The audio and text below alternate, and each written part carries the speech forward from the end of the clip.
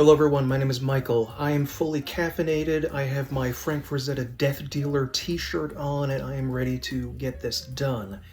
I am going to be rating all of the RPGs that I remember playing from the era 1980 to 2004. Now, I was born in 1986, so most of these games I did not play on release. But I wanted to go back to some of the earliest RPGs that I've ever played and give my thoughts about them. Now, obviously, this list is going to cause a lot of disagreement. There's going to be a lot of questionable things here. People are going to be upset, and of course, I am looking forward to seeing what your parries and deflections towards my points are. I admit that a lot of what's going on here is just going to be a personal opinion, maybe heavily based on nostalgia, not an objective ranking. And I'm going to be giving points to some for being innovative and new, even though if objectively looking back, they aren't very good. And some of them, even if they were innovative, I'm not going to treat them very nicely. It's just going to be whatever my personal feelings at the time is. And the reason I decided to stop in 2004 is that I graduated high school in that year, so it kind of feels to me like the end of an era and the beginning of another era. And, you know, it's you could say it's a little bit arbitrary to call everything from there classic and everything after that not, but whatever. I'm not going to be going in alphabetical order. I actually randomized what's going on a site called random.org, so I can give a weird list going back and forth about various years and everything. So, yeah. Of course, keep in mind, once again, this is subjective, but let's get this started. Just want to take this time to thank my Patreon supporters very much for helping me make these videos, and I'm going to link my Patreon in the description below, so check it out if you want to support the channel. And get early access to videos and other perks. Thank you very much. The first game that appears on the randomization list is Spelljammer Pirates of Realmspace. I'm also going to be wearing my glasses during this because I can't really function without them, even though I usually take them off because there's glare from the computer on them. I'm sorry about that. It is annoying, but it is what I'm going to be doing. And I am going to put Spelljammer Pirates of Realmspace in C tier. Now, I have a soft spot for Spelljammer. I really like the setting. I think there's a lot of really cool, interesting stuff in the tabletop version. But this entry doesn't quite work out. I think it was a little bit too primitive to get all of the cool stuff you could have in Spelljammer, namely the ship and ship-to-ship combat. Kind of feels like disruptive in some ways to the role-playing element, and I don't really care for that. And I would very much prefer it if I was just, well, I was going to say without the ship-to-ship combat, but I think a modern version of this could do it in the 2020s. But in 1992, when this came out, I don't know if the tech was really there. The ship-based combat is like standard tactical combat that kind of looks a little bit like the gold box things where you're fighting on deck of a ship. And just, you know, doing all of the stuff like maintaining air on your ship, paying taxes whenever you land, it felt a little bit boring. Although you can fight mind flayers, which is always cool, so I'm not going to put it in the absolute worst because I can get some enjoyment out of it. But yeah, that's not really where I'm going. So the next up on the list is the original Diablo, which I'm going to be putting in A tier. The reason that I'm putting this in A tier is because this is one of my favorite games of all time. I think that it created an endlessly interesting gameplay loop of killing and looting. The game was originally going to be a turn-based game, but they decided midway to change it to a real-time action game. The setting and the story are excellent. Now, they're not very complicated setting and story. It's not like you could go on a lore video for hours about everything that was going on in Diablo. It's much more straightforward than it doesn't have a lot of depth necessarily, but the look and feel of the town and the music, especially for the town of Tristram, is glorious. This wonderfully melancholic guitar music that I think is incredible. Highly recommended if you've never actually played the original creator of this genre of games that we have now with like Grim Dawn and everything. It's just, I don't think I'm going to put it in S tier, though, even though I kind of want to, because that would be, I would have to acknowledge that because you only have 3 classes, and this is the first type of this game ever, I think the first type ever released, it's just not quite replayable enough by modern standards compared to later entries in the series. So I think I'm going to leave that at A. Oh, and by the way, these are games that are primarily Western RPGs. I am not including JRPGs in this. That would have to be its own separate list. Okay, next up in the randomizer, Eye of the Beholder. And I am doing Eye of the Beholder 1, 2, and 3 at the same time here.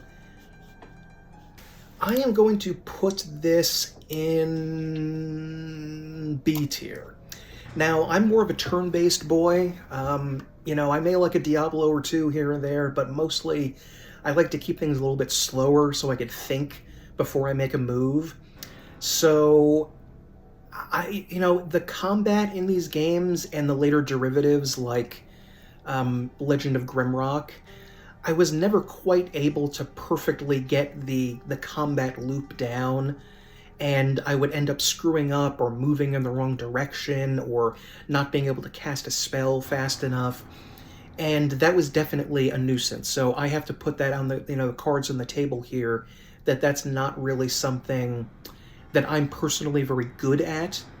I was especially angered and frustrated at Eye of the Beholder 2, not because of the combat, but because I soft-locked myself. And I got nearly to the end of the game, and then I was like, oh, how do I progress? And I looked it up and found out, guess what? You needed to do XYZ to get this item, and you don't have it, and you can't get it. So, and I'm pretty sure there was no way, without hex editing the game, that I could continue, so I was very mad about that. But it does, all 3 of the games create a fascinating, mostly subterranean universe. There's a lot of cool early RPG atmosphere that reminds you of playing a tabletop role-playing game back in the AD&D days of the 80s and 90s, especially the 80s, I think. And there's a lot of cool monster design. The levels are very complex sometimes and confusing. I remember I could not figure out where I was in Eye of the Beholder 1, because I got lost, I think, on level 3 or 2. It was the level with dwarves and driders in it, and I swear I locked myself away in some sort of dungeon through going through an invisible wall that I could not get back out of again. So there are some frustrations in playing the game, but the overall mood and atmosphere is gloomy, scary fun that you would find in the early Ed Greenwood Forgotten Realms era, which it's set in. The 3rd game in the series, Ruins of Myth Draenor, often takes a lot of flack, but I actually like the 3rd one. I think that's really good.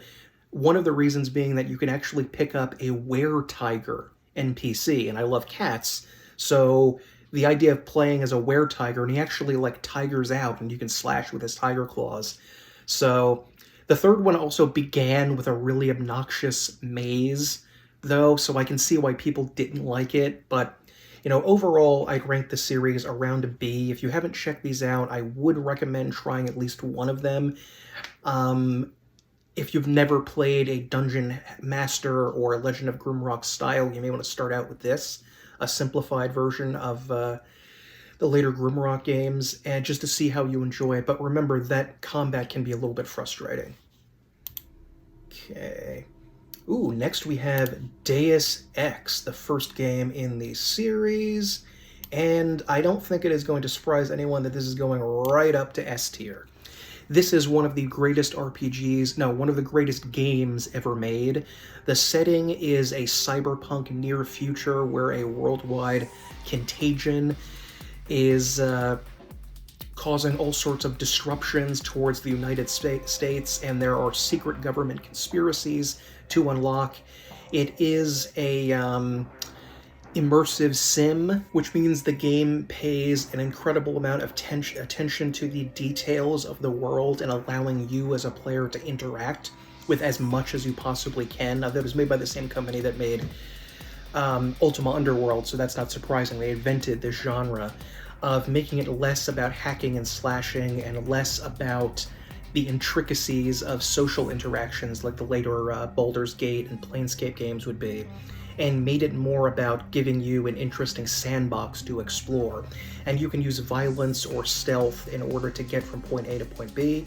I don't care at all that the graphics are old. I actually think they have a certain charm to them, and this is one of the best games ever made. If you've never played it, highly, highly, highly, highly, highly recommend that you check out Deus Ex as soon as possible. But if you're watching this video, you probably already know that. But, oh, the music, absolutely incredible. The voice acting has become meme-worthy and glorious over the years, which is, you know, probably my favorite is "How dare you insult the greatest democracy that's ever existed." One of the great lines in video gaming. You know, Deus Ex, I mean, the setting, the cyberpunk setting is perfection. The gameplay, flawless. The everything is great about it. I don't think I can find a negative thing to say about System Shock. I mean, Deus Ex, what am I saying? Okay, next, whoa, oof. Next one is Ultima 9. Well, here we are. Ultima 9, you are going in the D tier. Sorry, Ultima 9. This is actually, tragically, the first Ultima game I ever played, but I did get it with this big box that had, I think, the Ultima collection in it. And after I played Ultima 9, I wasn't too keen on going back to the rest of the collection, but thankfully I was persuaded to do so, and found the masterpiece of the early Ultima games. But, in fact, I don't even remember, was the Ultima collection a separate thing, or was it, I feel like it was part of the Ultima 9's box set that I got. I remember I spent all of my birthday money on this, because it was like $90 at Electronics Boutique back in the day. And I've never been more disappointed in a purchase, really. I think even the times where I've purchased food and gotten food poisoning were less stressful purchases, less regretful as purchases than this. At least the food tasted good on the way down. Whereas Ultima 9 is just bad all around. Back in the ye olden days, Lord British Richard Garriott helped to create the RPG genre. And the Ultima series, he actually had this amazing idea of trying to eventually recreate the game system and graphics with each game. Like, imagine doing that, not just in like, oh, you can scale it up to 4K or something. I mean, completely reinvent it. So 4, 5, 6, 7, 8, and 9 are all drastically different games to each other. Only 1 to 3 are kind of similar games. Only 1 to 3 are kind of in the same category of games, but Ultima 9 is one of the great tragedies of gaming. In trying to create a fully 3D game, he ended up completely failing. Or, well, I mean, you could say that EA, because they bought the series at one point and ended up screwing with things. They maybe messed it up, but, you know, that's sort of neither here nor there. And the end result of the game was terrible. It looked awful. It doesn't have the charm of early 3D graphics like Deus Ex does. It looks wretched. It is close to unplayable at times. The combat is hideous. The world design is loathsome. The dungeons are boring. And that's not even getting into the bizarre retcons that they've done, and making the avatar an amnesiac who needs to be explained what a paladin is, or who the gargoyles are, or whatever like that. It's just a sick, sad... you know, I don't want to feel like I'm attacking Garriott or the other people that made it, because they were doing something very new and very complicated, and instead of working with existing templates. So that's always going to be dangerous, but they badly screwed up. Basically everything about this game is wrong.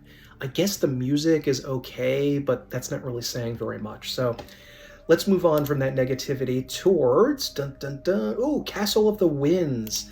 Castle of the Winds is a game that was originally for Windows 3.1. So it has a very unique look and style to it. I'm going to put it in B tier. I'm going to try to put some footage of it on the screen so it can play. I believe this is freeware now. So I think anybody can get a look at it. I know that there was at least a shareware version, which is how I first encountered it, where I think it was the entire first episode was shareware. And you take on the role of your standard medieval adventurer, and the story isn't especially great, but I actually enjoy the calming simplicity and nostalgic, or the retro flavor of the Windows 3.1 era. That's actually the first home PC that we ever had. So the fact, it reminds me of, I think we got that PC in like Christmas of '93, and it was actually made by like a local store. We didn't go to CompUSA or something. It was just like this guy had his own independent computer store in our town, and we went there and he put this together for us. So Castle of the Winds was something that I found on shareware discs, which is a subject I've made a video about in the past. The game definitely has a sort of, how would you put it? Almost a rogue-like look and feel to it, where you move one square at a time and attack enemies in, I'm pretty sure I remember, in real time.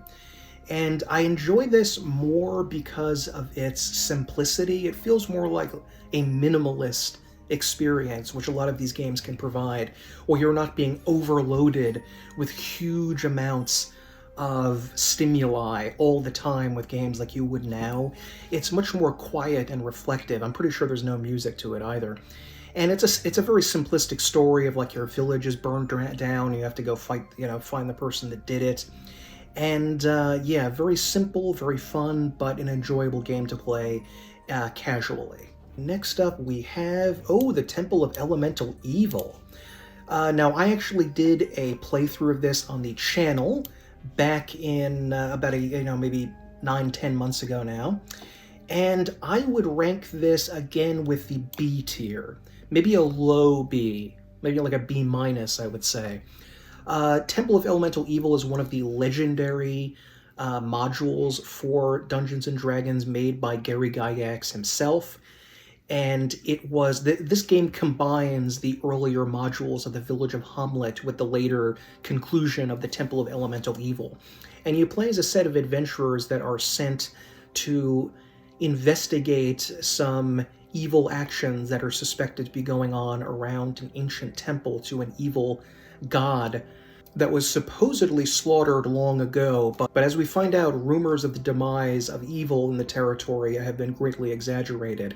And the Village of Hamlet, where you start out with, is a weird setting because everyone seems to have some sort of subterranean motive, and you can spend a lot of time doing detective work, asking people things, why they're doing this, what relationship do you have with the evil or in the territory, are you a spy or something like that, where your loyalties lie.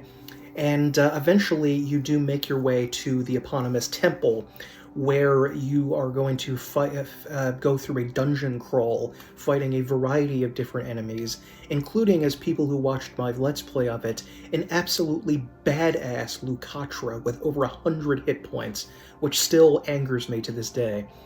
And the reason I'm not putting it in S or A tier is that a fair amount of the combat seems somewhat boring to me.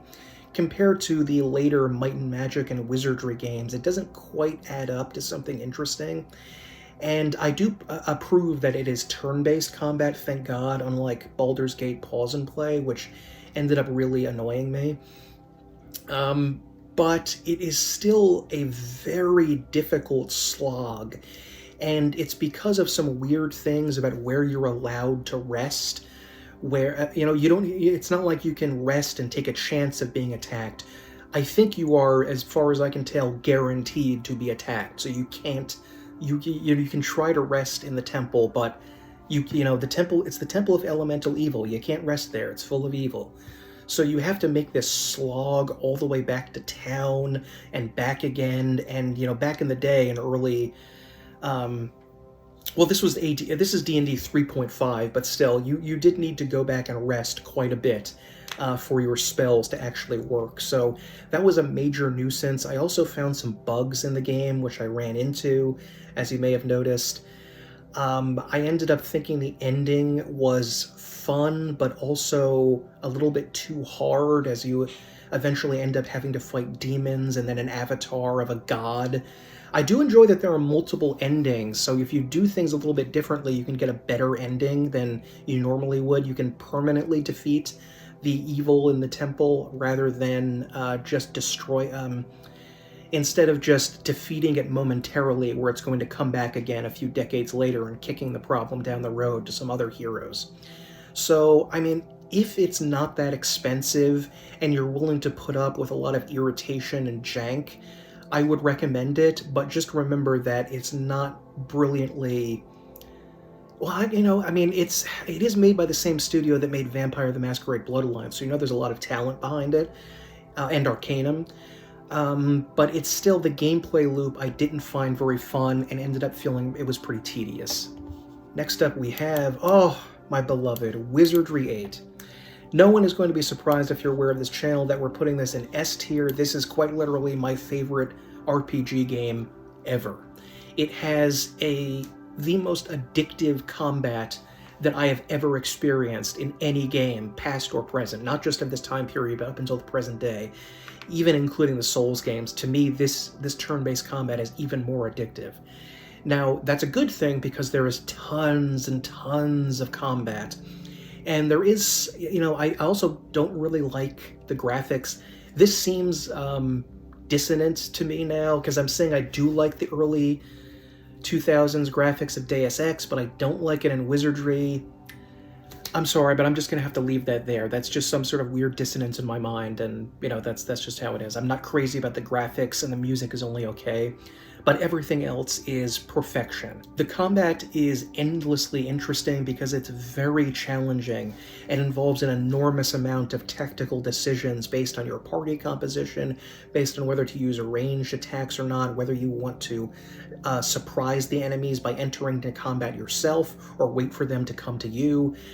How you're going to deal with enemies that are located in some, like, fort structures later on in the game, or behind hazards like lava. Every single section of the game is filled with monsters. There's no safe area, so you're always going to be in combat. The economy is a little bit weird and probably could have been tightened up a bit, but that's a very minor point. The gameplay, the story of this is the conclusion to the trilogy started with Wizardry 6, and you actually get elevated by the end of the game to the level of gods, which is a little bit more intriguing to me than having a weird squid monster put into my brain and then getting to level 12 by the end, like in Baldur's Gate 3. Sorry, Baldur's Gate 3, but I prefer a video game where the story is go big or go home, and you don't get bigger than becoming the literal gods of the entire universe with power to shape everything over time and matter, which is pretty darn incredible. If you want to know more about why I think this is great, I recommend my video on Wizardry 8, the greatest RPG ever made. That's the title, and I'm going to leave it there. It is one of the great masterpieces of gaming. Next up we have the Fairy Tale Adventure. Yikes. Where are you, Fairy Tale Adventure? I'm going to put you, Fairy Tale Adventure, in the D tier. I'm sorry, because this game does have its defenders, but I just found it to be a pathetic Ultima clone. Essentially, like, the look and feel of it is kind of similar to Ultima 5 and 6, sort of around there. It came out before those games, but it came out before 6. But the combat was kind of repetitive and boring, and it actually you can play as 3 separate characters, 3 brothers that each have their own attributes.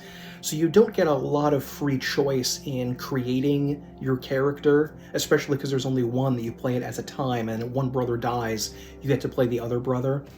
So it's almost a little rogue-ish in that way, that you can, you know, your death has to be permanent and you have to play as the next guy, which I also don't really like.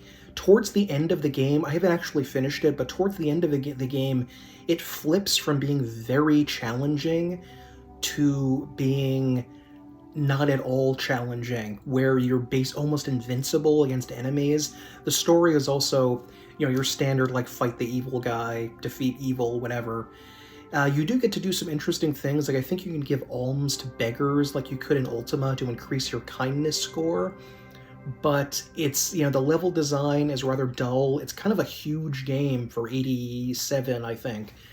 I just did not care for this. I do not recommend ever playing it unless you can play it for free. Okay, ooh, Wizards and Warriors, another game that I actually made a video about. Where are you, Wizards and Warriors? I am going to put this somewhat controversially in A tier. Now, when I was playing the game, I think the GOG version at the time had some sort of weird bug where enemies could not do physical damage to you. Like, I think someone actually went in, and there's a comment on the video if you want to see it. I think, I'll have to see if I can pin that comment. If an enemy tried to physically attack you, like, in the code, it was somehow listed as enemy physical attack 0 instead of 1. Like, I think this minute change caused this weird issue. But aside from that, Wizards and Warriors was created by D.W. Bradley, the legendary programmer behind Wizardry 5, 6, and 7, and because he made those amazing games, I was like, I gotta check this out, and it came on GOG maybe 6 years ago or so? Yeah, 6 years maybe ago. And it was originally released back in 2000. I had no idea of its existence. I never played it. I don't think I ever saw it in a store that I can recall. But it has some similarities to the Wizardry games where you create a party of 6 characters, and there's a lot of fun stuff with the classes and races. You start out as like the 4 generic D&D basic classes of like Thief, Priest, Mage, and Fighter, and then you can actually go on interesting side quests in the game in order to be promoted in your class to like a Samurai or a Valkyrie or something like that. So that was actually pretty interesting and fun, even though I ended up, you know, cheating and looking up how to get some of these things because they were a little bit puzzling to my very puzzle-unfriendly brain. The setting is a gigantic open world that I'm trying to remember how many load screens are even in the game. There probably aren't that many, where you can go across forests and you can go across the sea, which you'll eventually have to do at one point, and fighting dragons, trying to find a magical sword and save the world against this very ancient Egyptian-coded mage that's, you know, up to the standard evil mage, you know, evil nerd kind of stuff. And the level design is beautiful because it is fully 3D. There is water on certain maps. There's hidden doors. There's puzzles. It can be very, very confusing to do it on your own. And if you have trouble, I would recommend having a guide handy before you get into some of these bigger dungeons. But yeah, it actually seemed to kind of piggyback in a way off of the earlier Daggerfall dungeons. They're not as complicated as that, but they're sort of like a more manageable complexity to it. If there are some things against it, I would say sometimes it gets a little bit too confusing. Again, mitigated by a guide, so that's a big problem. The music, I ended up thinking, is really not just bad, but like irritating, and I had to turn the music off because it was so repetitive and dull. And the fact that this game can be played in more or less real time, or this sort of half measure of real-time and turn-based that's a little bit difficult to explain without you actually doing that, allows you to avoid the problem that would come up in the later game, Wizardry 8, where you get stuck in combat repetitively over and over again. But it just wasn't, that made the combat not quite as exciting and could be a little bit boring. But this is a huge world, very complicated, interesting character development. The story is average, you know, your basic fantasy story. But yeah, I would recommend playing this if you're interested in the other Wizardry games. Like, if you played one of those games first, like 6, 7, or 8, see if you enjoy that before you move on to this weird sort of hybrid turn-based and real-time weirdness game. Obviously, because it's a D.W. Bradley game, there's a lot of bugs in it too, but, you know. Next up on the list, we have Might and Magic 1.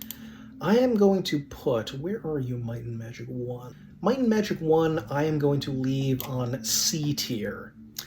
Now, Might and Magic 1 is a much more basic game than even 2 later on. The graphics are extremely primitive, standard for the time, because this was the mid-80s, the mid to late 80s. But I think it's kind of boring to look at. I thought that the puzzling was a little bit too much old school BS type of level design and puzzling. The character creation and party is really good and interesting, and I think that in general the only reason I'm putting it at C is because there are 7 other excellent games in the series, and one other we'll get to later. But 2 through 8 are just so much better than 1 and do everything so much better. I can see how this, the look and feel of it kind of has this very primitive kind of attitude look to it, that simplicity or minimalist style that I definitely enjoy sometimes. But 2 is just a head and shoulders better experience, and everything after that just expands it so much. So I'm not putting it in C tier because I hate it, but just because there's so much else better in the series. Okay, next up is Daggerfall. Oh, we all love Daggerfall. That is most definitely going in S tier. Now, I did do a couple of Let's Plays years ago of Daggerfall in Unity, and I highly recommend you play it in that way, because it gets rid of a lot of the irritating nonsense that playing it in the old PC way from the mid-90s would do, and gets rid of countless bugs and all of that. So, you used to be able to say that, I would like Daggerfall, but the primitiveness was turning me away, but now you can't say that. It's just purely a classic video game. It is a masterpiece. It is, weirdly enough, I think still the biggest role-playing game ever in all of gaming. Would No Man's Sky be bigger than that? I don't know about that, but it's one of the biggest, if not the biggest game in the entire history of gaming. It literally has the same acreage as the United Kingdom. I don't think that includes Ireland, but it's just, and this is one of the best and earliest times that you could truly feel that you were inside a real world.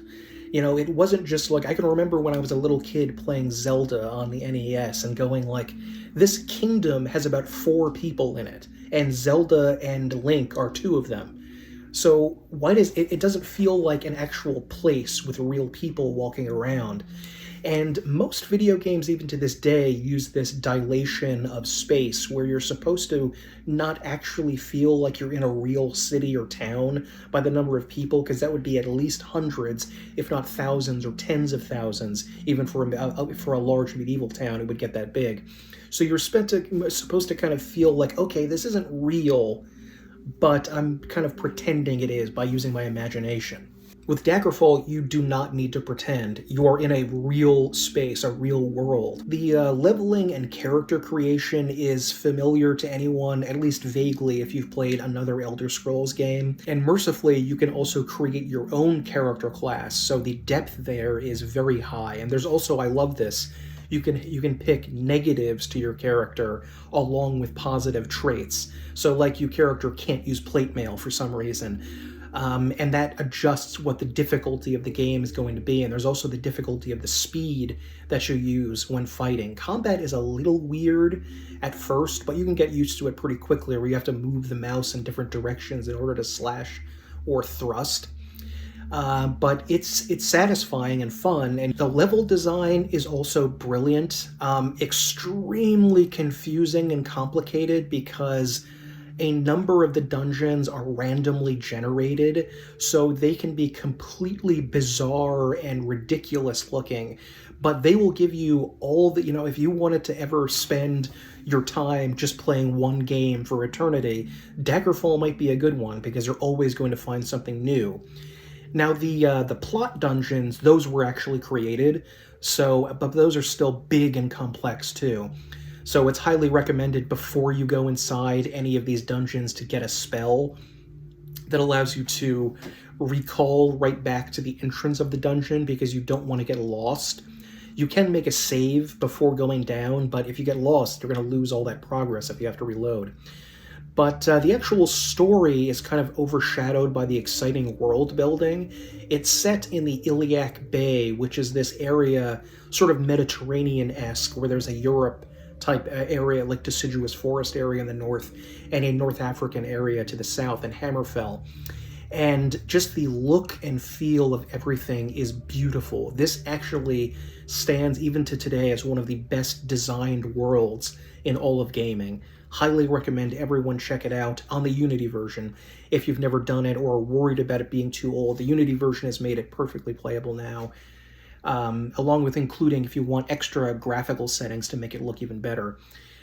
So, yeah, highly recommended. Oh dear, oh dear, oh dear. Next up we have Wizardry 4, the black sheep of the series. And I'm going to put that...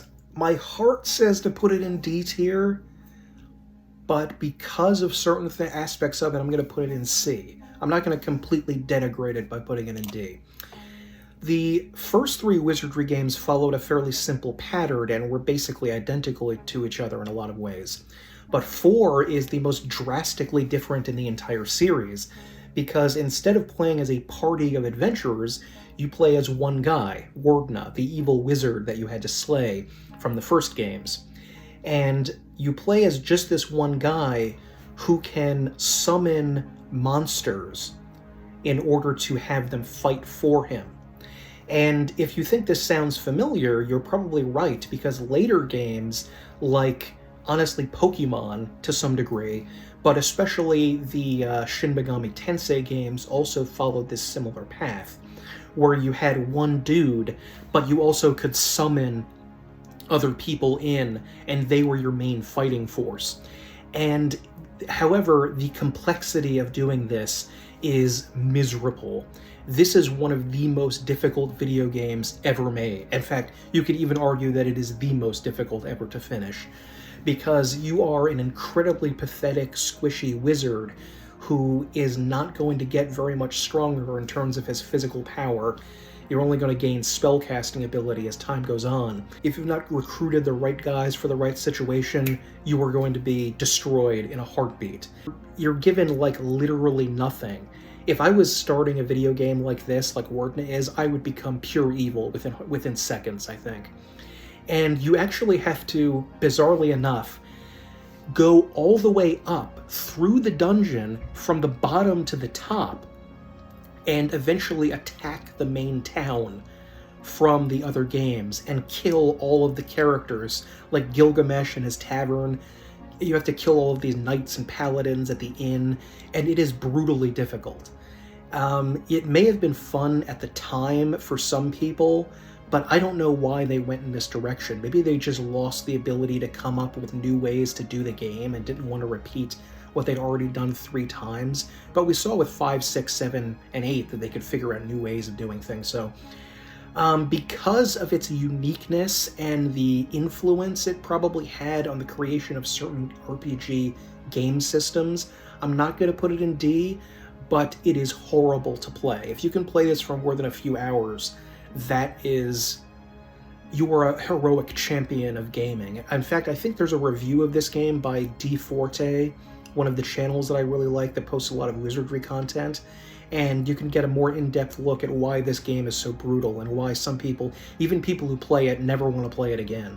So, next up we have Kotor 1 and 2. I decided to do these together. So I am going to put them, for me personally, this is going to cause a lot of problems, I'm sure. I'm going to hear a lot about this, but sorry, I'm putting it in C. No, I'm sorry. I'm putting it in C, but hear me out here. I was furious at, I believe, the end of Knights of the Old Republic 1, where you had to choose between good and evil, and I tried to choose neutrality, and I was punished for it by being attacked, and they said, you have to make a choice, and I hated that. That infuriated me with my love of the alignment system in video games, that you can't choose like a middle centrist road towards thing. There's either Sith or Jedi. As far as I know, are there neutral Jedi that are not quite aligned, that are unaligned Jedi? I don't know. These 2 games are set far back in time in the days of the Old Republic, And I think they're set before the prequel series, if I remember right. I can't quite remember. So this is like thousands of years before the original series was set. And I didn't like that you could only pick a party of 3. In all games like that, like the later Mass Effect games, also done with 3 characters, that just, it rubs me the wrong way. I even think 4 characters is kind of pushing it on how small a party is. Having 6 characters is really the minimum for me. But 3, that just leaves you with not enough room for diversity between the different characters. Not necessarily that you need it, because a lot of the game, a lot of the fights end up just being boring, repetitive shooter fests that I wasn't quite in the mood for, because I was playing a role-playing game, not playing a blaster shooter type game. So the combat ended up kind of boring me. The settings are very well designed, they look cool, it gives off a real vibe of Star Wars. Maybe because I'm only a lukewarm Star Wars fan, I don't care enough to rank them higher. I think especially there's a cool episode where you go fight Mandalorians in the second game. That I remember that episode as being really cool, but I'm struggling to remember so much of these games. Like, I played through both of them to completion. This was like 20 years ago now, or, around there. So, but there are other games I played even longer ago that I still remember vividly, and these I barely recall. There were some cool NPCs, like everyone loves the robotic assassin guy that talks about meat bags and wanting to kill people, like Bender, which is a heck of, kill all sentient, all biological life, which is really, really fun. But aside from that, I wasn't all that intrigued by the story. I don't remember very much of it. Maybe I'm mistaken, and I'll go back to play these games like, wow, I was wrong. I don't know. But I just want to say that I can't personally rank them very high, because even though I played them, I don't remember much about them. And what I do remember tends to be a little bit dull. Next up, we have Ultima 7. We have a good Ultima game now. Where are you, Ultima 7? This is Ultima 7, and I'm going to put this into A tier. Now, a little bit controversial, but I want to explain why it's not an S tier first. The combat in these games, in Ultima 7, and its sequel, I'm including both of them, Blackgate and Serpent Isle, are as the same game because they're this similar style. The combat is a little bit boring. It's sort of automatic when you enter into combat mode. Your characters all just attack whatever hostile creatures are in front of you. And that ended up being... So you do decide things based on, you influence combat by the way you build the characters and what you equip them with, but after that, they just kind of take care of it on their own, which, making the combat in an RPG just taken as read and not engaging with it very much is not a great look, and I don't care for it. Now, with that caveat aside, this is one of the greatest RPGs ever made. It is the ultimate experience of the Ultima world. You star as the champion of truth, justice, and righteousness, the Avatar, who is once again summoned from Earth in order to take on the evil Guardian, who is trying to reach out his nefarious tendrils across the land. And the gameplay world is incredible. It is beautiful. There are so many different characters and subplots and subquests and stories and interesting things to discover by examining all of the worlds, and the overall plot trying to unmask the Guardian and defeat him is glorious to engage in. And the Serpent Isle, which honestly probably should be referred to as Ultima 8, because it's basically a full game, is even better. You start off as pretty high level in a new land that actually dislikes Lord British. So Lord British himself, Richard Garriott, is painting his in-world character as a bad guy, which he's been doing at least since Ultima 5, where life, as Chauncey the Gardener once said, is a matter of perspective. So even the truth, justice, and righteousness of the Avatar can be twisted for evil. And all of the people on Serpent Isle despise Lord British for his possible ethnic cleansing of all of the bobbits and dwarves and elves and other alleged evil acts that he engaged in. So This is a magnificent experience where you get to explore an entire world. You get to engage with moral concepts and ideas and try to figure out what really is right and wrong. There's a powerful moment of sacrifice that ranks as one of the most thrilling and tragic moments of any character in an RPG in Serpent Isle. And you actually become one of the most powerful creatures in the world from Serpent Isle at the very end, where you become this creature of balance and order mixed with chaos, and you finally bring balance to the world. It's just a glorious experience. You probably have already played it, but just in case you haven't, this is one of the great experiences of gaming, and you really need to check it out. Bloodnet. Now this is one of the games here that are not exactly 100% RPGs, and I'll talk about them each when I get to there, that it's not quite, it's sort of like tickling the genre here and there, but Bloodnet was released, I think, in 1993, and it is a hybrid point-and-click adventure / role-playing game that is set in a cyberpunk future that also has vampires in it. So in some ways, this almost feels like a precursor to Vampire the Masquerade Bloodlines, because there's a definite cyberpunkish kind of feel to that game as well. This game, you play as a character that was recently transformed into a vampire while he was trying to hack the net for someone. And the early 90s cyberpunk stuff may be cringe to some people, but because I grew up in that era, I absolutely adore it. I love it more than almost any kind of setting, because it instantly creates this nostalgia bloom for me that I'm like, I love this. This is amazing. So some people may find it irritating or stupid, and I understand that, but I'm ranking it fairly highly because just dipping into this world is thrilling to me. At first it seemed like it was just going to be a standard, adventure game where you go and explore areas, you try items on other items, you can hack into the net and start trying to find information. And there's a lot of that in the game, but there's also combat. And I feel like in some ways that was a very bold choice to include that in this already big, complex game. And I think adding the combat kind of turned people off, which is unfortunate, because in terms of like a B-movie vampire setting that you might see late night on TV on basic cable in the 90s, this kind of feels like that.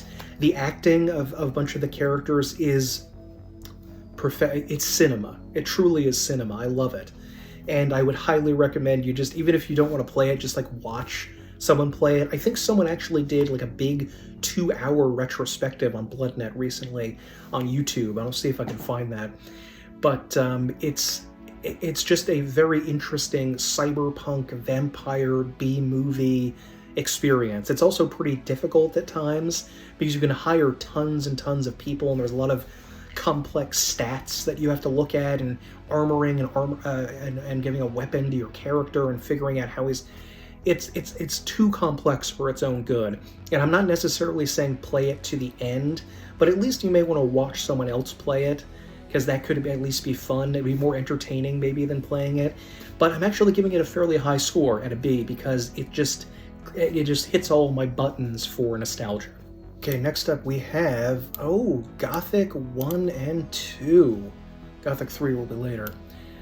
This is going up into S tier, because these two games combined are one of the greatest video gaming experiences ever made by a German company back in the early 2000s. Gothic is a breath of fresh air because it seems to be drawn entirely in a novel way without very much inspiration from a lot of other games.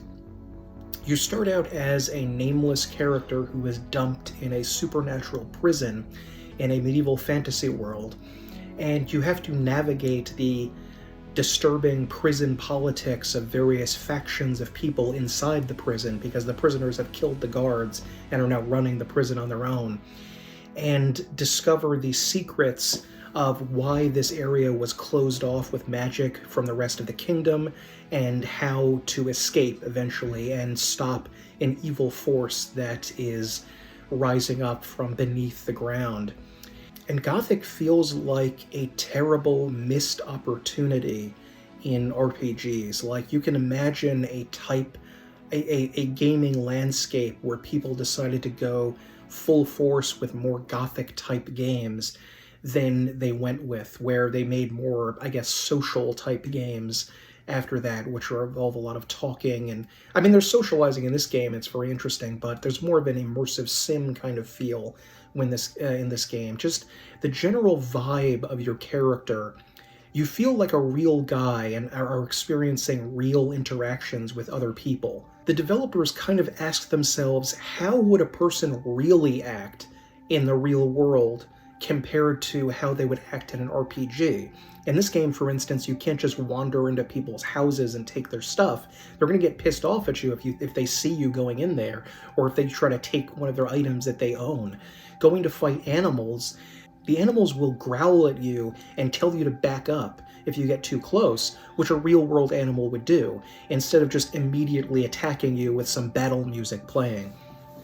The only issue with the series is the very confusing controls. I think you can technically play the entire game one-handed. So if you lost an arm in a factory accident or something, you could, in theory, play this game with just one hand, which is truly odd. But you have to, and it takes a little while to get the control scheme down. So it's going to take a couple hours, at least it did with me, before I felt comfortable with the game and just was playing it like any other game. Speaking of games, both of the games is exciting and fun as you delve into the minds of all of these different groups that have coalesced on the with this group of prisoners originally, and you can join various groups and multiple groups and see what their philosophy about doing things. One thing I enjoy about this game, and tell me if you like this too, the characters are mostly American. They're mostly American accents to their voices, rather than the standard British that's done now with every single game, including the remake of Gothic 1. And I thought that, you know, some people might have that, like, you're taken out of the game a little bit if you hear a modern American accent, but I actually liked it more than the bog standard British accent we hear in hundreds of times in all of these other games. The fact that they're American is, I don't know, it just adds a little bit of spice to the story that I enjoy.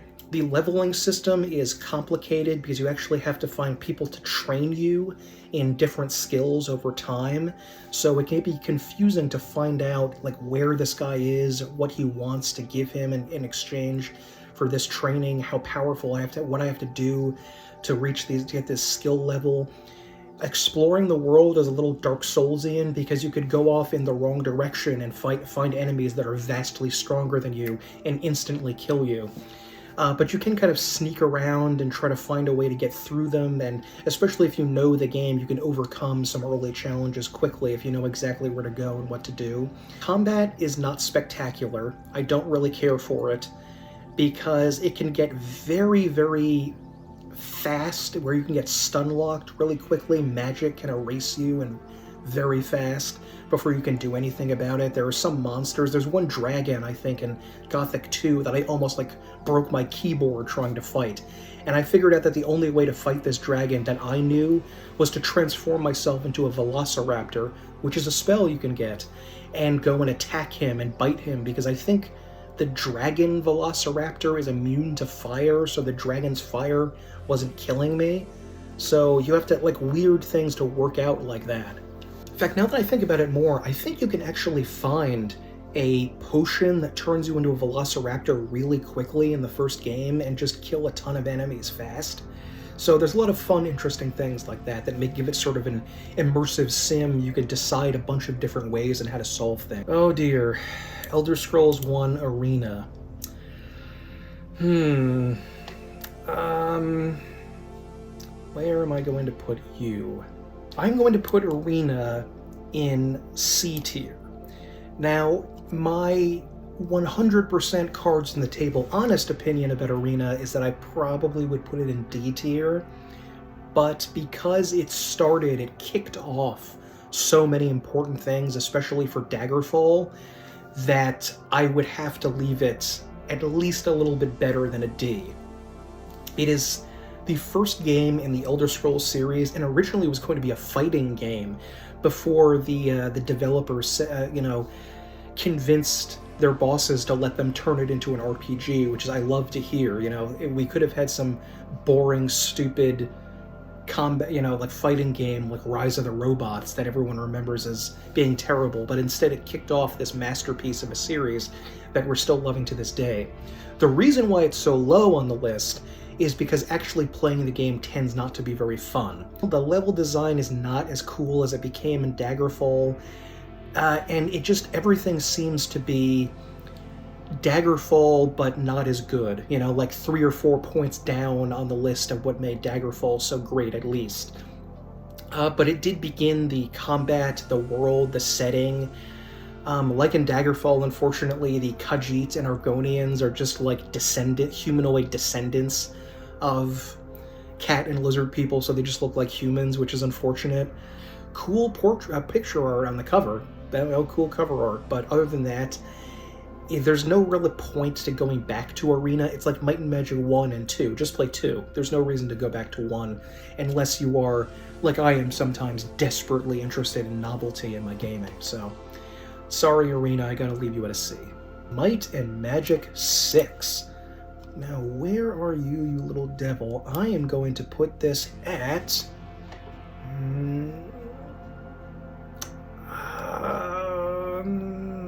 A tier. I was kind of thinking of putting it to 6, but that wouldn't be my truth, as they say these days, because I love Might and Magic 6. It's a great, great game, but I think I actually like 8 better, but never mind that for now. We're working on 6. The 6th game in the Might and Magic series reinvented it, just like 3, 4, and 5 reinvented it from 1 and 2. And Might and Magic 6 rejiggers the combat, so you are now playing a 4-person party, which I don't like, but it also adds real-time combat as an option. So having 6 people in real-time combat maybe would have been a challenge, but since I've never done it in this game setting, I don't know. And I have done 5 people in Wizardry 8, and that wasn't that bad. So the fact that they reduced it down to 4 people, this process of paring away complexity to make it more appealing is something I've never enjoyed, and I think a lot of RPG fans don't like it. It's not like they're trying to appeal to casuals or anything. It's still a good RPG game, but they could have kept some of the prior complexity of character creation that the other 5 games had, that this one kind of doesn't. And this is a 3D world, which is fascinating. This was 1998, I believe, so it's not like a 3D world is super new or anything, but for the Might and Magic series, it was definitely unique and different. And the fact that you can go across every single point of this landscape is something I adore and can do for hours and hours, which you will, because this is a very big game with a lot of big, complicated dungeons. The map of the dungeons, by the way, is probably as good as the map in Daggerfall, which is to say, it's not very good. Even with a map, it can be confusing figuring out where to go because it doesn't easily show verticality. So, geez, people have been struggling this for years. That was even a problem in Shadow of the Erdtree. How are we ever going to overcome this issue of not being able to clearly show verticality on a map? Anyway, the game sets you as your standard party of adventurers who wander off into the world and eventually overcome an alien plot to destroy the entire planet and conquer the universe. And there's actually some sci-fi elements later on in the game which were more standard back in those days, like in Wizardry and some of the early Ultimas. So that's a fun little unique trick that they put in there for some added spice. The combat can be almost first-person shooter-like in real-time mode because your characters will instantly switch back and forth between ranged and melee combat, which is so fun, and something that Wizardry only did 4 years later in Wizardry 8. But the fact that they can instantly switch back and have both melee and ranged equipped at the same time and switch back and forth is an incredible experience to play because it makes it somewhat much more action-oriented, but you can turn it into turn-based combat if you have a huge number of enemies, which you basically have to do. If you're facing a large number of hard enemies, you kind of can't fight it in real time without dying very quickly. So the fact that you can switch back and forth with that, I think, eliminates some of the tedium that turn-based combat has had to struggle with since the 1980s. So they added that in. I think in some ways it reduced the level of complexity and strategy in the combat, unfortunately, that other games still possess in turn-based. But the added action combat to it still makes it fun. You do have to spend a heck of a lot of time just slowly mapping out exactly where all of the upgrades, where you have to get your character's skills trained higher and higher over time, and you have to spend huge amounts of money training in order to do that, which means that the economy, you're never really going to run out of a need for money. You may become too poor in the later part of the game when you're still getting like tens of thousands of gold pieces, but it costs an enormous amount just to level. I also have to mention something about 6 that some people are going to think is ridiculous, but the character portraits. The character portraits are actual people in this game, most of them just people that, the NPCs are like people that worked at 3DO, and that they took a quick picture of them, and they are so unsettling and so uncanny valley. It's hard for me to look at them, which is so creepy and weird. It's the biggest thing for me holding back this game, to be honest, where I can't really put it at S, with these characters just like staring directly into my soul as I'm trying to play this. It's so creepy and bizarre.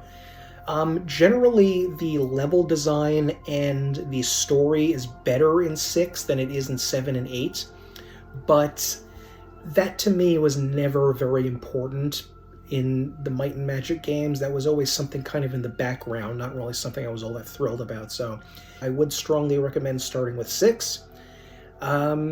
Yeah, and remember though that if you're used to more 6-party CRPGs with turn-based, this is a different experience to that.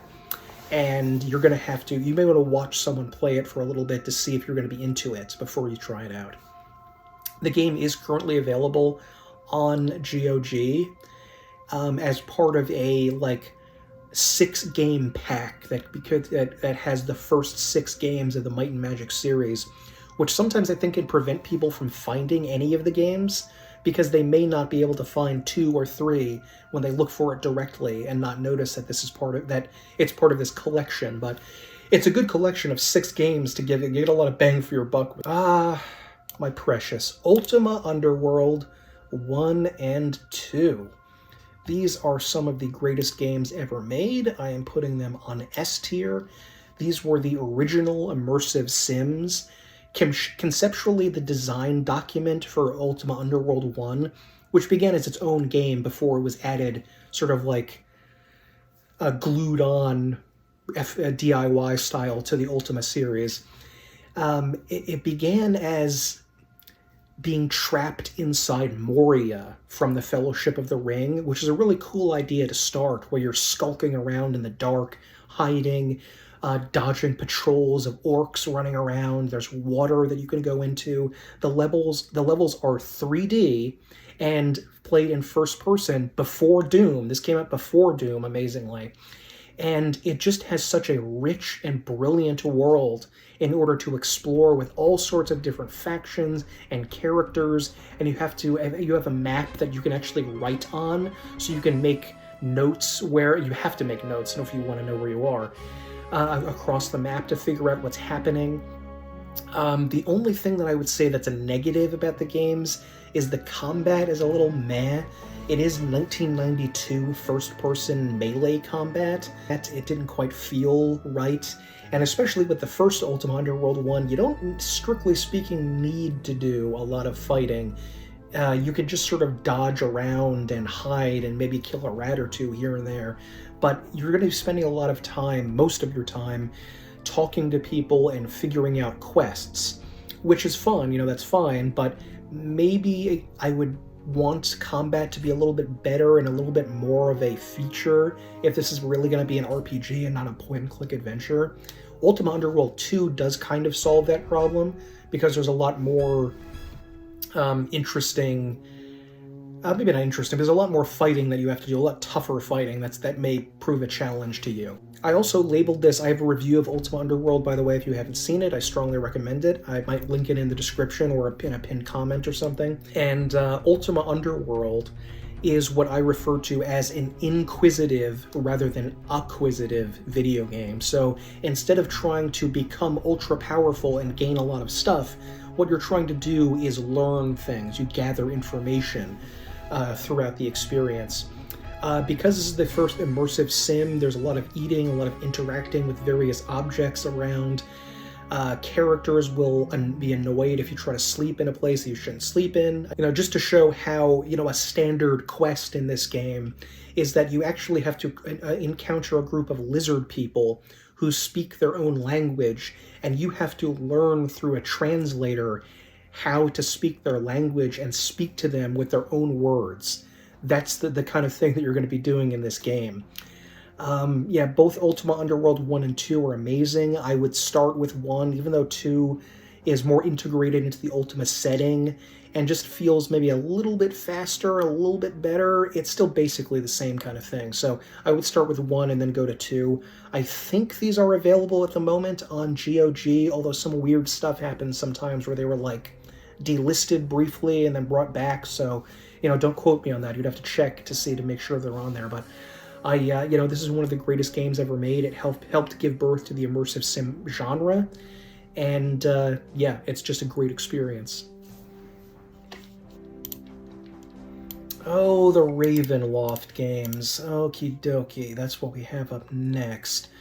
I am going to place these, maybe somewhat controversially, at B. Now, I love the Ravenloft setting. It's one of my favorite campaign settings. I've even done a video about it many years ago. This was pre the Dark Sun video, so it's not really quite up to snuff compared to that one. It's not quite as good, but if you want to check it out, it is there to see. But the Ravenloft setting is basically D&D if it was Gothic horror. So there's werewolves, vampires. It feels, a lot of the areas that you're in feel like traditional horror movie settings, like Central or Eastern Europe, in the deep, dark Transylvanian type forests like that. And mostly I enjoy these games because of the setting. It is very cool and very well done, and it feels like you're in Ravenloft, which is great. However, the combat is not exactly spectacular. You're more limited in your party composition because, once again, you don't have what I would consider a full D&D party of 6 people. You have only a small... you start out with your own character, and then you can recruit various characters. And so you don't have absolute control over that, so the control freak that I am doesn't like that. And some of the it's not bad, it's mediocre. Maybe I would place this more like a low B, like a B- if I could. But if you're in the mood for a Gothic setting, and the second game, by the way, has sort of like an Egyptian setting. There's like a Gothic Egypt country in Ravenloft. So, but if you want like a Gothic movie type setting and world, like it's Halloween, it's enjoyable to play it. It's just a little bit boring at times. Combat's not great. Some of the story isn't exactly spectacular, and I just don't feel like the technology was there yet to make a really engaging Ravenloft game. Now in the post-Bloodborne era, you can go back to Ravenloft anytime you want and make an amazing game, but, we don't get to have nice things in this world, so, I would recommend it if you're a big horror buff or it's Halloween. It doesn't cost that much on sale. I think do these go on sale? I think they go on sale, yeah. I'm trying to remember. I think they do. But they're even not on sale. I think both of them are on GOG for like $10. So it's not a huge investment. But I would watch someone play it first and hear and see what the issues with the game are before trying it, because they just didn't cobble it together correctly to me, or at least in a very fun way. Dungeon hack. Where are you, my little devil? Dungeon hack. There you are. I'm going to place this in A tier. This is part of the Forgotten Realms setting, like Eye of the Beholder is, and it is very similar to Eye of the Beholder, and the preceding game in this style, this subgenre called Dungeon Master, where you are in a first-person perspective. However, unlike in those games, you're alone, so you don't have to manage as many people, which is an important part of this to me, because I just found it to be really obnoxious to, like, fight with 4 different characters, some of whom have to cast spells. It just makes it more straightforward if you're fighting with just one guy, so it's a little bit easier to me, for me on that front. As with the other games in this style, you are sent into a dungeon, and you have to reach the bottom in order to win, and I have never even come close to doing that. That is really frustrating, because I've tried many times before, and I get to like level, I don't know, 4 or something, not even very far down, and just get slaughtered eventually, and it's like, oh my god, I can't continue with this. There probably are certain classes that are more the meta choice in order to win. Like, I think a fighter cleric is probably the best to play as. That's the one I've had the most success with, and probably a thief would be worse. And like in all the other games, you navigate these huge dungeons, and unlike some of these other games, you thankfully have an auto map, which is so pleasant to have an auto map in this game. Some people don't like auto maps because they feel like, oh, you're supposed to play it like you're supposed to get lost, but that would mean I could not, beat like the first 2 levels or something even. I don't think I'd beat the first level without having an auto map there for me, and engage in a real-time combat with various enemies. And the best thing about the game is its complexity difficulty setting, because you can choose what kind of enemies you're going to run across and what sort of traps you deal with. So you can choose not to have pit traps that send you to another floor. You can choose not to have undead, which have various dangerous properties. I think there are level draining enemies in this game, if I remember right. So you may want to turn undead enemies off there in order to figure things out, but it's just a wonderful screen where you choose complexity rather than just difficulty, and which is something that all games should do. I think Pathfinder Wrath of the Righteous kind of did this. So the idea is still there, but it's definitely a frustrating and difficult experience, but there's nothing quite like spending an evening, 2 or 3 hours on a night with a big bottle of soda and some chips and just, trying as hard as you can to defeat this very tricksy and difficult game. And I highly recommend you try this out. I believe that this is on sale with Menzoberranzan on GOG. I think you have to buy it with like I think if you look for it, it may not come up. You have to look like Dungeons and Dragons collection or something like that, which is probably preventing people from finding this game. So that's a nuisance. But you can probably get it for very cheap when it's on sale. So highly recommend checking that out if you can stomach the real-time combat type dungeon crawlers. Our first gold box game here, we have Secret of the Silver Blades. This is part of the amazing series of games released starting in the late 1980s. I am actually going to put this one at S tier because I think, no, I'm going to put this on A tier. Sorry, I'm gonna save one of the other games for S tier, but all of these games have a generally similar style, so I'm going to describe the style here and just discuss like differences when I talk about the other gold box games. But you play as a party of 6 adventurers with the old school AD&D system, and this party then sets out on various quests in the Forgotten Realms.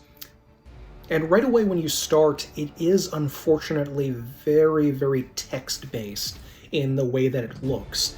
So it's a little bit more difficult to navigate, and I think some younger players who are more accustomed to more complex graphics are going to be annoyed at that.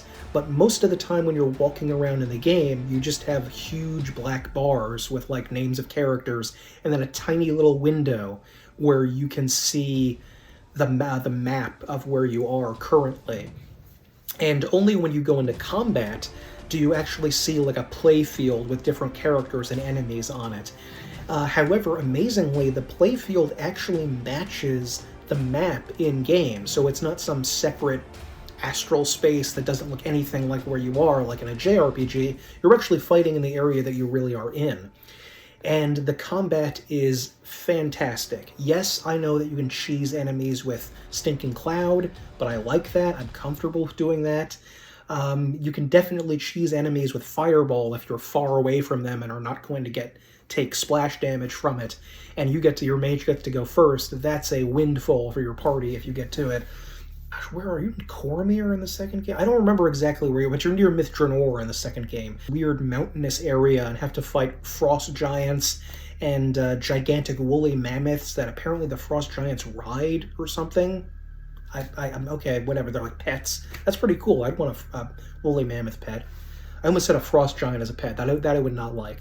You can import characters from the previous 2 games and into the next one, the 4th one. So you can take an entire party along this big journey from the very beginning, which is so fascinating and so fun to be able to have the same guys. Like you can do that with Wizardry, like 6 to 7 to 8.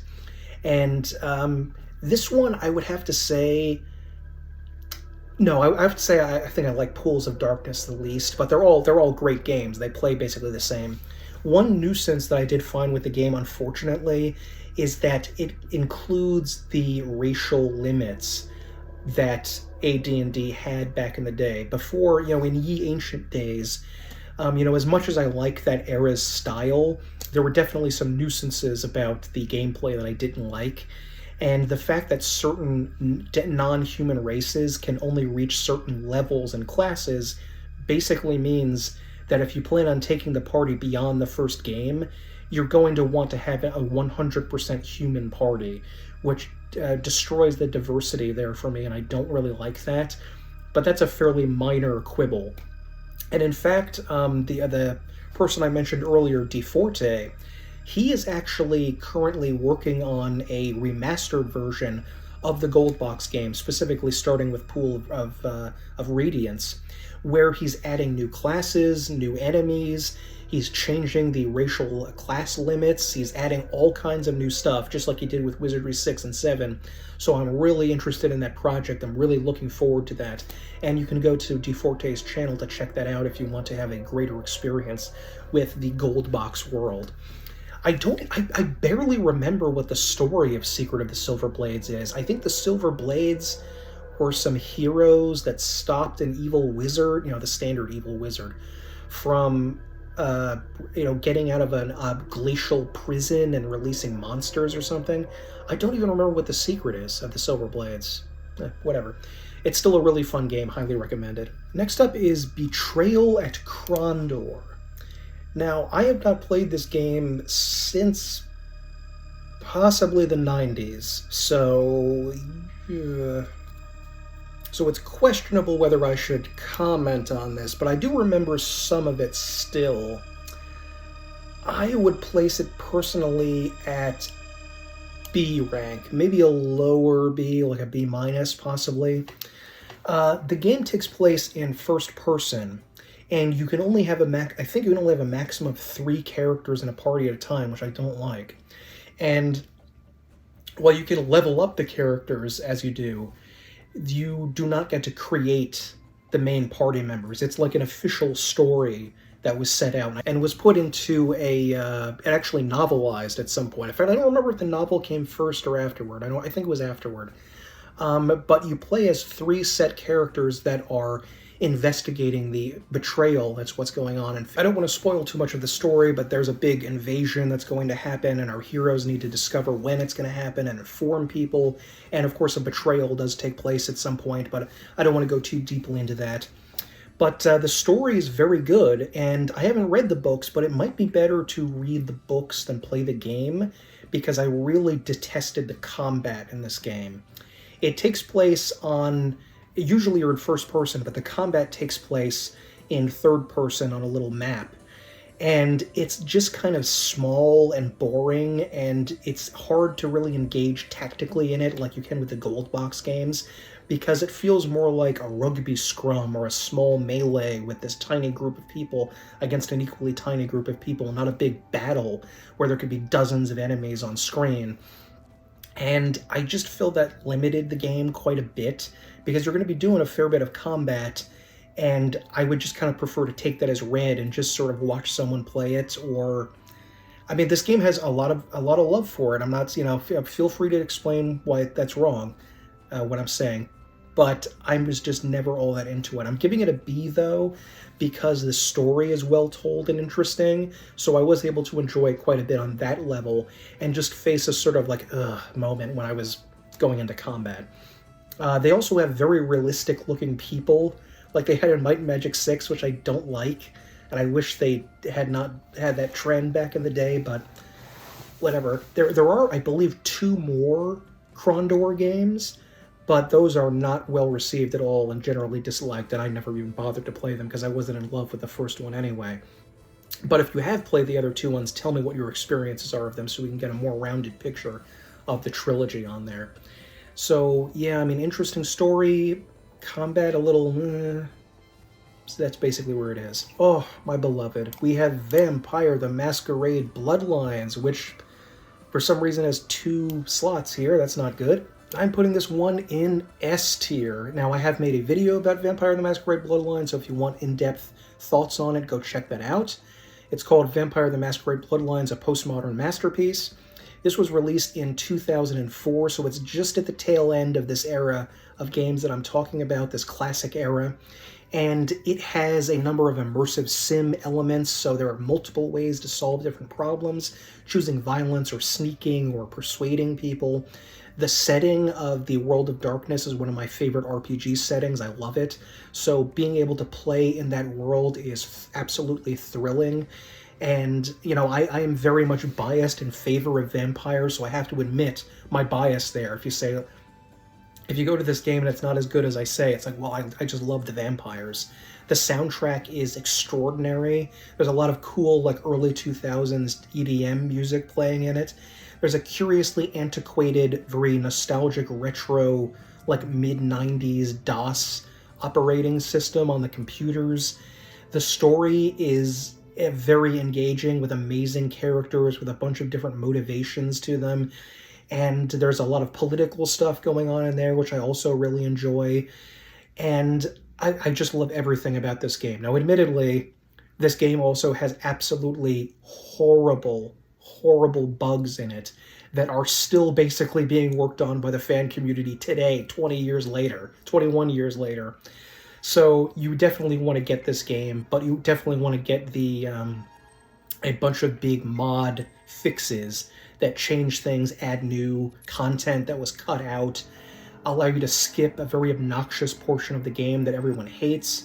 The combat is not exactly spectacular, and that's putting it mildly, but so much of the rest of the game is just fascinating, like making your own unique character. All of the different bloodlines that you can play as add something unique to the role, and people treat you a little bit differently. Sometimes if you play as like a Nosferatu, very differently.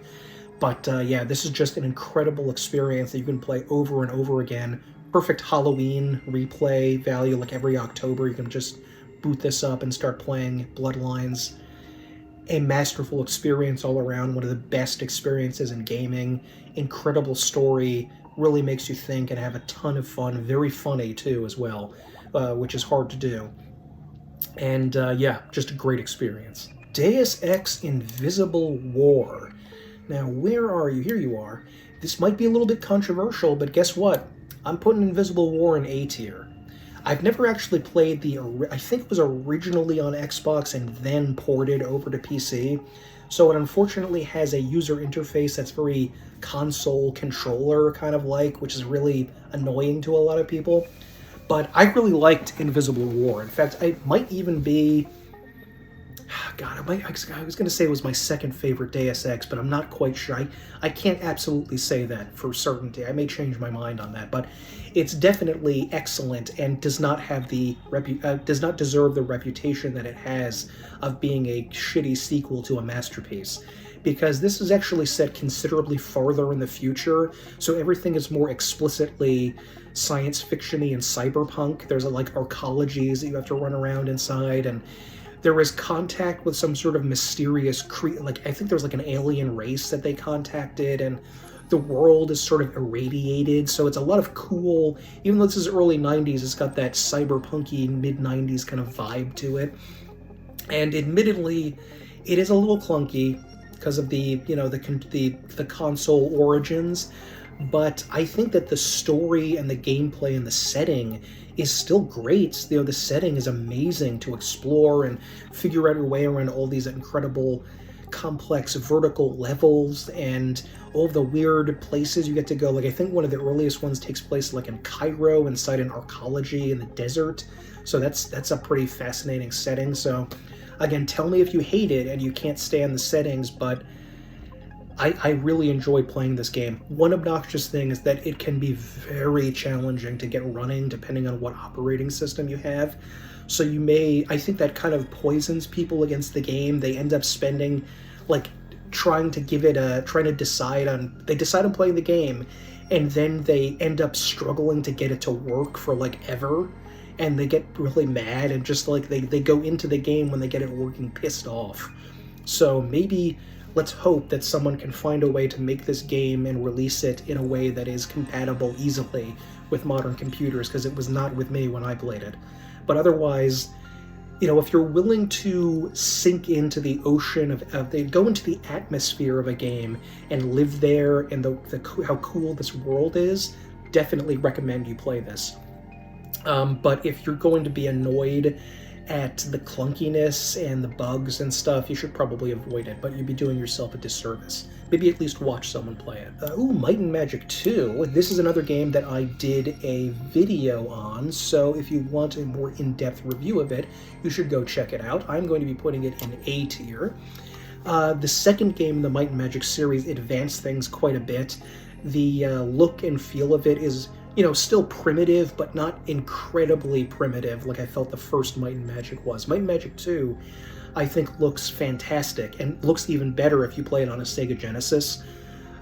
So you may want to try to go that route rather than playing the PC version, where I think there are more quality of life things in the Sega Genesis version that you don't have here, and you are tasked with exploring this massive world with a variety of different dungeons that you can go into. There's all sorts of secrets you can find and explore.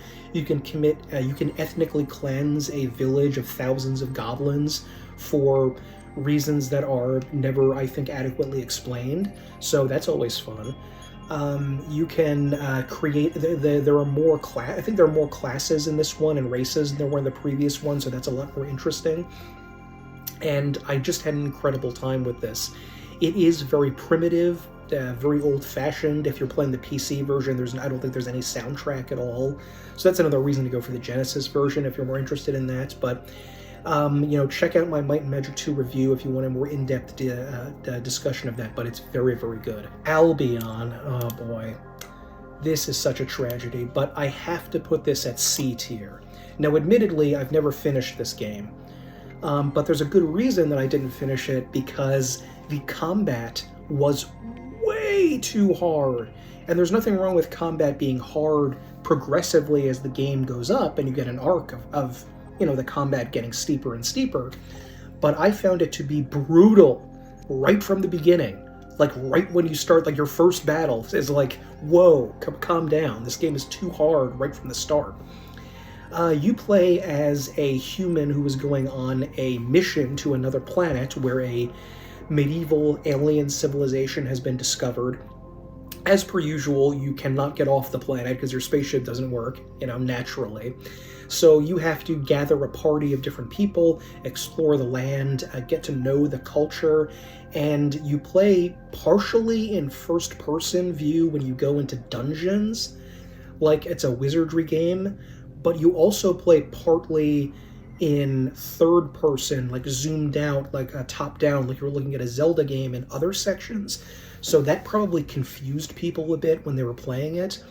And I wish I could rank this higher, because the game is actually really cool. I love the setting, this alien world that they've created with these weird creatures, sort of almost cat lizard-like things, are fascinating. I think it looks great. They spent so much time, perfecting the look of this world, and the combat is just so drastically bad. In fact, if I hadn't gone into a secret area and found a gun hidden away at the very start of the game, I never would have been able to get as far as I did, which wasn't all that far. So please feel free to say that I can't rank this one because I never actually got very far in it, but I still think that the combat would need to be vastly toned down. But it's too obscure a game, I think, for a mod to exist for it, so I don't know who would ever do that. So it's more of a curiosity, and maybe people would like it if they have nostalgic memories of playing it as a kid, but I only found it as an adult. So I wish I could rank it higher, but it's just not good enough. Vampire the Masquerade Redemption. Awesome. Which also has 2 things on here. That's unfortunate. But Vampire the Masquerade Redemption, I am going to give an A. This is absolutely one of the best vampire-related games I have ever played, second only to Vampire the Masquerade Bloodlines. This game has a very different, more traditional kind of RPG-esque feel to it than the more immersive sim game that came out later. And unfortunately, Bloodlines, great as it is, has kind of overshadowed this one, despite it also being fantastic. You play as a crusader in the Middle Ages who is turned into a vampire and gets involved in the various machinations of evil vampires that are trying to take over the world, as you might expect some of them to do. But it delves into interesting political notions here and there. It feels very cyberpunky also, because even though you start in the Middle Ages, you actually only the first part of the game takes place there. The second half of the game actually takes place in modern times. And I think, is it London and New York? I think it takes place in something like that. And you get to create a party of various characters who have all have their own motivations and interests, and people change over time and go from heroes to villains, and people you think are allies become enemies or spies that you're working with. And unfortunately, unlike Bloodlines, you don't get to choose your bloodline that you play as, which is a vast reduction in the complexity of how you interact with the world of darkness, but it's still an incredible experience. And there really is only one sort of kind of issue that I have with the game, and that is sometimes your characters will vamp out in the middle of combat because they don't have enough blood and just attack an enemy and try to drain their blood instead of shooting or stabbing them, or even attack an ally, which is really unfortunate. So you do lose that level of control there, but the story, the setting, the world, incredible gothic horror at the start and cyberpunk techno body horror at the end. It's a great experience, and I wish I hadn't put it off for so long, because I kind of heard that it wasn't as good as Bloodlines, but an A is still pretty darn good next to an S, and I wish I hadn't avoided it for so long, but it's a fantastic experience, a lot of fun. Next up is the Dark Sun games. Where am I going? I'm just ranking them all together. I think I'm going to put Shattered Lands and Wake of the Ravager both in B tier. Now, as you may know, because of my Dark Sun video, I'm a big fan of the setting, so any chance to experience Dark Sun is going to be thrilling to me. So I'm going to be immediately excited to go into the Dark Sun world, and it does a good job of showing the cruel, relentless, survival of the fittest style world that they've created.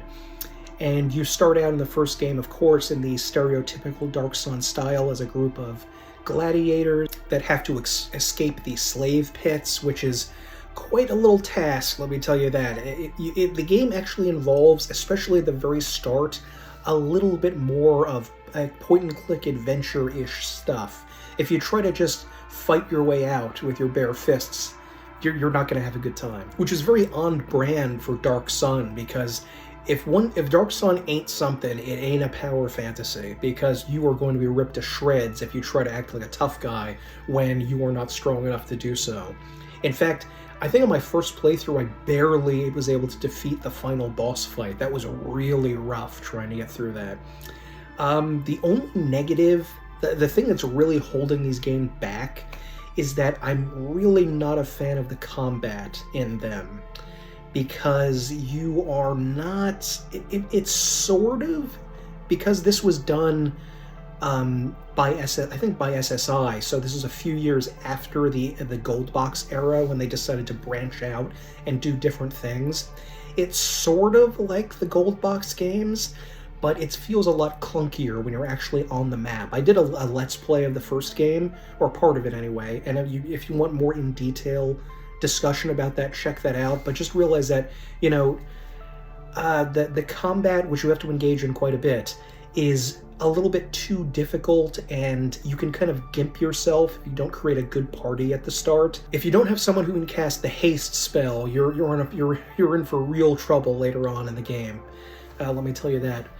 But so I'm not really willing to put it higher than a B because of how much I struggled with a lot of it, and because how much of it doesn't feel very RPG in. It's sort of like a murky area like Bloodnet, where it's mixed together with some point-and-click elements where you have to think and actually not just like bash your head against a wall. So I'm gonna leave it at B there. So Might and Magic 3: The Isles of Terra. This one is a fantastic game, very, very fun, and the first in the informal trilogy of 3, 4, and 5 that all kind of looked the same.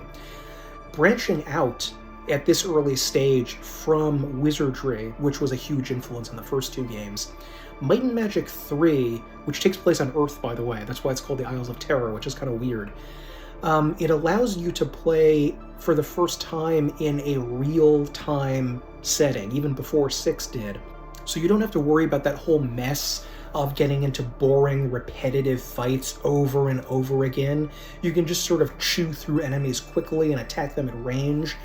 The style of 3, 4, and 5 is gorgeous. I think it's the best looking of all of the games, because it doesn't have that primitive polygonal look to 6, 7, and 8, and doesn't have that ancient DOS game look of 1 and 2. It's like this perfect middle ground where the sprites kind of look a little bit, not cheesy, but sort of quaint, I guess you could say, because they look like the sprites in Heroes of Might and Magic 1, which I think that was based on the things in 3, 4, and 5, I'm not sure.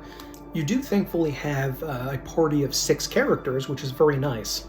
Now, some people may think that this is a little bit petty, but I hate the character portraits in 3, 4, and 5. In fact, I played 4 and 5 with a mod that allowed me to import stuff from portraits from other games. Like I imported some Wizardry portraits and some Neverwinter Nights portraits in there, because I just think they look weird and terrible. I do like that there are blue elves in 4 and 5, but I'm kind of tempted to move this down to B, but that's only because 4 and 5 are so much better. They're done in the same combat style, but they're just a much bigger, better experience. But I think I'm going to leave it at A, because I had a lot of fun with Isles of Terra. But if you were going to play these games and you had to pick one, I think it would be 4 or 5, or 4 plus 5, as we'll talk about later, rather than 3, because it's just a bigger experience. So maybe if you want a more contained kind of feel, you go for 3, but that's not much of a negative. Okay, next up we have Might and Magic 7 for Blood and Honor. Now I'm going to put this on... I'll put it on A tier. I like the Might and Magic games, what can I say? This basically has identical kinds of combat as the previous games. They do change some race and class kind of stuff, which is nice. And the best thing about it is they have actually drawn the characters. So we don't have those creepy, uncanny valley people looking at us that cause me so much unpleasantness. I believe there is a mod that you can get to replace the portraits with other portraits if you want to, for 6. But 7 takes place where a random group of adventurers who are slowly coming up in the world doing quests and getting involved in the political issues between a human and elven nation, and eventually figuring out that there's a much bigger story going on involving those demons/aliens called the Kriegen from the previous game. And as usual, you have to hunt down the Kriegen and destroy them. But a weird part of this is that you actually can choose at one point to go along the so-called good or evil path. They're a group of Terran adventurers from Might and Magic 3 that have become heroes after their spaceship crash-landed on Arathia. Or is Enroth the continent and Arathia the planet, or the other way around? I don't remember. But on this fantasy world. And so you have to decide whether you want to fight for truth, justice, and peace, or, be an evil badass, basically. And unfortunately, this concept doesn't necessarily mean all that much, because despite you picking these two issues, I think you have to choose either one or the other in order to progress the game. You are not really doing anything all that different. It's just like a tiny little coat of paint that changes. So with that little caveat aside, the style of all the dungeons is fantastic. You can go to various deserts and plains and the undead necromancer city of the evil guys, or like the devil, where they're like vampires and necromancers running around, or you can go to like a heaven-like place with angels and everything. There's a lot of variety in what's going on there. It isn't that much of an advance over 6, however, to go into too much detail about what's different.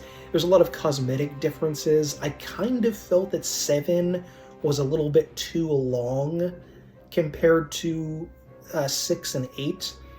It kind of outstays its welcome by the end of the game, where you have to run a daring scuba mission on a crashed spaceship with laser weapons in the middle of this medieval fantasy game. So that should give you a general feeling of the tone that the game has going for it.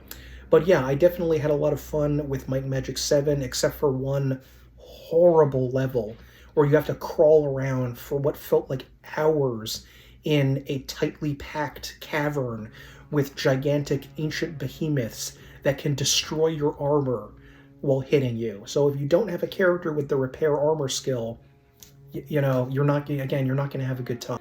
But maybe if the level design was slightly less complex. I forgot to mention this before, but I like that you get, in these games, you can gradually increase your ability to travel over the world, first by getting water walk, then by being able to jump, then by being able to fly around. So your ability to traverse the landscape increases in complexity as you go along with the game. So I think that's a really neat idea. But yeah, to be honest, a lot of people would say begin with 6, but I don't know. I mean, if you're cool with the creepy looking Uncanny Valley guys, go with 6, but 7 is just as good if you play this one at the start. 7 and 8 are sold separately, whereas 6 comes with the first 5 games and 6.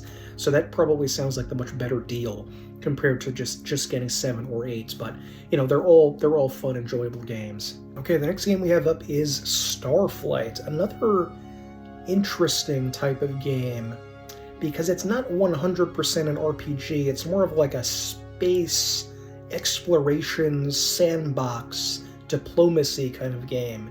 And I'm going to leave that on a B tier, not because the game is necessarily that bad, but in terms of being an RPG, it's not really fully up there, I think, with the other games on the list.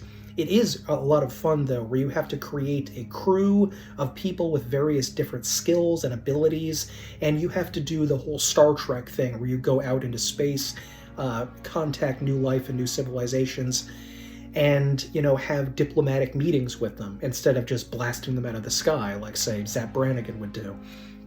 And the complexity of this game is amazing. You have to learn the subtle distinction between all of the different alien species and how to talk to them and how to avoid them getting angry at you, and learning things from them and avoiding combat if you absolutely must.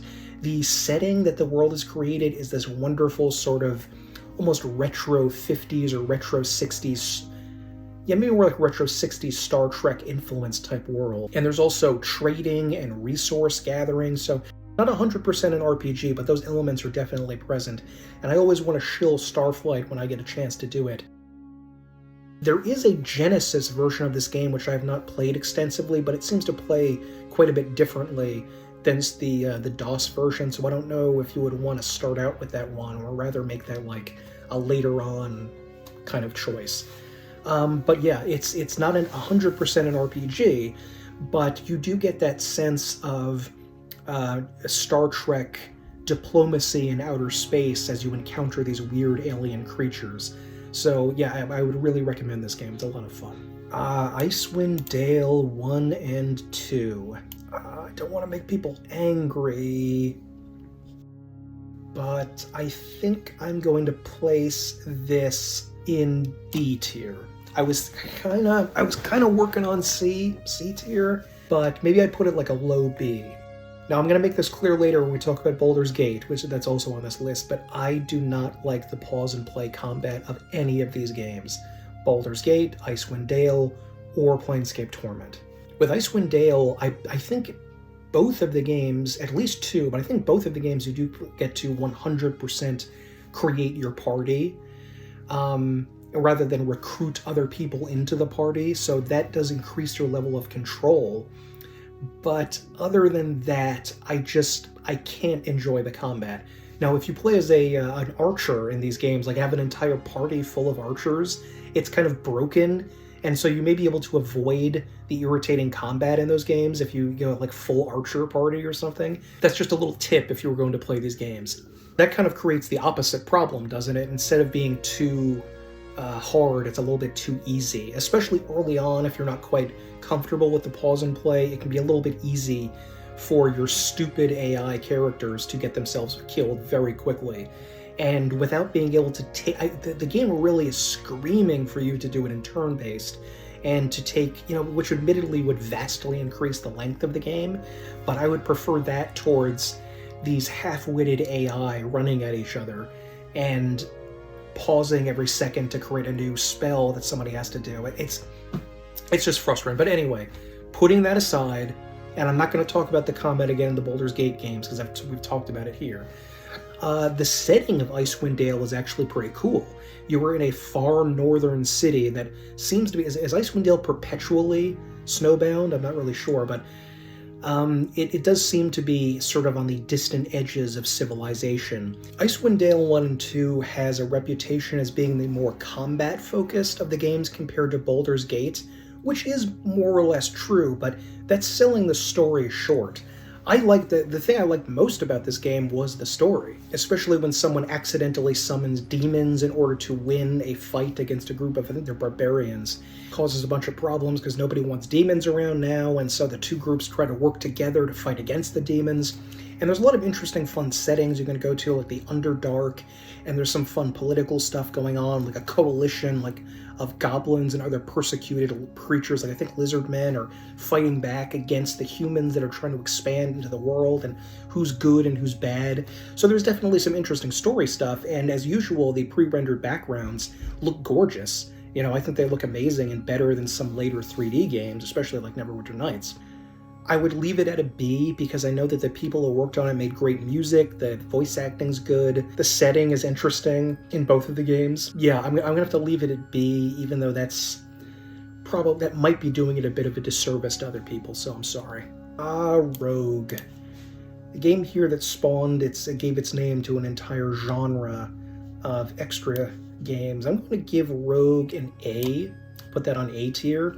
This was a game created, I think, in 1980 or 81, so it's one of the earliest RPG games, video games ever made, and it's just in basic, ASCII art in the original game.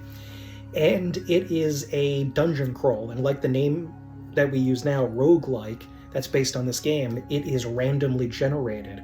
So every time you play it, there's a bunch of random stuff going on. The maps are different, the enemies are different, everything is different.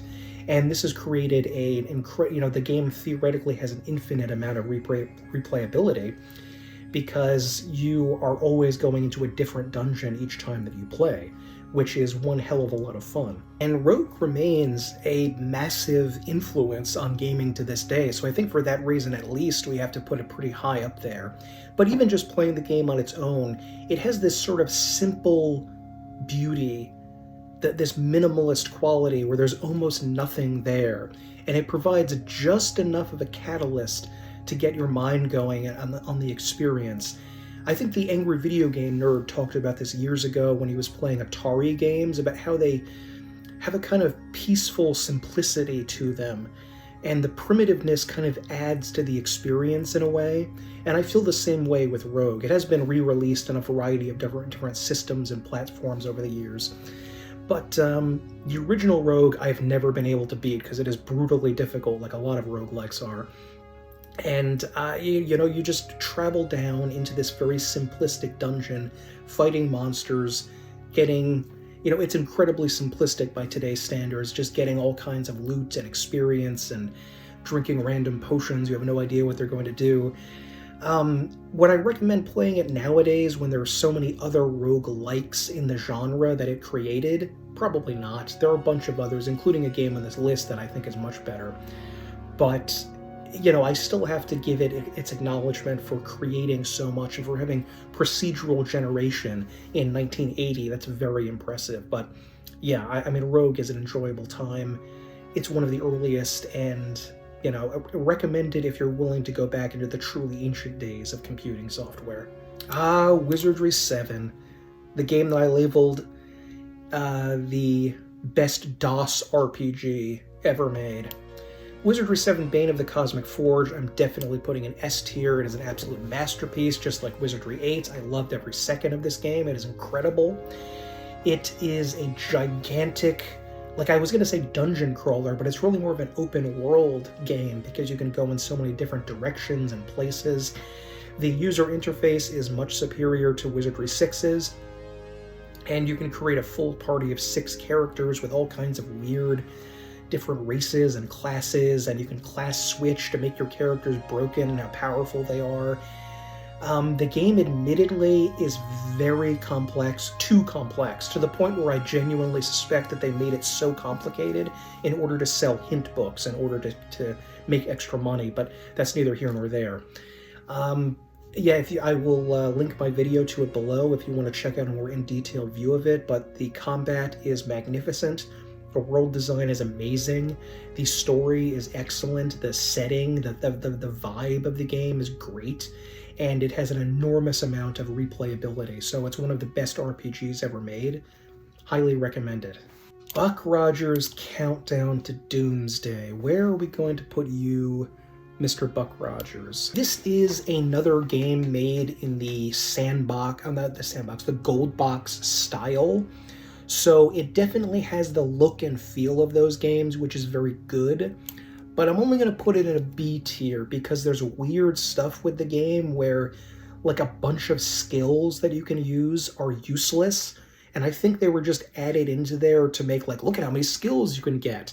Or maybe they wanted to make a one-to-one adaptation of a tabletop version of it, which I don't even know if that exists anyway, whatever they were doing with Buck Rogers, they kind of screwed up some things going on there. But it's basically just a sci-fi gold box game. So you have to travel to different planets, and you have to fight aliens and blast people, and you get a bunch of modern weapons. I don't really think anything more needs to be said about that, except that it's kind of jankier, and I'm not as interested in the Buck Rogers setting. The 30s, 40s movie serial sci-fi is only kind of something that attracts me. So if you're more into that, this may be excellent and maybe that's right up my alley. I love that. But it's just not, it's not quite for me. And those little nuisances you have to be aware of are, I mean, they're not that bad. Maybe I'm over it. Maybe I'm exaggerating in how annoying they are, but just make sure to look up a guide before you create your characters, unless you want to spec them in something that has no use or something like that. So, yeah, I would say, it's basically the gold box games, but slightly different. Arx Fatalis. If I put the Ultima Underworld games in the S tier, you can probably guess that Arx Fatalis is also going way up there in S tier. This is essentially Ultima Underworld 3, even though they didn't have the license for Ultima. It is another immersive sim dungeon crawler where you're going to be exploring a vast underground world in an incredibly interesting setting where the sun has basically gone out on their world, and in order to survive, everyone now lives underground in these cavern-like cities. And you are initially a prisoner who has forgotten who he is, so an amnesiac PC. So you have to eventually go from an ignorant wanderer to a savior of the entire world. I'm not going to spoil exactly what happens or who you are, but there are strange creatures that are threatening to invade the last remnants of humanity. There is a lot of different things that you can do to solve problems. You can just be a murderer and kill anybody. Don't quote me on this, but I think you can kill every NPC and still beat the game, I think, but I would not recommend that, especially not in your first try. Not without having a bunch of backup saves at the very least. But it's an Ultima Underworld, but more so. Eating mechanics are even bigger because you can actually like create food. You can bake bread famously in the game, which is an incredible experience. To say like, even though it doesn't necessarily add a huge amount to the gameplay, it adds an enormous amount to the world because it makes it feel more realistic. And you have to do a lot of investigating, and there are cults and weird creatures being worshipped, and the level design is not quite up to the par of Ultima Underworld, I would say. It's not as vertical and it is a little bit vertical. It's not completely flat, but it's just not, doesn't have that go for broke complexity of Daggerfall or Ultima Underworld when it comes to that. Which some people may enjoy. It's a little bit more simplistic here and there. But yeah, play as a magic user, by the way, if you want to cheese a lot of enemies, because it's overpowered to be a magic user in that game. But the story is thrilling. This game has 100% the best background atmosphere of any game of its time, maybe any game ever. There is a constant, beautiful, like, ambient creepiness of wind and noise and scuttling in the dark, and that makes you feel like you are trapped inside these frozen caverns after the apocalypse happened, essentially. So, incredible experience, very much recommended. As per usual, you do need to look up, well, you don't need to, but you know what, actually you do. You need to. I would say it's a need to look up the mod for this game called Arx Fatalis, which fixes a ton of bugs and makes the game more user-friendly, but as soon as you got that installed, you're in for an amazing experience, and you're never going to forget it. Realms of Arkania. Where are you, Realms of Arkania? Now, this is actually a trilogy of games released in the 90s, and it is based on the Dark Eye, which is the German equivalent of Dungeons and Dragons that was created back in the 1980s. I am going to put this on... I'll put it on B tier. Maybe that's being a little generous, but I'll put it on B tier. I have not played the other games in the original trilogy. I did, however, make a Let's Play of Drakensang River of Time, which is not the same type of game, but set in the same universe as Blade of Destiny, Realms of Arkania Blade of Destiny. This game has a major barrier to entry, which is so obnoxious, I desperately wish it was not there. But the first part of this game, character creation, is very complicated, even more complicated than old school D&D was, which is saying something, because that could get pretty confusing too. Figuring out exactly what races and...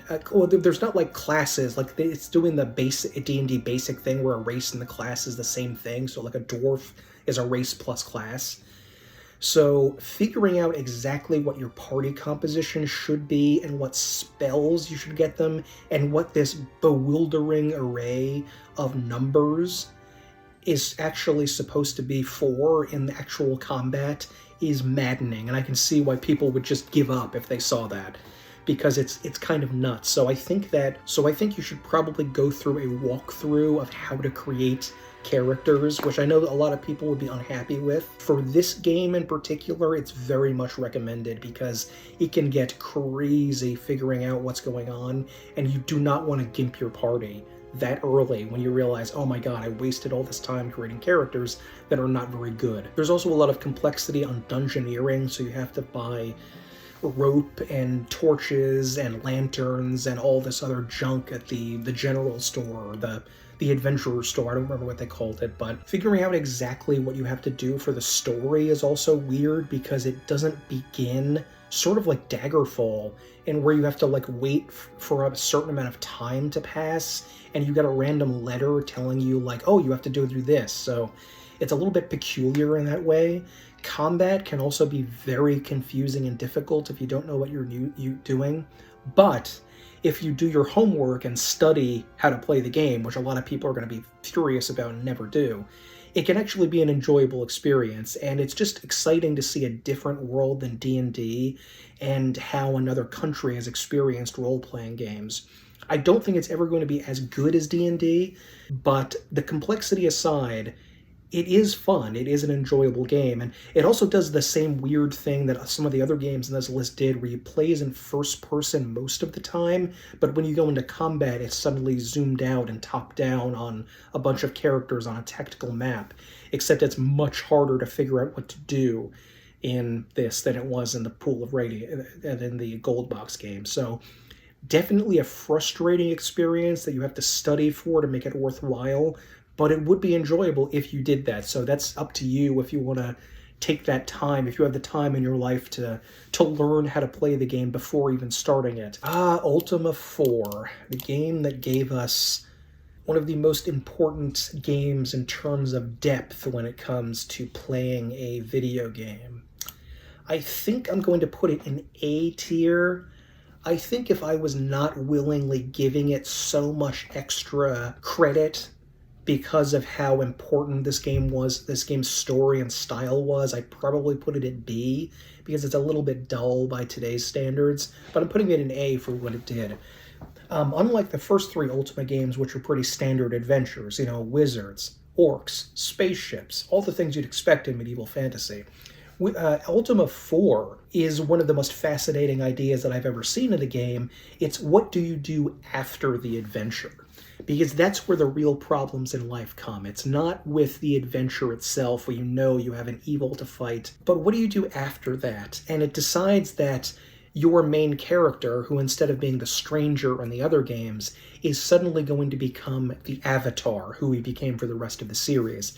A paladin-like champion of justice, righteousness, and doing good in the world. And you have to figure out how to become that character in this game by learning religious mantras at various shrines throughout the world. The combat is very similar to the other games. I mean, it doesn't really improve on it that much. This idea is just so revolutionary that I have to put it way up there, that someone was actually willing to take this chance of you not being a bunch of violent thugs that are going out to murder people and get treasure. You're actually trying to create something good in the world. And you end up creating the religion of what will become Britannia at the end of all of this, and basing it on all of these philosophical concepts that you also need to embody. It's not like you just go to a dungeon, kill a bunch of people, and pick up a rock. You actually have to live a certain way in order to embody that attribute. Like, you can't kill fleeing enemies or something like that, or else because it's dishonorable to do that. And you have to give money to the poor in order to show your kindness to other people. And running away from battle is not necessarily good, because that's not a very brave thing to do, so it may affect your bravery. So the fact that they added morality into the game was a fairly new concept for video games. It wasn't new for the tabletop, but for the video games, rather than just being hacking and slashing, you're actually creating a spiritual concept of yourself that you have to live up to. Now, it's still very old and very primitive, and I can see why a lot of people, especially younger ones, would not be interested in playing it, but I think watching at least a review of it is probably a good idea. And there are a lot of good ones online, especially by George Great, who did a really good review of a bunch of the Ultima games. So I would highly recommend that. Of course, knowing that it's a very primitive. Next up, we have Jagged Alliance, which is badly cut off here, unfortunately. I have not actually played Jagged Alliance 2, so I'm only going to be talking about the first game. I'm going to place it in a B tier.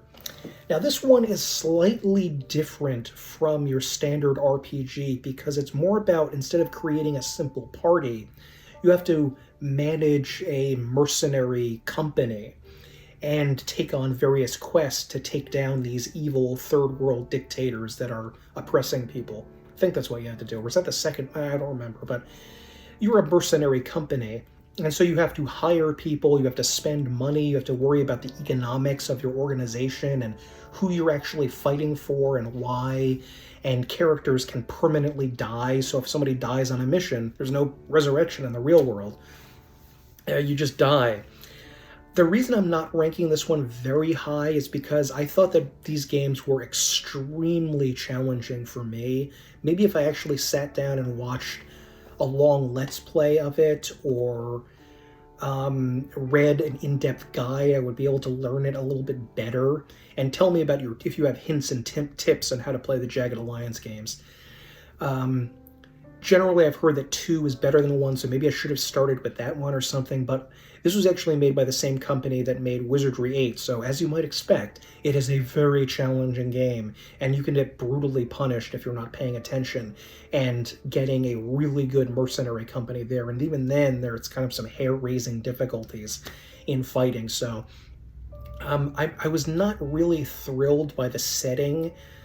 All of the other settings that I like in RPGs have some sort of element of non-reality to it, medieval fantasy, cyberpunk, straight-up science fiction in the far future. It's all a little not reality.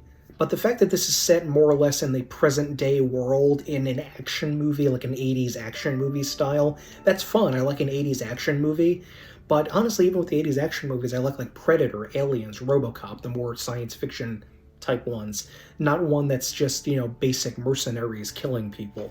That didn't, I can't dive into that world as easily, even though there are a lot of really funny lines and interesting jokes, because this is like a pastiche of action movies as well, or like a pastiche of Soldier of Fortune magazine back in the 80s, so there's definitely something cool there, but I just wasn't as thrilled with it. That's a personal issue, not attacking the game. That's skill issue on my part. But yeah, tell me if you enjoy Jagged Alliance and sing its praises if you want me to try it out again.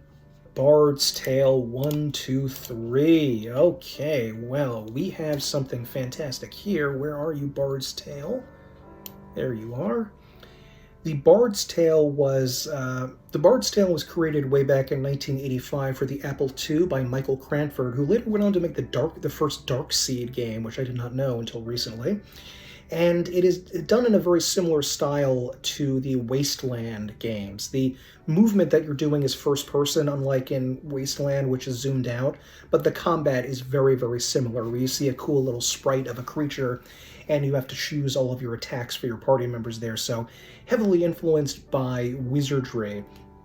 Unfortunately, I think that the combat can get a little repetitive after a while, and it just kind of feels like a chore sometimes to do the combat in the Bard's Tales games. Not all the time, because it's still good combat and good character design and everything like that, but it's a little bit dull for me, especially by the third game. If you're playing all of them in a row, that can be pretty extreme.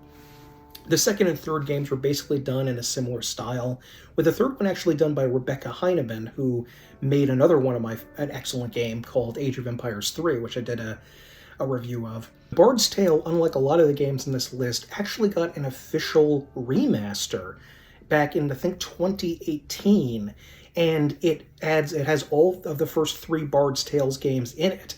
And it improves so many quality of life things that there's no reason ever to play the originals again, especially because they add a map into the game, which is an auto map. It's so much better than is stumbling around in the dark. Admittedly, some people think that it's better to stumble and that getting lost is part of the story, but I'm just not really into that. That's not my thing. So I would really, that's just what I prefer, is to mess around, to know exactly where I'm going. I have difficulty orienting myself in real life, so in a game, while I'm fighting in combat, it's going to be very, very distracting. It's too confusing for me. So the Bard's Tale doesn't have all that much of a story to comment on. I mean, it is there, but it's not really all that interesting compared to 99% of the time, which is just combat and exploration. The exploration can be very, very complicated even with the map, because I think there are like teleporter pads and spinners that are putting you in different directions, and it can be a little bit, well, puzzling. You could say I'm not playing the game correctly. I totally understand that if that's your opinion, but I still kind of think that I like it better that way. Combat is a little bit weird because, like Wasteland, you can enter into combat with a distance between yourself and the enemy. So you could be like not in melee range and be able to hit them with spells and ranged attacks before they get close enough, or vice versa. They can hit you if you're not close enough. It does seem to be fairly easy to run away in the game. Unlike a lot of other RPGs, you can just flee very easily without worrying about, being caught as you're fleeing.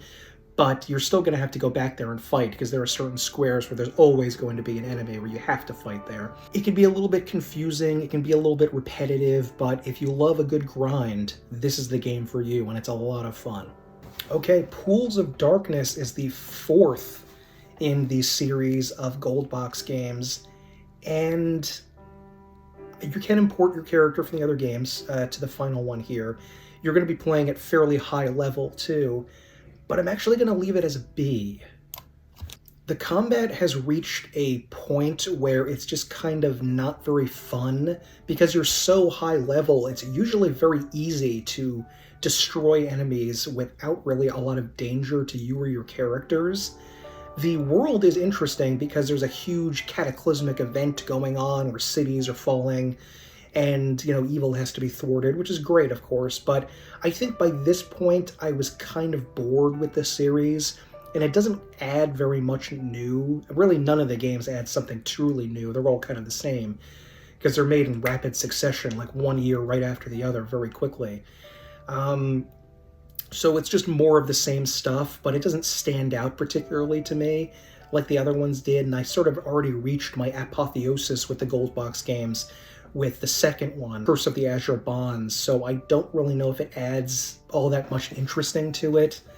Even the new monsters aren't really all that thrilling. It's just sort of more of the same stuff. So if you like what came before and you want more of it, it's right here for you, but I don't know. There's a reason why they stopped making the Gold Box games, because they just got to a point where we had enough. But tell me if 4 is your favorite, because, maybe it is for some people. Oh, that's a sad one we got coming up next. Redguard. Where are you, Redguard? There you are.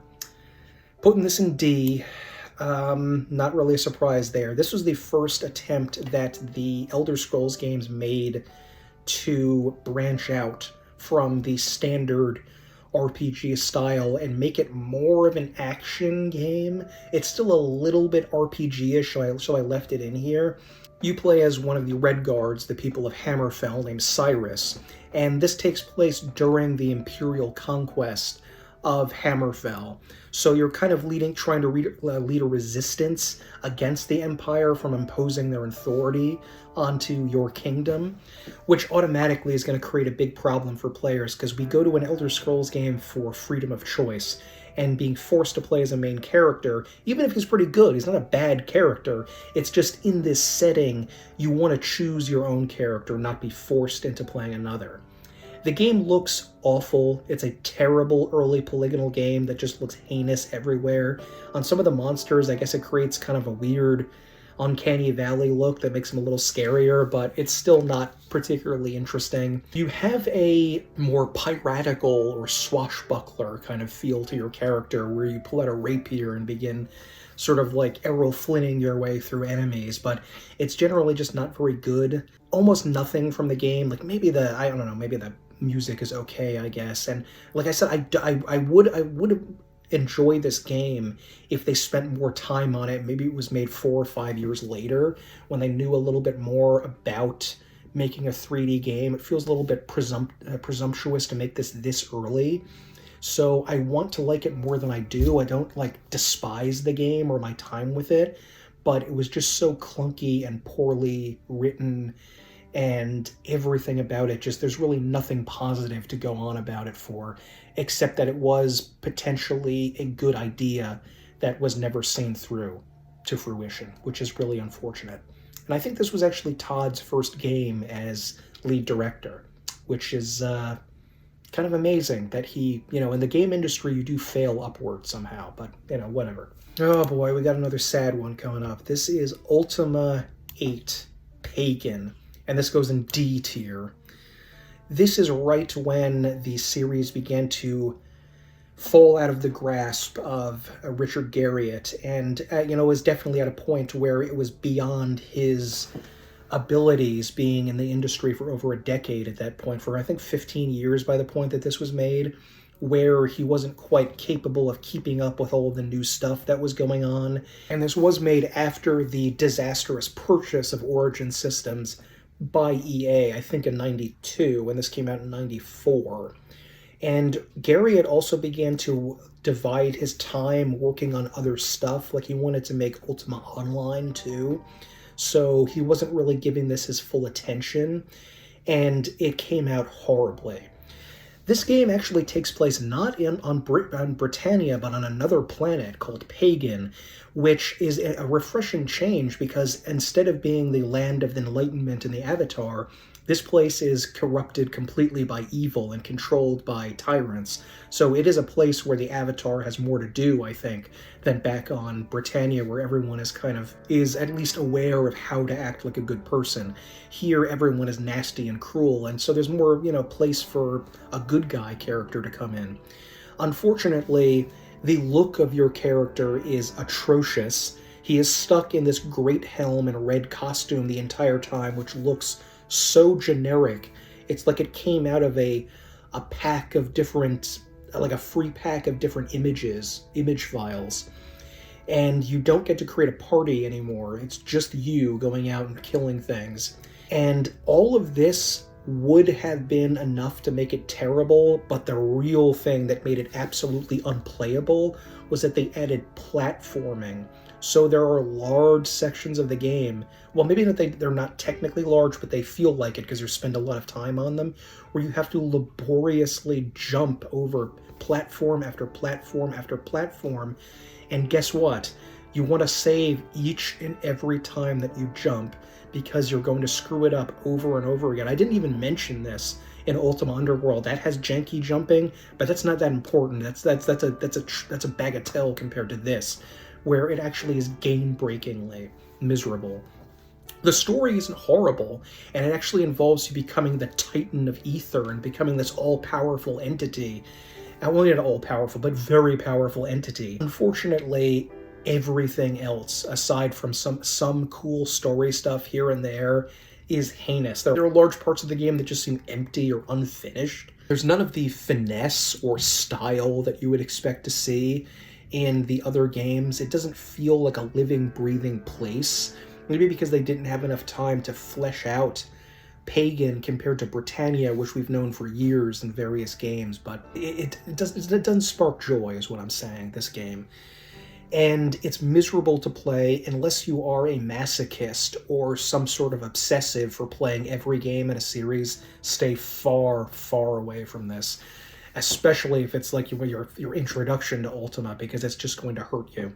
We have Ultima 1, 2, and 3 now, which is a far better experience than Ultima 8. Yeah, I'll put it on B. I'm just going to be covering 1, 2, and 3 together because they're very similar games. I'm putting this in B because it was one of the earliest RPGs ever made, but in terms of how you would practically experience it, it probably should go farther down as like a C because of how simplistic it is, but because this was so revolutionary at the time, only a few other games over the past 5 or more years had been created that were true, like, role-playing video games. It was very new. That I'm going to put this at B. But just be aware, if you go back and actually play it, and you can get these games, I think 1, 2, and 3 together on GOG for pretty cheap and on sale.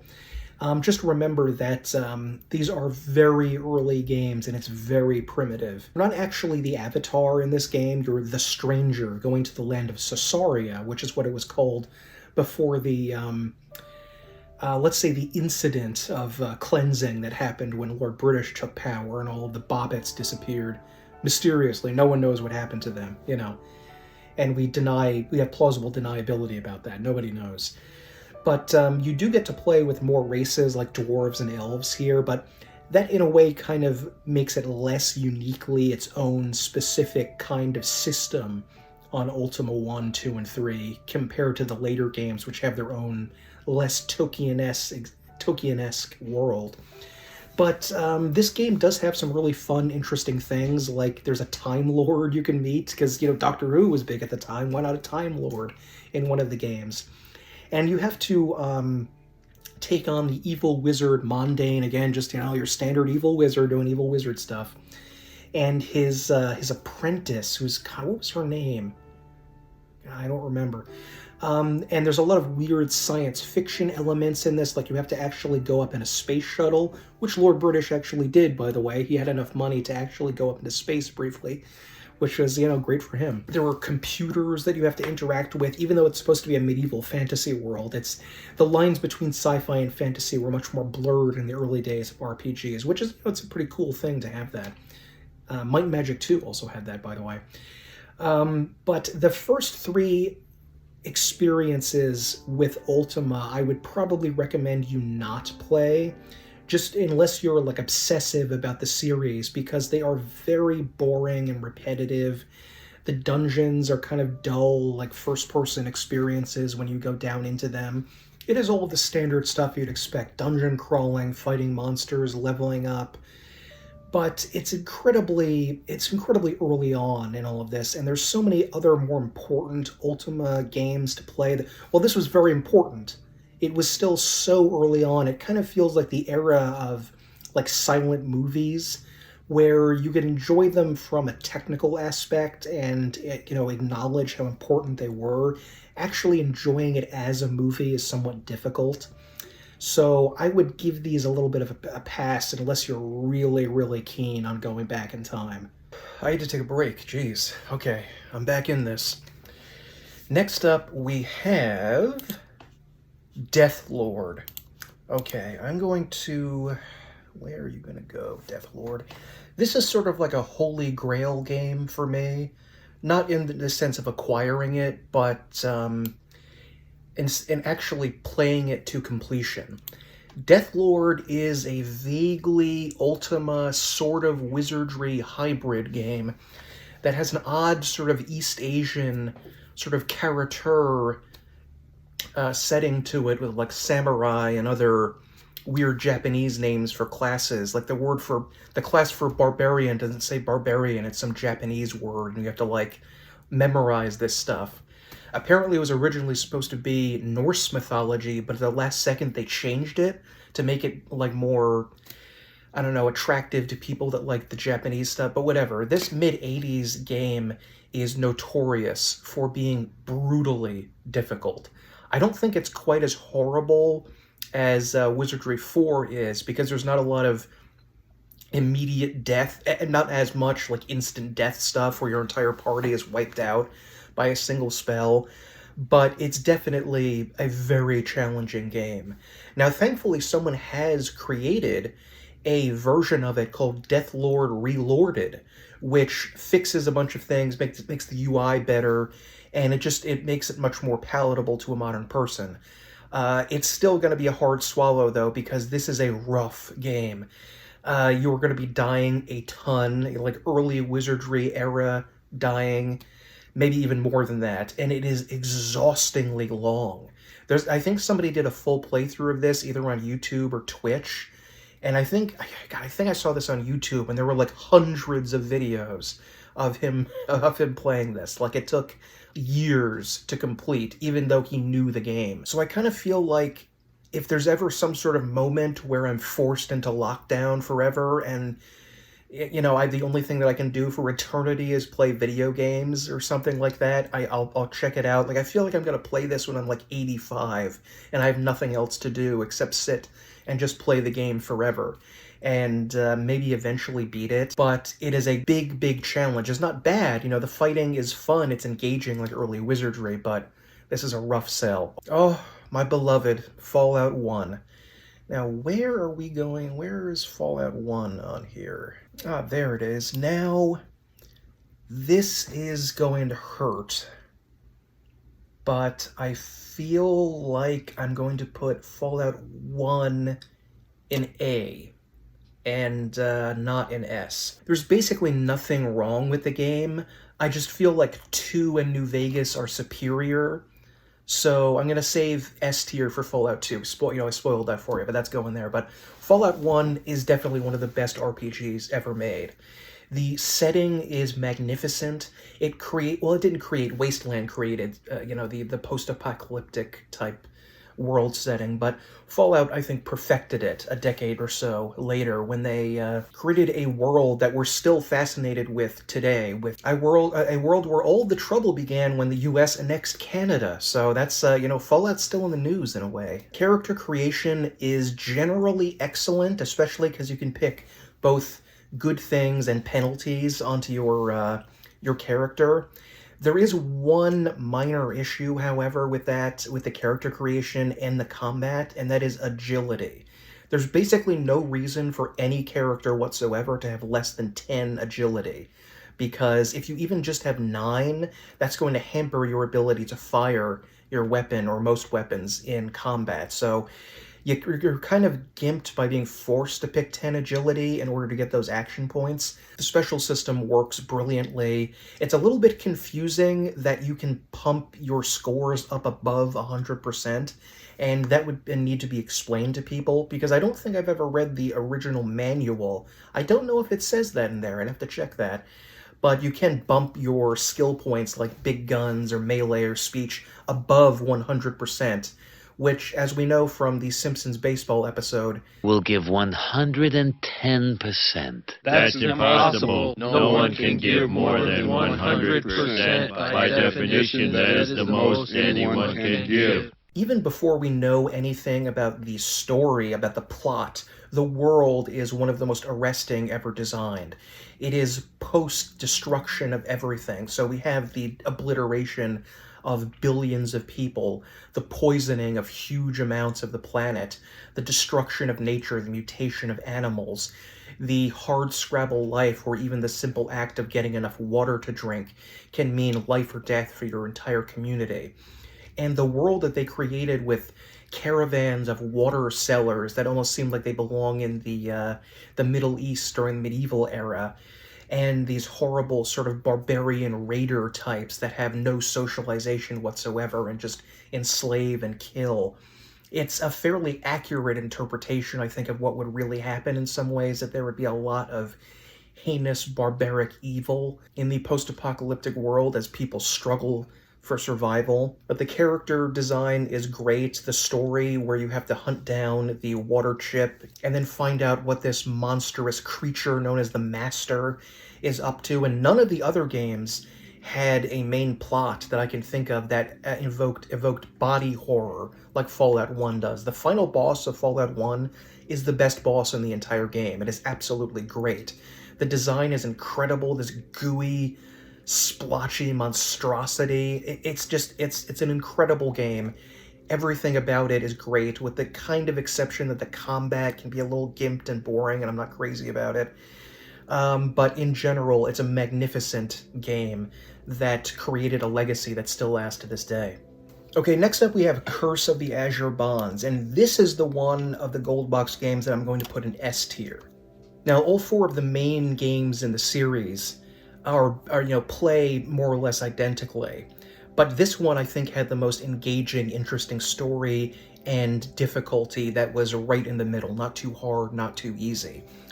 The Azure Bonds are these weird glowing tattoos of blue that are placed onto the main heroes, and they sort of mark them with the horrible relationship to Zental Keep, this area of evil and malevolence that is trying to conquer this part of the Forgotten Realms. And you have to track down the drow and fight a beholder, and just the world, the setting that you're in feels just big enough where it's not overwhelming, but not small enough like Pool of Radiance kind of was, where you feel locked into one city. So you get to explore the countryside here, unlike in the first game. And it's been a while since I've played it. Did the Harpers play a role? I don't remember. Maybe they do, but you work together with the good guys in order to thwart evil.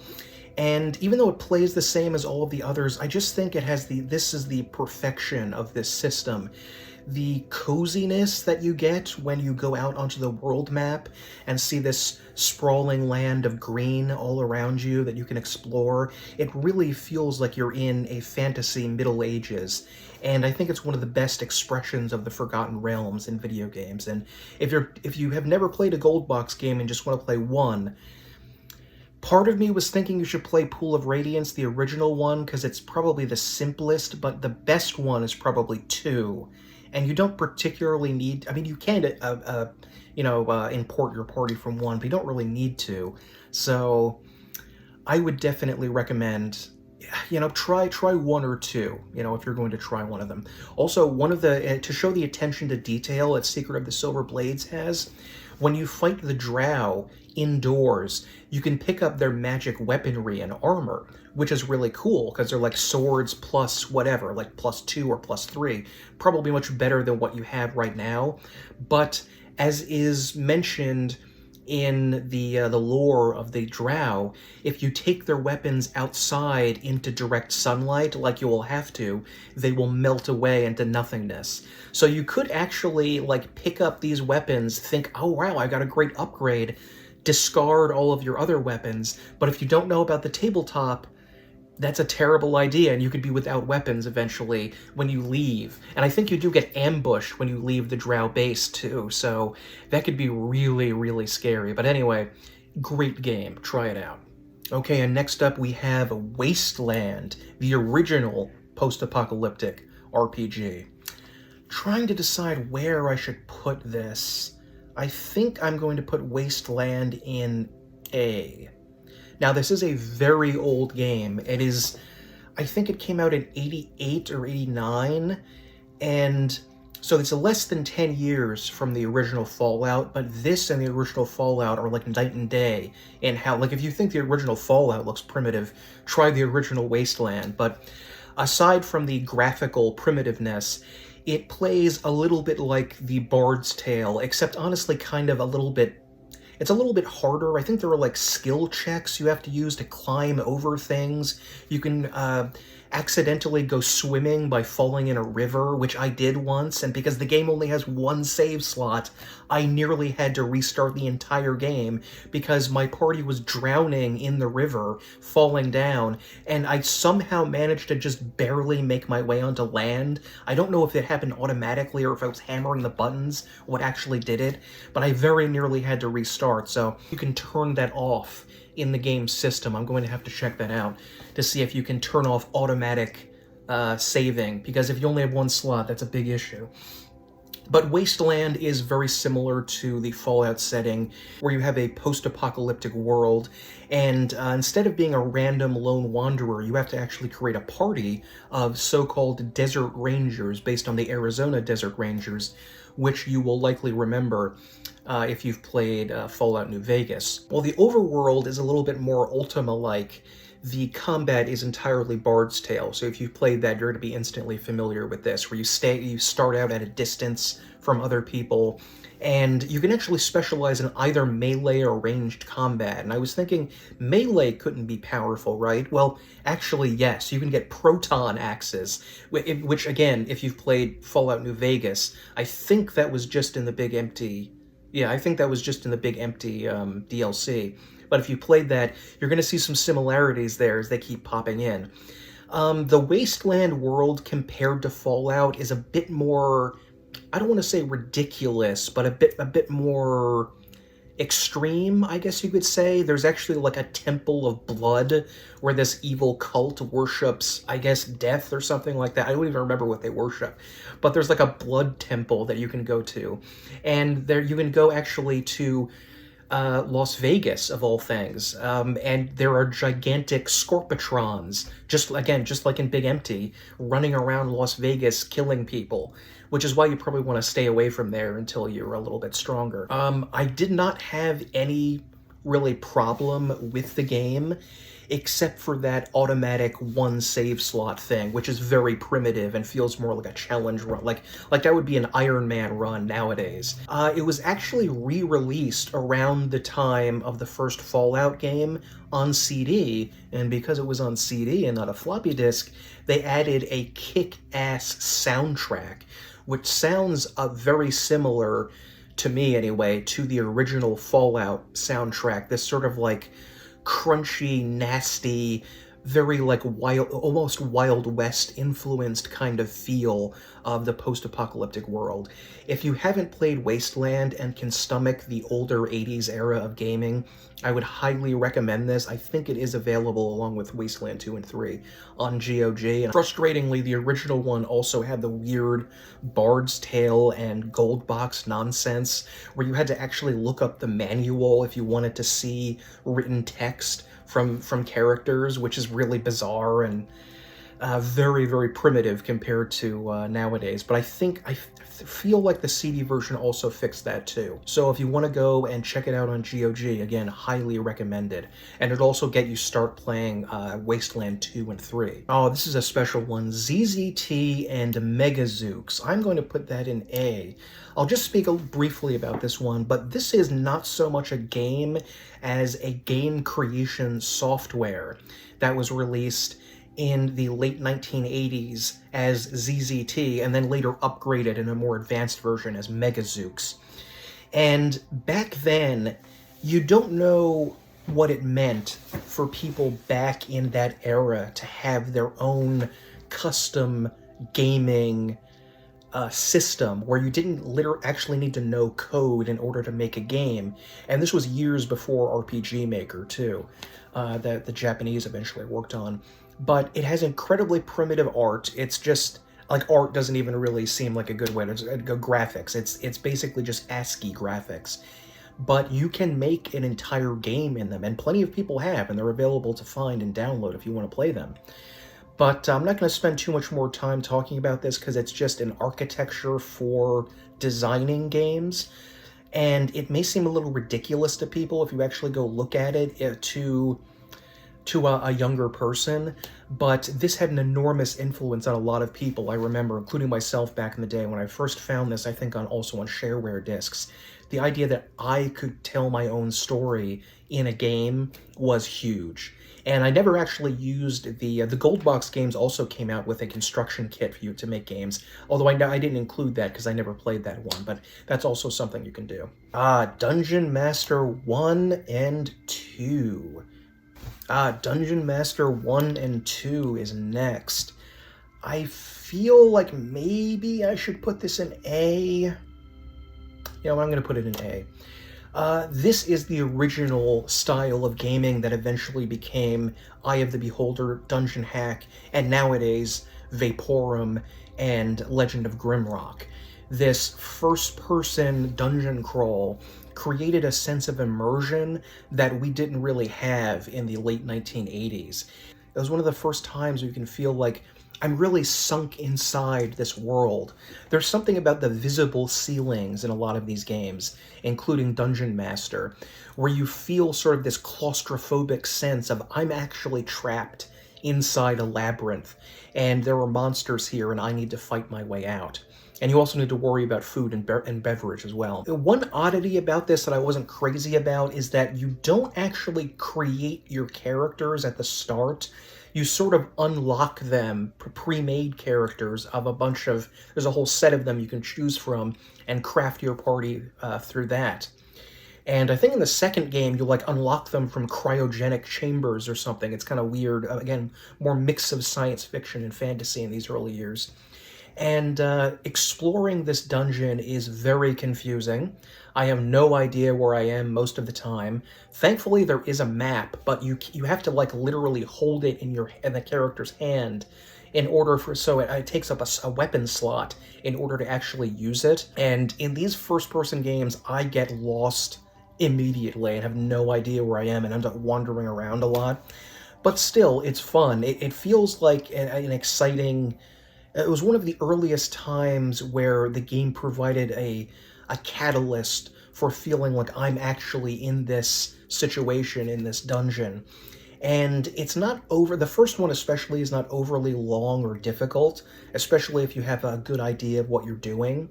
So I don't know if Dungeon Master is available on GOG, I'll have to check that, but I would highly recommend this game if you've enjoyed more modern ones, like, say, Legend of Grimrock, and want to see the origin of this survival-based labyrinth dungeon exploration combat. It began here, and it's fantastic. Well, we're turning negative again, because the next one on here is the Elder Scrolls Legend Battlespire. And that's going right to D. There is I have no qualms about that. If you thought Redguard was bad, no, this is bad. You do get to create your character in this one, but this is the game. It's not Arena. This is the game where you have an unusually sexy, muscled Caius Cosades portrait for reasons unknown. Everything about Battlespire is basically broken. The combat is terrible. There are bugs. The level design is awful. It's supposed to be kind of a dungeon crawl in the eponymous Spire, the Battlespire, but I have never seen. I'm sure there's someone who's actually beaten it, but playing the game for like more than 30 or 40 minutes is agonizing because of how bad everything looks and plays, and the combat, and how tricksy everything it is to try to figure a way around this place. Avoid this like the plague. Ooh, next one is Severance, Blade of Darkness. I'm going to put this up in A tier. This is a game that came out in the early 2000s, and it is an action role-playing game with more emphasis on action than role-playing. But there are still role-playing elements there, like changing your gear, getting upgrades, using potions, and you can pick from a number of different characters. There's a big, muscly barbarian guy on the front. There's a lady who has the most irritating attack noise in history, despite the fact that she's probably the best character. It's hard to play as her because of this like Amazonian shout she does with every attack. There's also a tiny little dwarf boy who I played in my first playthrough. And this is just more late 90s, early 2000s, early polygonal goodness this time instead of jankiness, because the combat, while tough, is actually pretty enjoyable, I found over time. It is necessary to block and dodge away from enemies, which led some people to make kind of Dark Souls comparisons to this, but I don't think that really fits. It's that's a real stretch to link this to the Souls series. But I believe this was a European-made item, but the level design is fun and not too complicated. It does involve some light puzzle solving and finding keys and things to progress. And combat, while fun, is still quite difficult, and you can get rolled really fast in this game.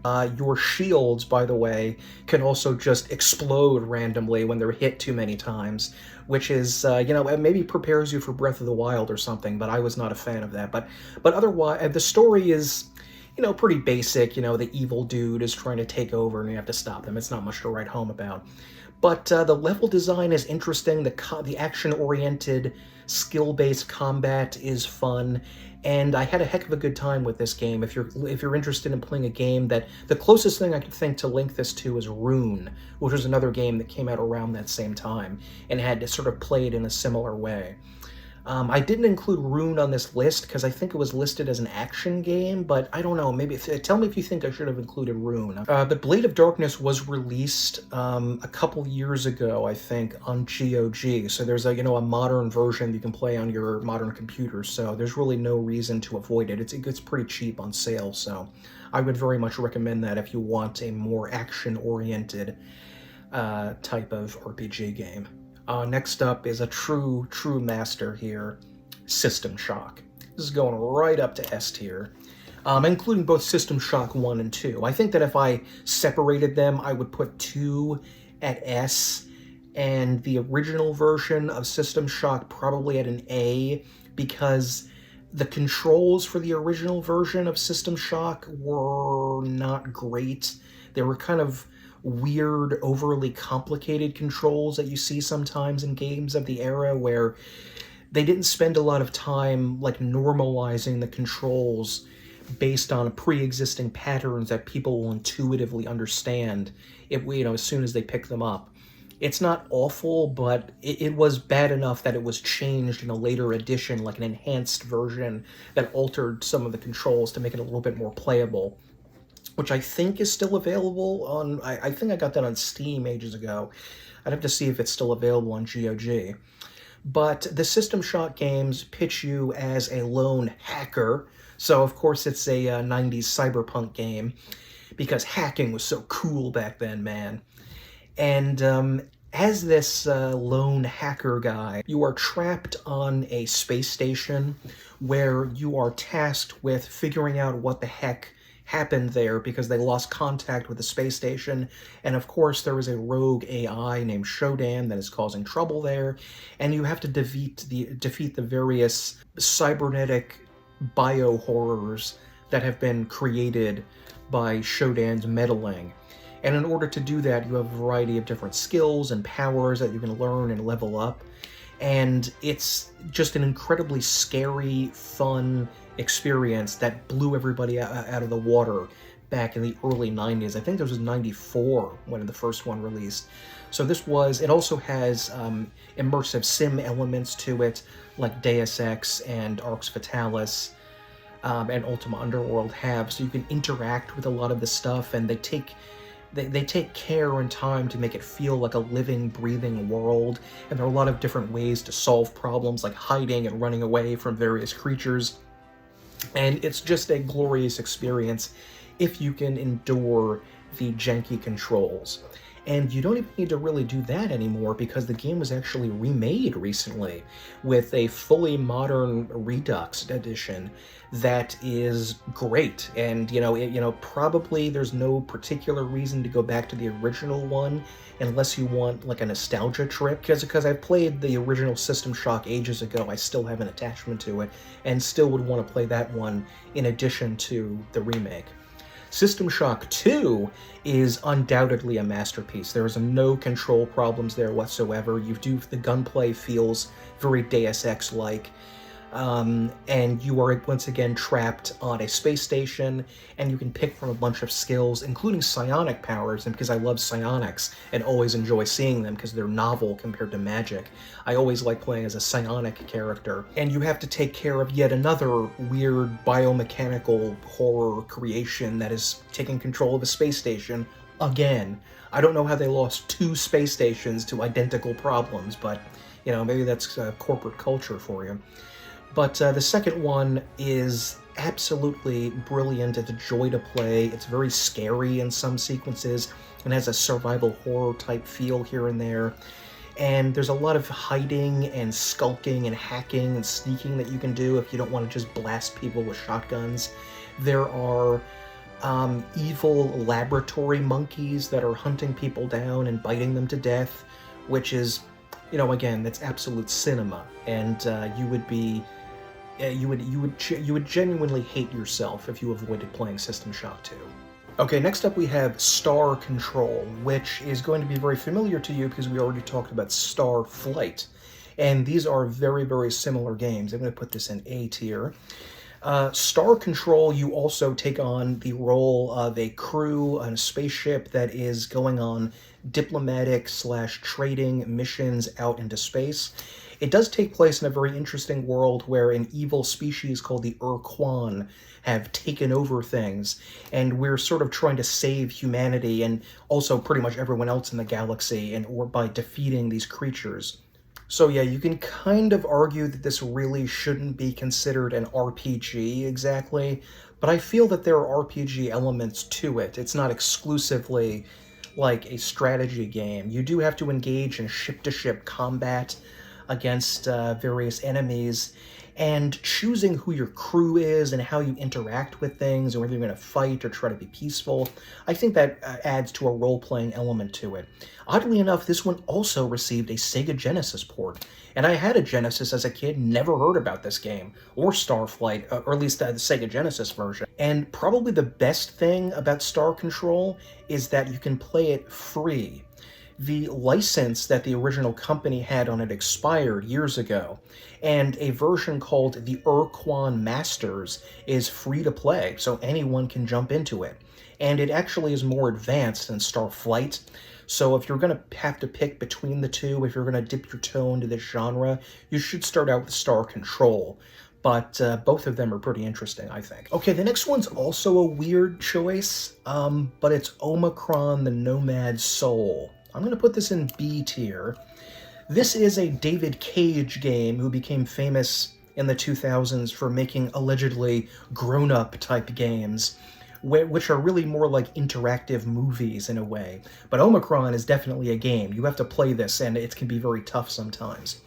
You play as a strange inhabiting spirit, in order to paraphrase what Mike, the one-armed man, says, who is traveling to a distant future human civilization, which has very cyberpunky kind of elements to it. And the reason that you're a nomad soul is that you can jump in between different people and play as different characters throughout the game. Sometimes you're going to have to switch characters in order to advance the plot. Other times you can just screw up and die and have to take on the role of another character. And so you can explore the game as different people with different abilities as you play. In keeping track with David Cage's record of very weird gameplay design choices, this game is all over the place.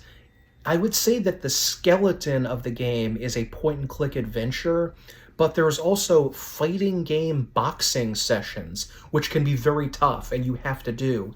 On-rail shooter sections during some areas, again, can be very confusing and tough. So you're not entirely doing one thing or the other. You can rapidly switch, like an ADHD type of game, between different styles as you go. So it can be very, very puzzling to try to figure out exactly what you're supposed to do, where to go, and it's just shocking to suddenly switch into something new. Like, you could be doing the old point-and-click adventure game trick of trying everything on everything, and then all of a sudden this alien guy challenges you to fisticuffs. It's ridiculous and funny. It also has a great soundtrack made partially by, or was entirely by, I don't remember, but at least partially by David Bowie, who is in his collaboration with Trent Reznor, experimenting more with electronic music like he did in the late 70s era. Except it doesn't quite sound as good as the late 70s stuff does, but I'm a fan of 90s Bowie. I think Bowie was great 70s, 80s, and 90s, and I enjoy this music. And you can actually see like a little section in a club where you can go see someone performing, and it's David Bowie singing one of his songs.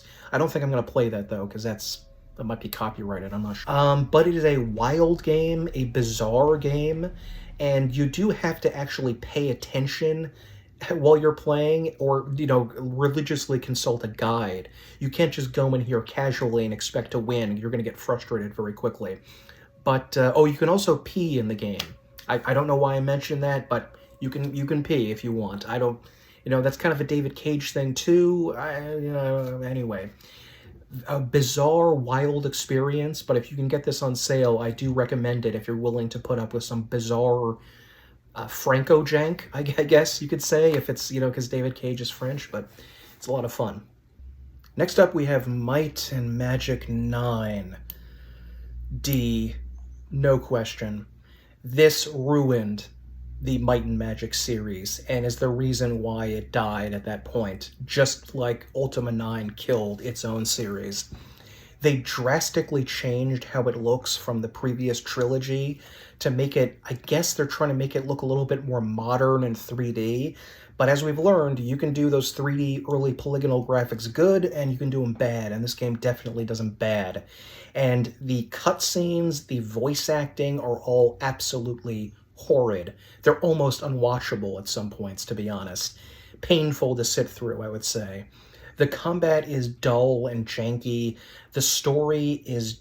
the stories were never that interesting in the other games anyway, but I think that they focus a lot more on the story this time, and it's just terrible. They're not really good story writers, so Stay far, far away from Might and Magic 9 unless you hate yourself. Okay, next up we have my favorite bugbear game, Baldur's Gate 1 and 2. Now, I am going to put this in for B, which seems a little high based on the amount of insult I've thrown at it over the years, but it's only the combat that I hate. Well, kind of moving around the map is a little bit annoying, too, because your characters don't quite know what the heck's going on. Their AI doesn't seem to work well, and they're always kind of, like, struggling to catch up with you. But aside from the combat, this is an interesting game. The story is well told, the characters are fun, like Minsk and Boo. You can contact, I think one of the characters you can get is actually from Sigil. So he's from the Planescape setting. I think maybe a tiefling, I'll have to look into that. You can play it, there's a drow priestess, I think, in at least the first game. I don't remember if she's in the second one or not.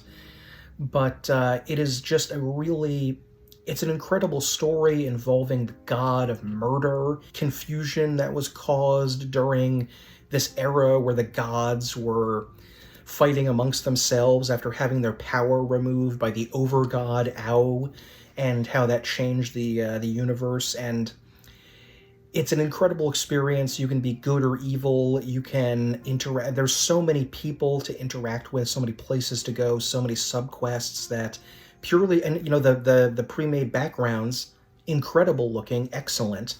If only you can move across them a little bit more successfully. But yeah, I'm never going to put this in the A or the S tier like other people typically do.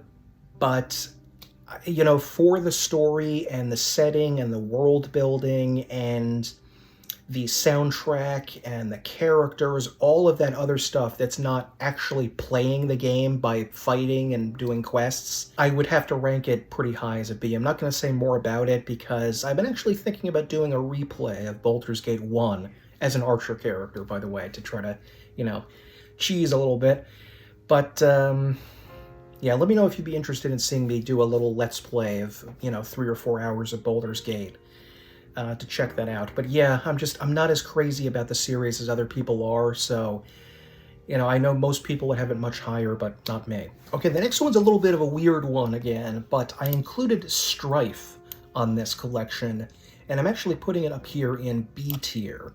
Strife is kind of what Doom could have been if it went into a different direction. The original attitude about Doom when they were designing it was that it was going to have more RPG elements to it. You were going to be able to talk to NPCs and so forth, but it was changed into a pure action game. Strife kind of reintegrates those RPG elements into it, so you have stores you can go and buy ammunition and things. There are quests, there's a plot that is more than saving your pet bunny. You have to engage with a resistance movement to overthrow a tyrannical group of, I think, are there aliens? I forget, they might be aliens.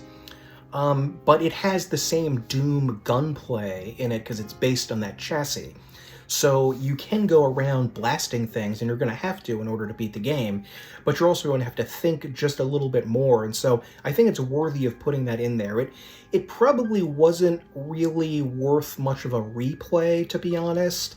I checked it out again a little while ago, and, you know, it's all right. It's okay. I don't know if it was more than a one and done, however, but for what it did and what it tried to do with the Doom concept, I'm gonna put it with a B. If I were focusing exclusively on the puzzles, I may bring it down to a C, because some of them, like finding the right key and getting into the right place, were a little bit confusing, and I had to look things up a bit. But Strife is also on sale for pretty cheap. You can probably get a ton of these games. If you had enough money to buy one modern $60 game, you can probably get a ton of the games on this list during a sale on GOG and Steam for the same price that you would get one modern game. But yeah, Strife is pretty cheap on sale, and I would say check it out if you like first-person shooters first, but want to see where they can go with some more complex elements added to it. Next we have a true classic, Ultima 6, The False Prophet. Now, some people may consider this heretical, and please don't come at me, please be kind when I do this, but I'm actually ranking it in S tier above Ultima 7. And that is admittedly because I did play 7 because after my disastrous experience with 9, I did go back and play 6 first, and then 5, and then 7. Don't ask why it's all whacked out like that. I just chose it pretty much at random because I was a child. And because that was the first good Ultima game I played, I have a significant subjective nostalgic reason to place it higher. And I do enjoy the combat maybe a little bit better in 5, because this is a slightly more simplified combat system, but not as totally simplified as it is in 7.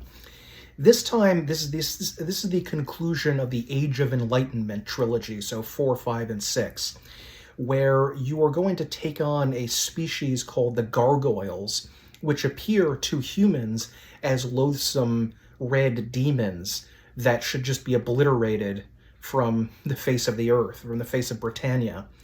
However, the game shows a greater complexity to that, because we learn the backstory of the gargoyles and their interpretation of the Codex of Ultimate Wisdom and how it led them to find other concepts to worship for their society, and how we kinda, sort of, maybe allegedly obliterated their, civilization during some things that happened in prior games. Not going to go too deeply into that. We should focus on the future, not in the past. But someone somehow destroyed their civilization, and they got angry.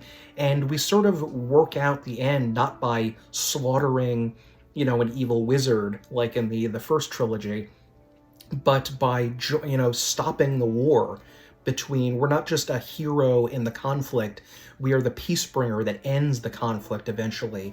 And, after that in the series, the gargoyles and humans are friendly to one another, which I think is a pretty amazing thing to put in the time when so many pen and paper tabletop games, but even other video games too, were just monster slaughter fests that were about racking up experience points.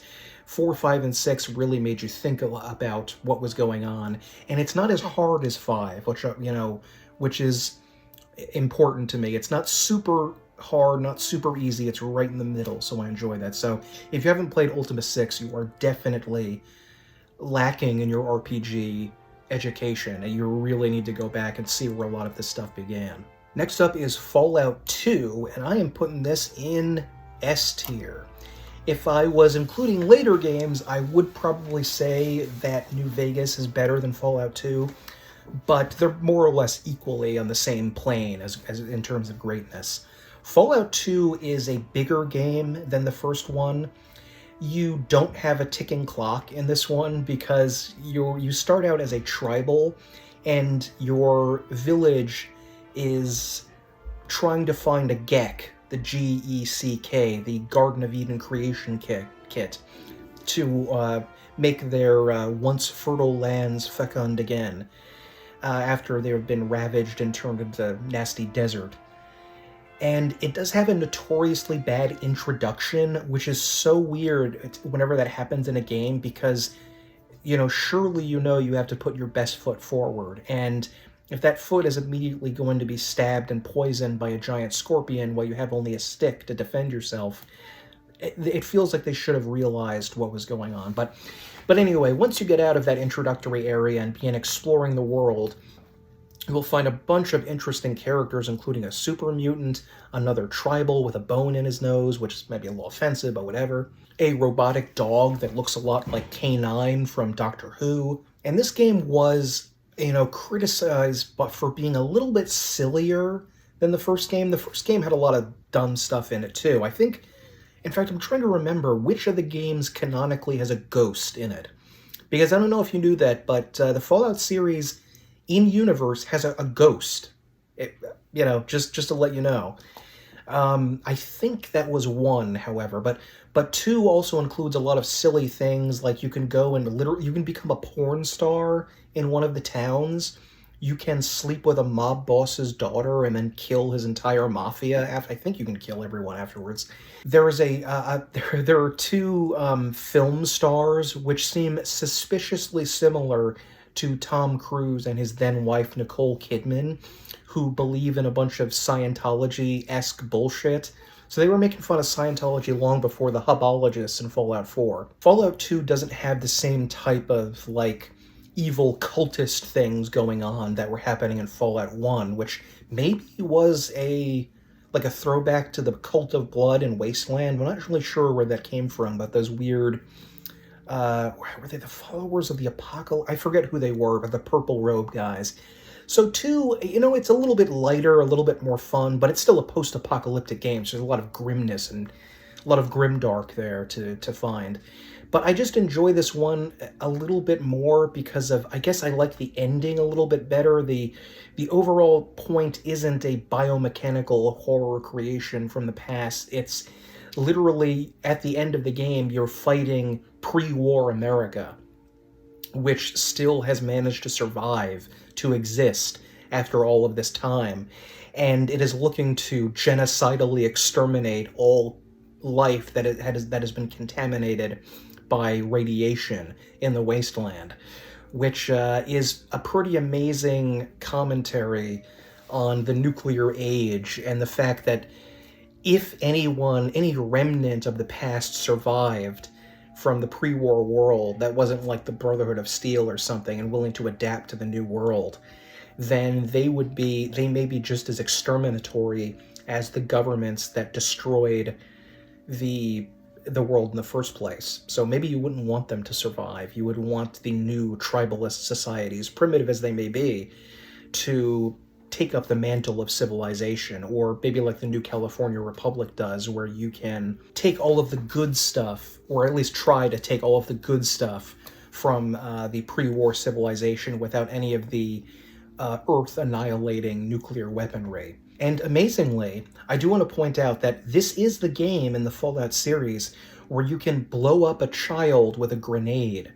If your pickpocket skill is high enough, you can go up to a child in one mission and surreptitiously put a live grenade in his pocket and use him to kill his father, because he runs towards his dad after that, who is your assassination target, and blows both himself and his father up with the grenade, which I really think that we've gone down as a civilization because we're no longer allowed to do that in gaming. Not that I did that.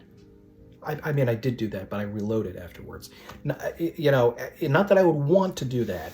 It was just the fact that the option is there is important to me.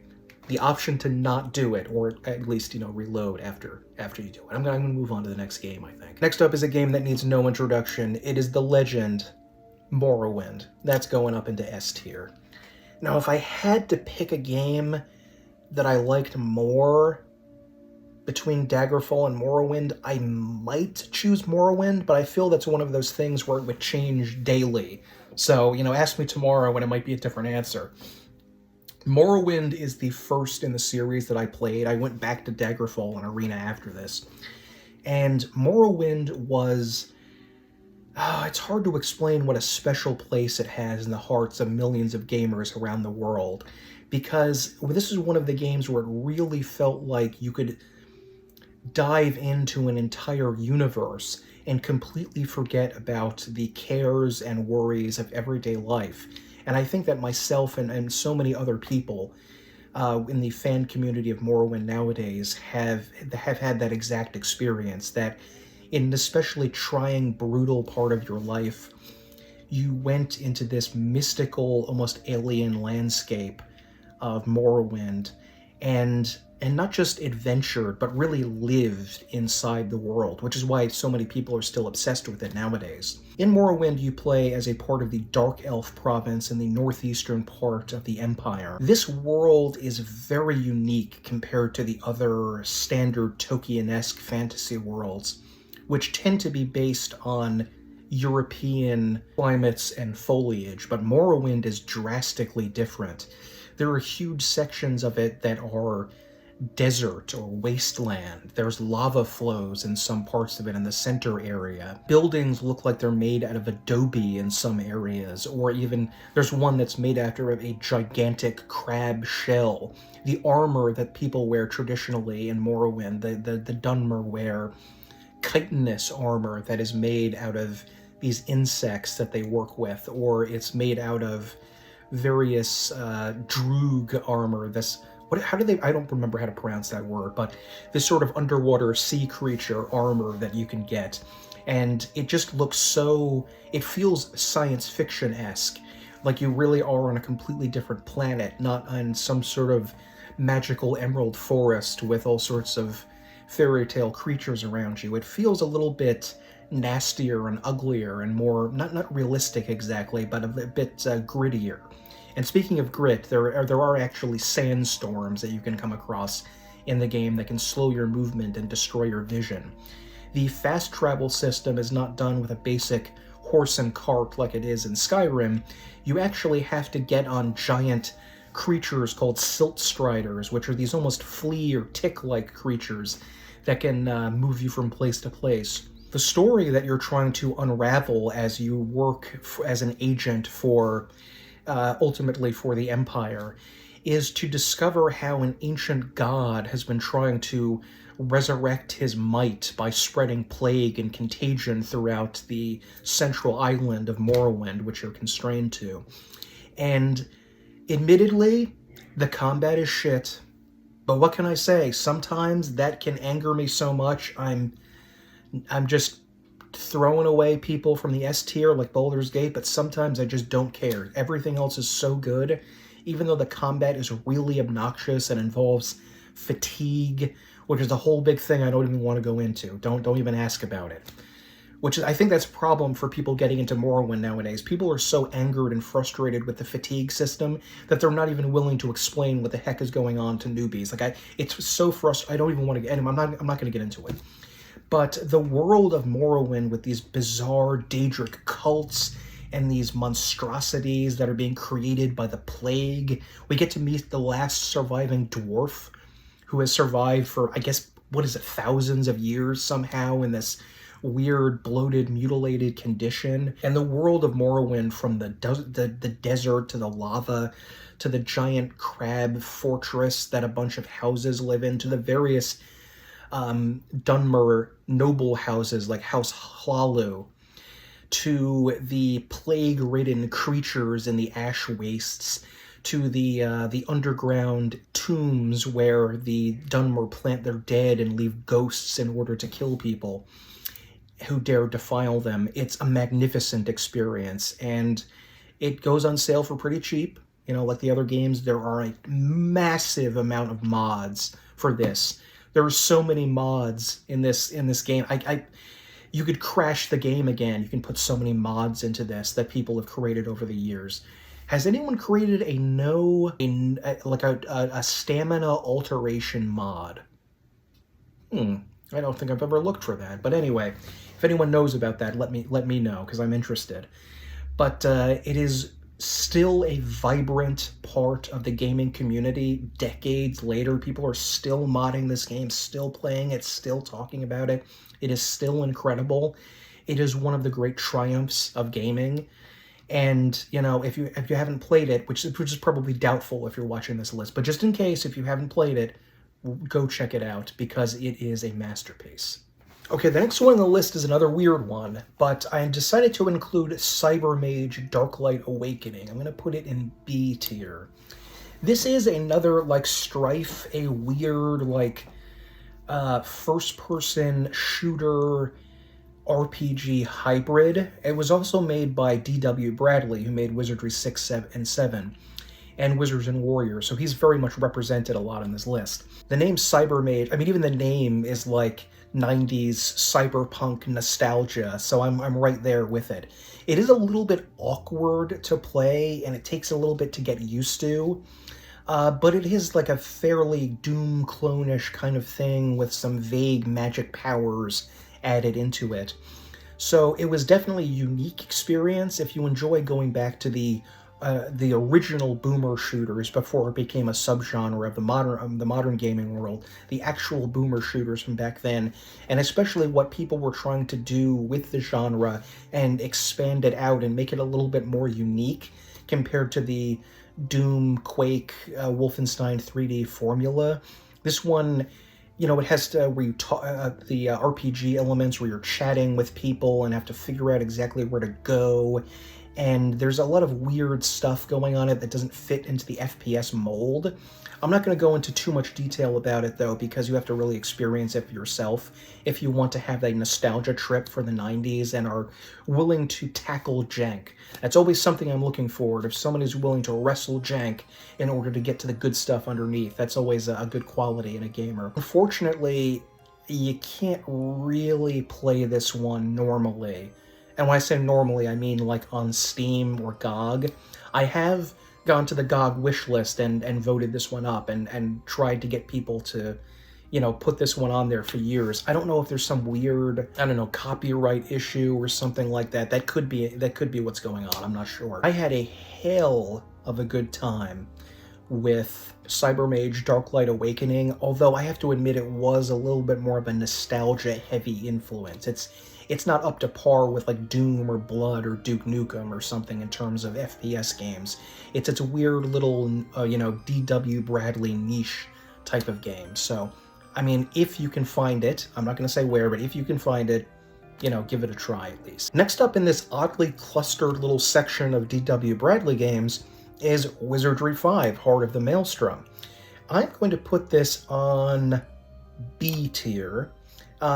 Maybe you could argue it could go up to A, but it really doesn't advance the genre very much past Wizardry 1, 2, and 3. It was originally designed as a non-Wizardry RPG game, and it was only integrated into that afterwards so it could sell better.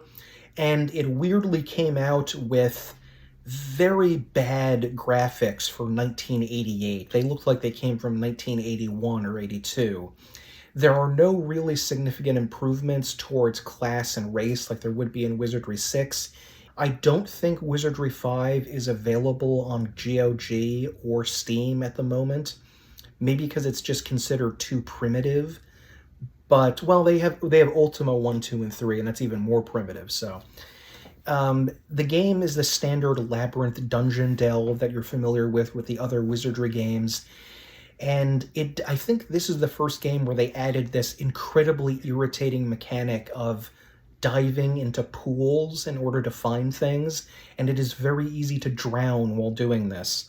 If you decide to play Wizardry 5, unless you are an absolutely sharp as a razor Mensa member who does puzzles over breakfast every single day, I would probably recommend playing this game with a guide at hand, because figuring out where all of the keys you need to get are, and the puzzles that you have to solve, and the spinners, and the, I think there are like conveyor belts that push you into some certain areas, and that's just on the first floor, and there's like, I think there's 8 or 9 floors. So if you're going to play Wizardry 5, or the first trilogy, the Logamen trilogy of 1 to 3, I would strongly recommend that you play it on the PlayStation. It was only released in Japan, but it is fully playable with English already built into the game. So I assume they were going to port it to English at some point, but change their minds after a while. The only thing that's not changed are the spell descriptions, which I did not mention earlier, but in the previous games, these spells were not just listed like Fireball or Heal. They were given little magic-y names like Tilt-A-Wait or something like that. And you had to actually memorize the weird magic words and actually type them in the old game, which was really annoying. You know, eventually you would memorize all of the spells as you pay like 10, 20 hours or more of the game. You'll remember them easily. But the fact that the best little thing they could have added in there in the PlayStation version is actually inaccessible, it's still in Japanese, so you can't read it, is a bit frustrating. They did also, however, add an auto map in the Wizardry 1 to 3 and Wizardry 5 releases. They also released 4 on the PlayStation, but I don't think anybody should really, you know, unless you hate life and yourself, you probably aren't going to want to play 4. It's just pain. It's pain in a box. But yeah, so 5 doesn't really expand very much. It's just more of the same, but, you know, if that's what you came here for, that's what you're going to get. Bizarre that my randomizer that I picked has listed these two right next to each other, but okay. Wizardry 6, Bane of the Cosmic Forge, I'm tossing up there on the S tier.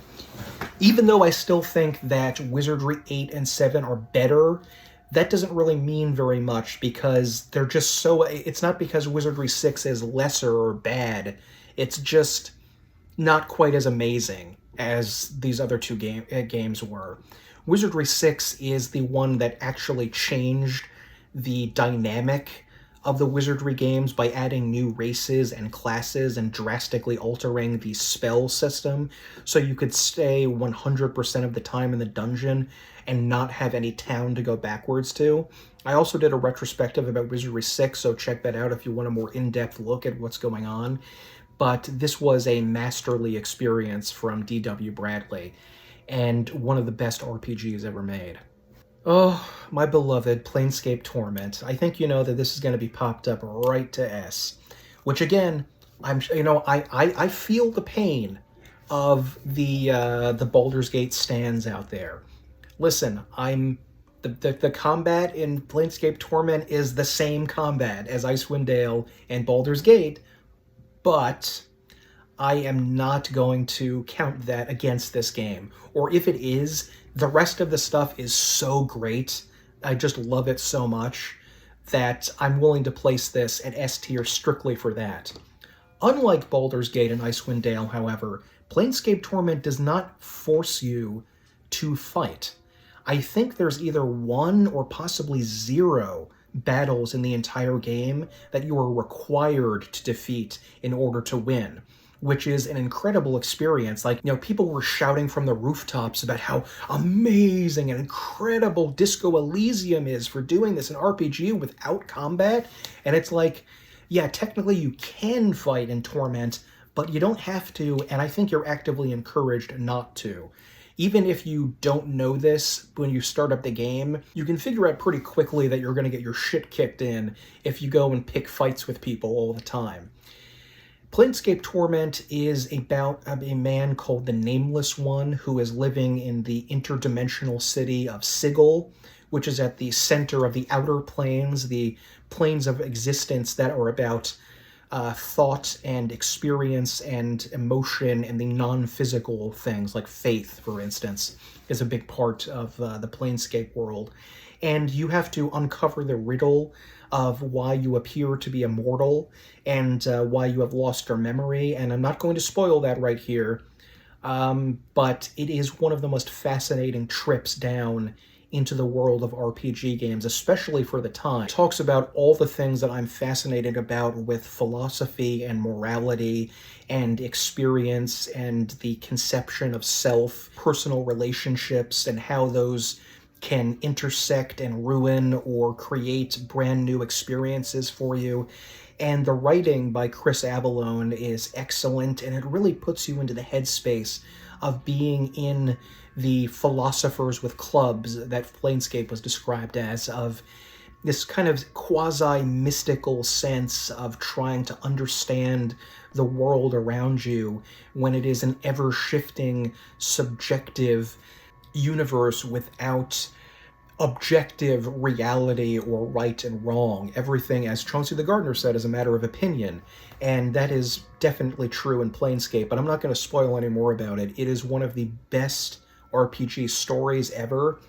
Just take the knowledge with you that you should focus on intelligence, wisdom, and charisma, and try to talk your way through most of the game and not really worry much about fighting, because it's generally not really a very good option. Thankfully, there actually is an enhanced edition for Planescape Torment, like there was for Baldur's Gate 1 and 2, but it gets rid of all of the jankiness and weirdness about playing it on modern computers, and you can just go down there and play it normally with correct aspect ratios and everything like that, and it's an incredible experience. You're cheating yourself if you don't play it.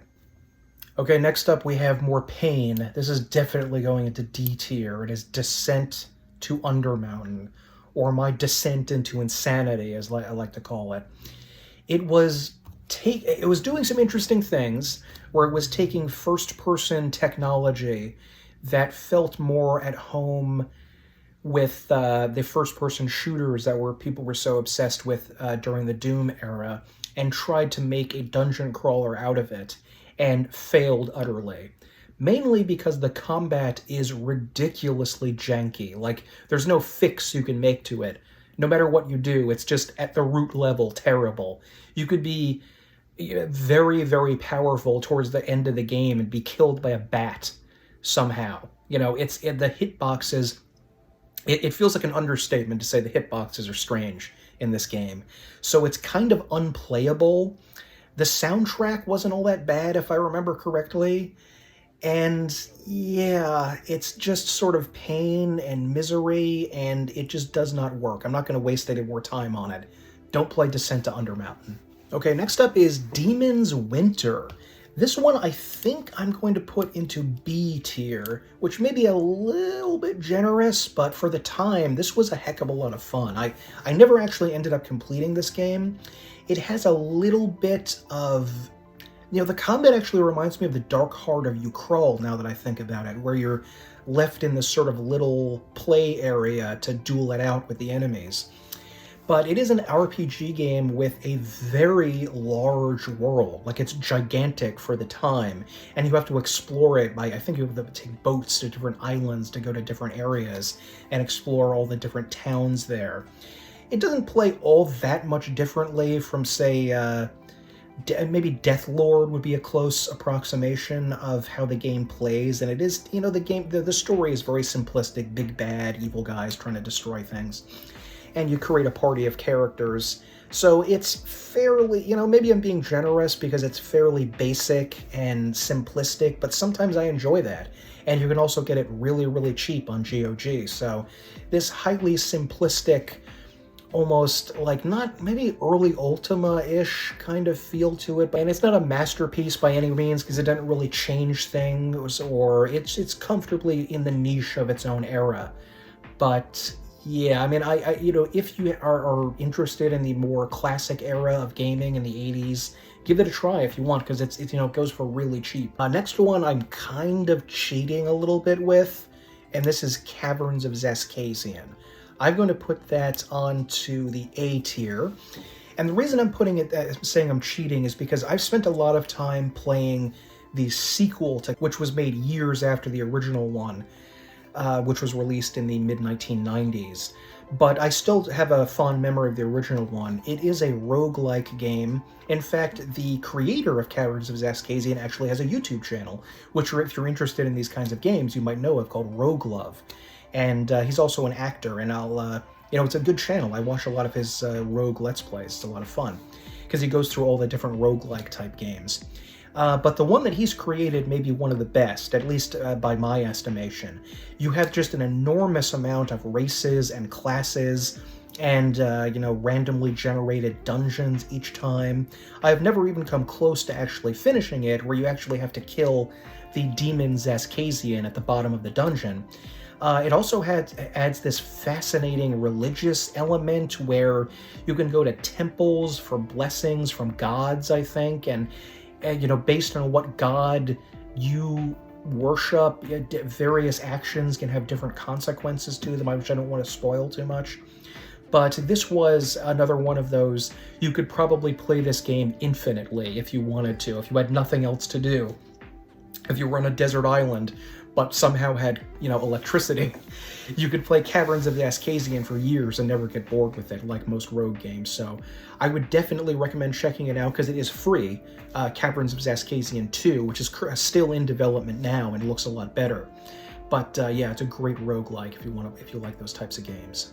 Might and Magic 8, Day of the Destroyer, my favorite of the trilogy. I'm going to put this in A tier.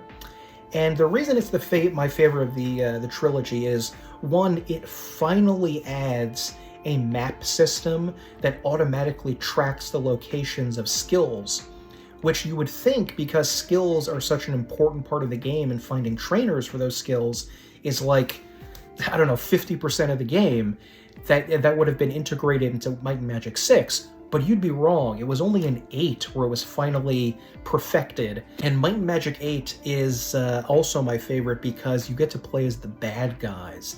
This actually takes place in like an evil counterpart to Arathia, where all of the bad people live. It's like the the House Slytherin of the planet, where like the Dark Elves, Dark Dwarves, Trolls all hang out, and you can actually play. Tragically, you can't play as a Dark Dwarf, which infuriates me, but you can play as a Dark Elf and a Troll and a Vampire. Vampires are not as powerful as they seem. They're sort of like jack-of-all-trade classes with some magic, some fighting, and some roguishness, which unfortunately doesn't work out that well. But you can also play as Minotaurs, which function kind of like paladins in this game. You know, you can play as Necromancers as well, which is a lot of fun. The Necromancer class, I think, is also broken, because you can get like one of the most powerful spells in the game right from the start that would kill almost any enemy you encounter at that point in the game. Even though it takes up like all of your mana, it's still kind of broken. You also, the only thing that really holds it back, I think, is the story, which is a fight all of the elementals story. You see, part of the weird cosmic demon, angel, robot, alien, fantasy technology thing is that a planet has like a self-destruct mechanism to blow it up if the Krigan are found on the planet, to kind of like wipe them out. So you don't have to like, it's sort of like exterminating everything around you to get rid of just the Krigan, which makes me question, are the Krigan really the bad guys? Because that makes me think that under certain circumstances, like the Vorlons and the Shadows, both of them are willing to exterminate us, as part of their plan, which is, makes me a little bit suspicious of these people. But anyway, you do get to eventually fight back against all of the elements by going into different elemental realms of fire, earth, air, and water. And I just kind of felt that was boring compared to what was going on in 6 and 7, where the demons and the robots and everything are actually a much bigger part of it. This feels like an afterthought to the anti-Krigan alliance that's going on. I just kind of felt, it was a little bit boring. But what's not boring is the fact that you can actually have a dragon companion. And you can get that dragon companion, if you know where to go, very quickly from the start of the game. Like, once you leave the tutorial area, you can get to it very fast. And I usually did. I remember my first playthrough, I actually found it by accident. And bringing this dragon into the party is spectacular, because he can fly without the spell, because he's a dragon, so your party can now fly like 10 or 15 hours earlier than you would in the other games. So traveling has just been made incredibly easy at the very beginning. And he can attack by launching fireballs, which, as you might expect Dragonfire to be, very powerful. So some people may be annoyed at getting that overpowered early on, but me, I loved it. I want to get as overpowered as I can in this game. And so it ended up being a little bit faster than 6 and 7. I think people were actually complaining about the length, but I still felt that it was a good, decent size chunk of game to play. So if you like being an evil guy, if you like cheesing things with fireballs while flying through the air on a dragon, and if you like just seeing what the evil people are getting up to, I would suggest playing Might and Magic 8. Next up is one of my precious babies here, Diablo 2, and that is being slapped up there in the S tier. And the reason it's a little bit better than the original Diablo is that it's bigger, more expansive, more classes. Your abilities are more unique. You have like a unique range of abilities per class that were much more expansive than what we got in the first game. And it expands the lore and the world that we're fighting, initially taking us from around, the environs around Tristram to a sort of vaguely Indian-like jungle setting and a desert setting, and eventually we actually get to go into a portal to the burning pit of hell itself to fight Diablo. This is one of the greatest action RPGs ever made. It is incredibly addictive combat, and all of the stuff that you get is also incredibly addictive. I think this may be the game that really began, even more than Diablo 1, the obsessive gathering loot playback loop, where you get tons and tons of weapons and armor, and all of them can have very slightly different effects and abilities, and it's all randomized. You never know what you're going to get. It's an incredible experience. Now, maybe a little bit too long with its expansion pack. With the expansion pack, which is great, by the way, playing it all the way through from the beginning felt a little bit too long for me, but that's a personal gripe. It's not much of one either. It doesn't have that absolutely incredible soundtrack like the first game did, but it's still an excellent score, and you can just listen to it on its own without even playing the game. I have spent an almost uncountable amount of hours playing Diablo 2 over the past 2 decades, I guess, since it came out, and it is one of the premier addictive gaming experiences ever. And if you haven't played it, which is probably unlikely if you're watching this video, it is one of the absolute best out there that you can ever play in any action RPG genre. It is so fun that you will not be able to put it down for hours and hours. It's just a glorious, nasty, demonic, evil experience, and you can play, and that's just with one playthrough with one class, and there are 5 in the initial 5, I think, and then 2 added for the expansion, so it's a great experience, and I think probably I can't imagine this ever being topped by another Diablo game. I did enjoy Grim Dawn, another series that's very Diablo-like, but I never bothered to play 3 and 4 for Diablo because I cannot believe that it gets better than this. And tell me if you think it is better, 3 and 4, superior to 2, but I can't believe that. If I want to play one of these games, I'm just going to go back to 2. Next up is an interesting experience, Wizardry Chronicle, which I will put on B tier. And this is part of a long series of Japan-only Wizardry games that essentially mimic the first 3 in the series, sometimes with minor changes, sometimes with more major ones, but the look and feel is basically the first 3 Wizardry games, just with, some slight expansion. And I believe that this one does have an unusual class system, where it seems more like you're based on first 3 system of later classes being upgrades to existing ones, and it's kind of weird getting the correct level up stats that you need, so it's kind of frustrating and weird that way, but I guess some people enjoy that because it's just part of the wizardry genre. I never actually ended up completing this game, even though I made it to the final boss. And yeah, I made it to the final boss, and he literally killed me every time I went down there. One odd thing about Wizardry Chronicle is that I think every item might be cursed. That might be a slight exaggeration. It might be only like 95% of all the items are cursed, but why they have so many, like this giant list of magic items, and it seems like virtually every one of them is cursed. Like it was just a big middle finger to the people playing. It's like, oh, you want a magic item? Here you go. Oh no, wait, it's cursed. Every one of them is cursed. Also, your magic instruments can break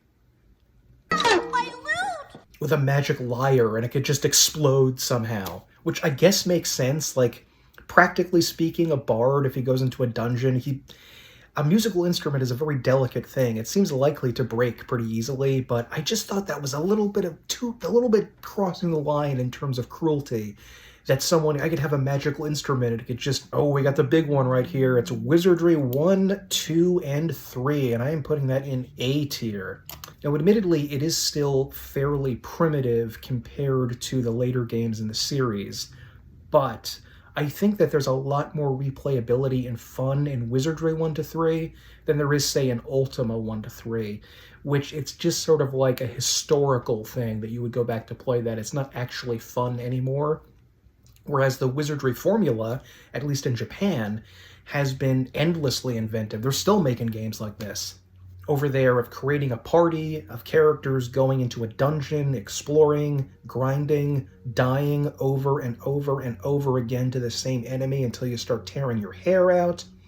It's an interesting experience if you're not accustomed to dungeon crawling and don't like the calming, repetitive nature of it. It's sort of similar to how people use like knitting or something like that to get into sort of a meditative headspace. You just have this thing to occupy your base level thoughts where you can relax and think about other things. And there's not really much of a story to any of these games, and I'm including them as one trilogy, Wizardry 1, 2, and 3.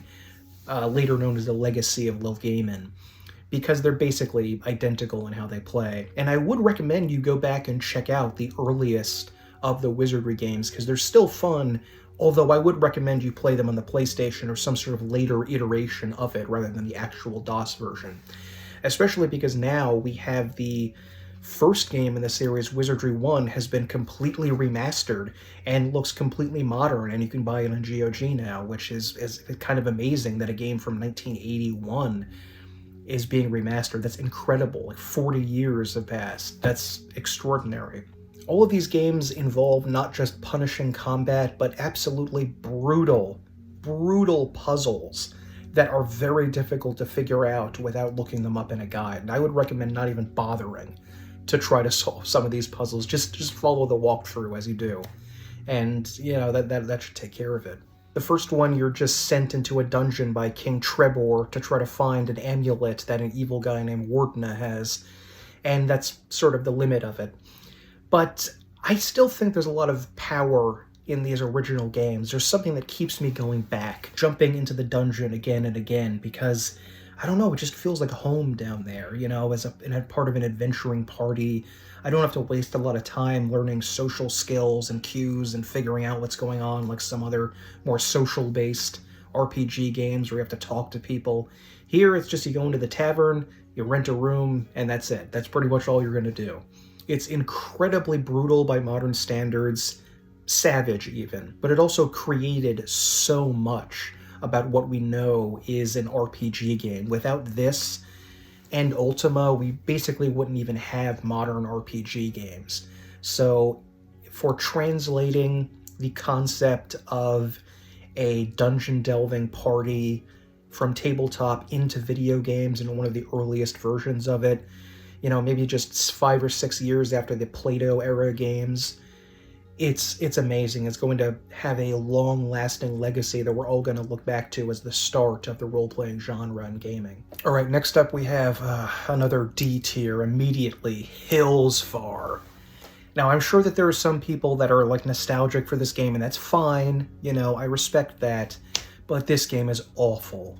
The worst part about it is that, well, a terrible part is that you only play as one character at a time, so it was very much different from the other SSI games where you have a party, but it never really captured how to have a single character, like, say, the Legend of Zelda type games, which that iteration of RPG gaming did earlier than this. And it's just painfully boring and unfun. The worst part about it is the horse riding, because there are stages where you actually have to ride a horse, but it's like a platforming section where you can be knocked off the horse constantly by obstacles. Like, the road seems, I don't even think you're on a road. I think you're just in the wilderness and tripping over logs and everything as you go by. The story is incredibly boring. Basically, all you're attempting to do is solve a bunch of random quests from like a guild master, and I never even bothered completing the game because it is just like, it's like being tortured playing this game. It is not fun as a single-player experience. It doesn't make sense that SSI, the games that were making party-based systems, would make this horrendous, crappy-looking, like, one-player system. And it's also divided up into a bunch of different types. Like, there's that traveling section on the horse, which is always painful. But there's a more like a Legend of Zelda top-down view where you find treasure chests and explore cities, and then you're in first person in dungeons. None of it makes sense, none of it works. It's all just tossed together, glued together haphazardly. Stay far, far away from this game. Well, look what we have here. Molyneux. May upset some people with this, but I'm sliding Fable right on to D tier. I remember everyone was obsessed with this game when it came out, talking about it. It was hyped up endlessly in the press, and it was horrid. I don't want to sound like an edgelord for wanting like a grimdark, sort of a gritty, dark medieval setting, but this was just way too far in the other direction. As you start out as a child, which I hate, it reminds me too much of the early 2000s era, because who else did we see an epic badass starting out as a tiny child? Anakin Skywalker in the notoriously horrible prequel movies. So when I saw this, I'm like, I don't care what happened to my adventurer when he was a child. Like, I literally could not care less what things he was doing running around as a little kid. I mean, I guess if I have to, I do love Ocarina of Time, which does do that, I suppose. But that game's a masterpiece, and this is frickin' Fable. I never touched another one of these games after the first one. I'm not going to say much more about it because I don't want to piss more people off. But the entire world and setting just seemed so twee and boring that I just couldn't take it seriously and threw it down like less than half, like, I don't know, maybe 3/4 of the way through or something. I also didn't want to do any other crap like, oh, you can get married. It's like, sir, I'm not really here to get married and have a family. This isn't Harvest Moon. I'm here to be an adventurer. I mean, it's unethical to get married if I think I'm going to be eaten by a troll tomorrow. Why would I bother settling down? Why would I bother buying a house? What is the okay, you know what? I'm not going to go into it anymore. I hate Fable. Sorry. Ooh, we have a fun one here. Neverwinter Nights. I'm going to put this in A tier. Now, if you've been a fan of this channel for many years, you may remember that my most notorious review that was hated beyond belief was of Neverwinter Nights. And I can understand it because I just trashed the game. But you only hurt the ones you love. To make it clear, I do love Neverwinter Nights and had a ton of fun playing it. It is one of the RPG games that I played the absolute most over the past 2 decades, probably only surpassed by Wizardry 8. Have I played Neverwinter Nights and its various mods and expansion packs. But I decided to start out with just listing the negatives, which is not a good idea to do, and that did help me grow as a reviewer, thankfully. The user interface is generally very easy to access, which is always a plus, especially with older games. The conversion of the 3rd edition D&D rule set is very well done, and I generally like playing the actual combat of 3rd and 3.5 edition compared to AD&D. The original Neverwinter Nights campaign was fairly dull, and it was about a plague afflicting the town of Neverwinter. It does have a dark, gritty setting, which is very nice compared to the last game we talked about. But I never really took the original campaign very seriously. The 2 initial expansion packs for the game, Shadows of Undrentide and Hordes of the Underdark, are amazing, and Hordes of the Underdark is one of the best RPG stories I've ever played in a video game, which I don't know if people necessarily cared about after I spent so much time trashing the game. Now, as many people pointed out in the review I did, Neverwinter Nights was not really taken by a lot of people to be a standalone game, but more as an architecture to build games, because it came with a massive and very fun tool set for players to create their own games. However, I don't really know if that criticism holds up, because while true, I don't know if it was really marketed that way at the time. And if they were going to create this architecture for gaming, why bother including a single-player campaign with it? Especially if they were going to design the combat in the game around you having one character. Like, people say it was supposed to provide an example of what you could do with the game, which I guess is fine, but if it was primarily going to be a tool set, as some people claim, then, well, just release the tool set. Don't give us this shoddy, boring story. And why did they release two expansion packs after this that were really good and had good stories? So they obviously could have made something good, they just decided not to, or screwed up. I'm also not really crazy about the fact that the single player is really single player, because you can't bring along a party of characters. It's a single-based one. But anyway, I won't harp on the negative. If you want to see that, you can check out, I think I still have that video up, which I probably should not, because it was despised by everyone that saw it. But suffice it to say that Neverwinter Nights is a very enjoyable 3rd edition D&D experience. It is probably better experienced with the expansion packs, and even better than that, with the fan-made modding community, which has a ton of really interesting and exciting mods to check out. I don't know the state of the modding community at the moment, because Neverwinter Vault, which used to host everything, doesn't exist anymore, so they're hosted somewhere else, I think, which probably makes it much harder to find this stuff than it used to be, which is unfortunate because it would be kind of dying in a way. Although there was an enhanced edition of Neverwinter Nights release, which you can get on GOG and I think Steam too. And you can play a bunch of the different campaigns are included with it, so you don't have to bother about worrying about expansion packs and any of that junk. But yeah, I did, contrary to what you may think from my general negative review of it that I did years ago, I did very much enjoy Neverwinter Nights, the Phantasie Trilogy. The YouTuber DeForte does have reviews of these games, or at least the third one, on his channel, so you may want to check that out if you want to see a more in-depth review. I'm going to list these as probably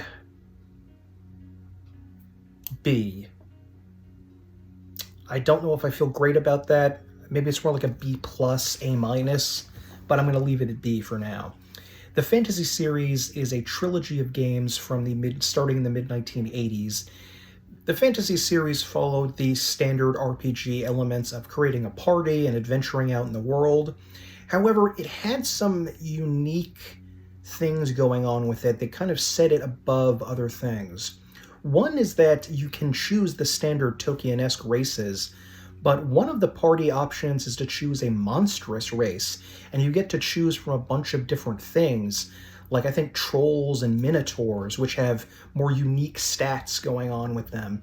And I think that was a really interesting choice to throw in there, these weird, they're using the monster sprites as part of the player characters.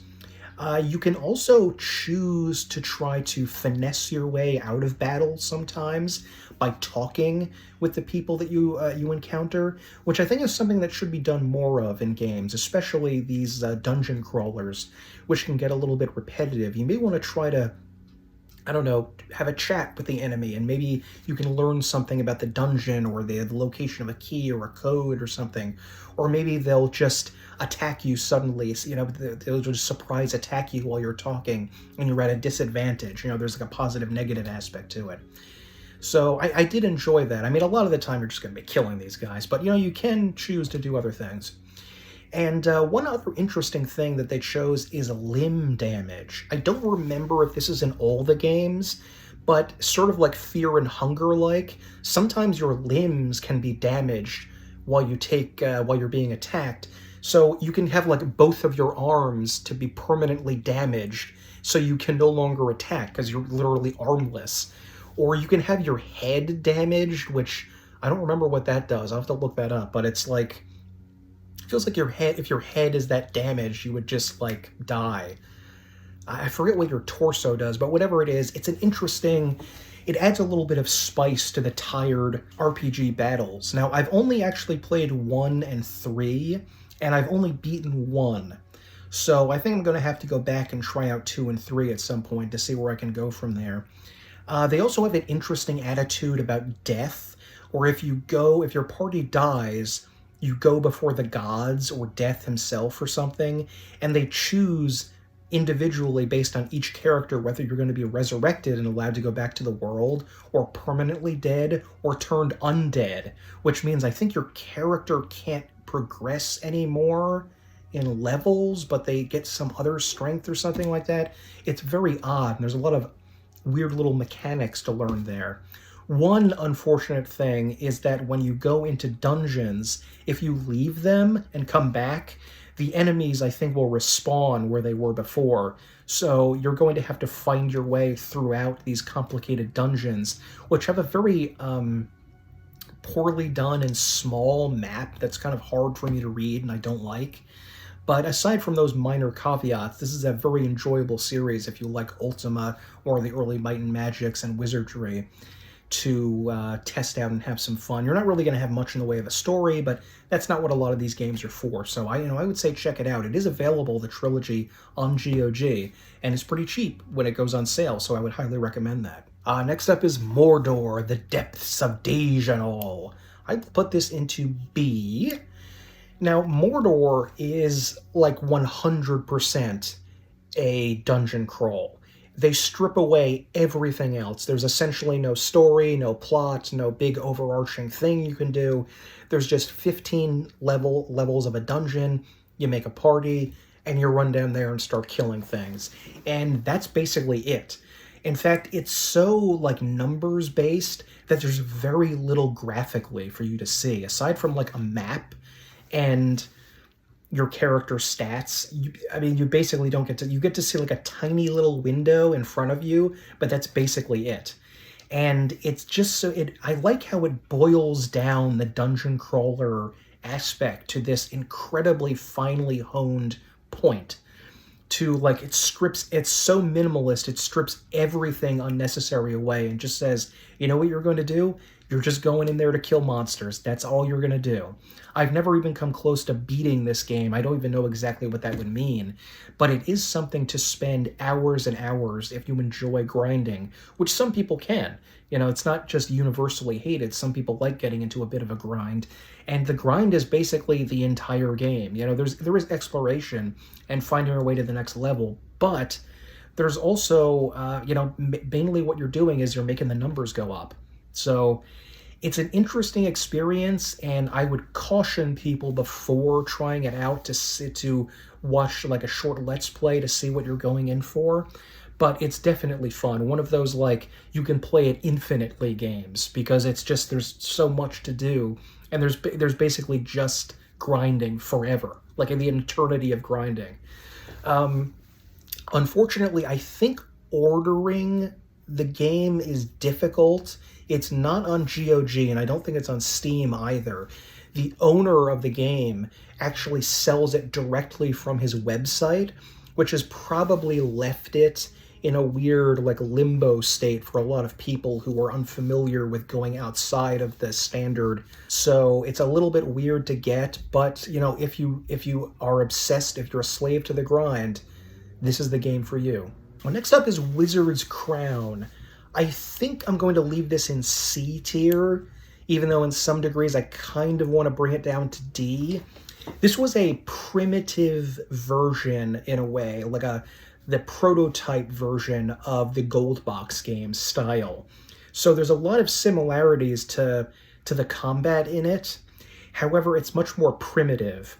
One maddening feature that is painful to deal with is that your characters have to be very careful about which way they're positioned on a map, and you have to take up movement points, a lot of them, to just turn around and attack someone from another direction. So that can be very frustrating.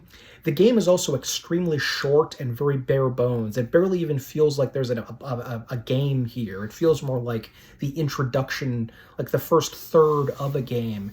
It's the most primitive idea of, like, go to a castle, fight this thing, and then get out. That's basically all it is. The character creation and party composition I thought was also kind of boring, because they're inventing it on their own without having the crutch of leaning on D&D for that.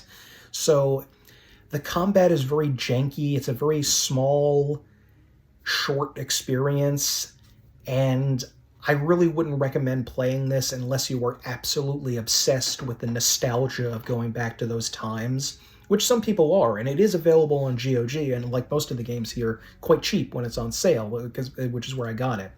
So, I would definitely watch someone play it first, and only if you're really, really into the gold box games in particular and want to see like an version of it before they kind of worked out the kinks. Okay, Fallout Tactics. I am putting this on C. This is a weird one because of all the great things about Fallout 1 and 2 that people remember. The combat isn't really it. It's fine. There's nothing wrong with it exactly. It's just not spectacular. So the notion of stripping out all of the important stuff, like the plot and the setting and the style and the characters, and make a heavily combat-focused version of the original Fallout system is really odd. I don't know why this was thought to be a good idea. maybe they had something like they want to like keep the rights or something. I don't know what the thought process was behind that. I've never actually finished this game either, because I just get so bored with the tactical combat. I love tactical combat. I was addicted to it in Wrath of the Righteous and Wasteland 2 and 3, but here it doesn't feel nearly as good. You get about 10% of the goodness as you would in those games here. It's not absolutely heinous, that's why I'm not putting it in D, and it's not really its fault or even the developer's fault. It's conceptually where they went wrong from the start, where they said, like, let's make a combat-focused one. So if you're really, really into the first two Fallout games, it could be fun, you know, but you have to ask yourself, why am I just not playing 1 and 2? Unless you have become so maddeningly obsessed with those games, you've played them dozens of times and are so bored you want to move on to something else. And even then, Fallout 1 and 2 have great mods for them too, so you probably just play that. You know, if someone enjoys it, that's fine. This isn't about argument. This is just about stating opinion, subjective opinion. I'm just not a big tactics kind of guy. Arcanum of Steamwork and Magic Obscura. I'm putting that in A tier. I only recently played this compared to the when it was released in the early 2000s, and it is fantastic. I'm not going to go too much into this because I did a Let's Play of it, or a Let's Play of a few hours of it if you want my more in-depth feelings about it. But it is set in the very unusual steampunk world. So kind of like a Victorian-era RPG, which isn't usually done very much compared to medieval or sci-fi. Well, I guess steampunk is still sci-fi, but it's its own unique little oddity that doesn't get a lot of play. And I really feel like someone could modernize this game and make an Arcanum 2 in full 3D, and it would be fantastic. It feels and kind of looks a little bit like the old isometric type Baldur's Gate, Planescape Torment-esque games, but the combat has been changed to be much better. It's much easier. You're going to die a lot less after being jumped by 50 death claws like you would in the other games. Arcanum, I actually enjoyed the combat because you can actually have real-time combat, and I think that works brilliantly on those enemies you don't want to waste a lot of time messing around with. There are interesting class and race mixtures, especially race because of how people treat you so much differently based on it, because it is a Victorian game, so racism is unfortunately a big part. It's going to have to be a big part of that setting. But yeah, Arcanum is an excellent experience. I'm so sad that it's dead and is basically never, it's an orphan game, an orphan genre that doesn't have an entire backlog of ideas working towards it, that doesn't have like an entire universe of ideas around it like fantasy or standard science fiction or cyberpunk does. It's just lost in its own little world, and you know, it's fantastic. I really recommend it. Again, very cheap on, I know it's on Steam, I don't know about GOG. Just make sure to get the mod, that fan-made mod that changes a lot of things, improves everything, makes it a lot more user-friendly. Oh, next up we have a real classic, Ultima 5 Warriors of Destiny. Do I put this in S tier? I feel like I'm going to have to put it in A tier. Warriors of Destiny is, to me, the first modern feeling Ultima game, even more than 4, which still retained a kind of whiff of the primitive to it. 5 seems like a much more advanced story and setting. You're in the land which is now supposedly in an enlightened era because of the Codex of Ultimate Wisdom and the creation of the Avatar and the religion sort of surrounding it. Unfortunately, when the Avatar gets there, he finds out that sometimes the road to hell is paved with good intentions, because all of Britannia is not living in an age of joy and peace and enlightenment, but rather religion, organized religion, is being used to create a totalitarian state, where instead of like saying, you know, the religion preaching charity is good for you, the state says you have to donate X amount of your money to charity, i.e. back to the state, or you were going to be severely punished. And they basically take all of the virtues that we learned about in the previous game and twist them into evil, which is a really fun and expansive way to examine morality in gaming. And the fact that this happened in the 1980s is incredible. And it's like Ultima 4, N6, N7, it's always going to have a place in the pantheon of great gaming because of how far it pushed the concepts of the genre, because of how far it pushed the genre conceptually. The only negative about Ultima 5 is that it is very, very difficult, which makes sense in terms of the game because you're sort of struggling with trying to find a resistance movement in order to take down the totalitarian state that has corrupted the virtues. So it does kind of help create this pall of darkness over everything when you can be torn to pieces in any random forest you happen to wander into early on. So I think I would have toned down the extremes against your party, especially early on. But other than that, it is a masterful experience that everyone who enjoys RPG games should take a time to play at some point in their lives. Even though it does look very primitive by modern standards, it's worth it to play it, especially if you want to be a game designer, because you can trace how the progenitors of this genre created it back in the day and expanded, and how they decided to take the concepts of the first games in the series and blow it up out of that. It's really a fascinating experience for a game designer. Oh, the Ishar games. Admittedly, I've only played one of them, so this may not be fair, but based on my experience with the first one, I'm going to put this at a C tier, and let me explain why. This is... Don't quote me on this one later, because it's definitely provisional based on further experience with the series. But the Ishar games are, I believe, made by a French company, and they are first-person, essentially dungeon crawler-like games. However, they add a lot of weird nuance to party interactions, which is it's very odd to figure out exactly how to interact with the other characters in the party, because they all have opinions on each other. And sometimes if you try to kick someone from the party, the other members will rebel against that and say, no, you can't. They have to stay in the party. Or they won't hand over items that they have, which I feel it does add to the realism aspect of the game, but I feel that's a realism I could have done without. I kind of like playing these games so I don't have to go through the headache of asking someone whether he's willing to hand over the magical sword that he can't use, but my character can. He just wants to covet it like Gollum for some reason.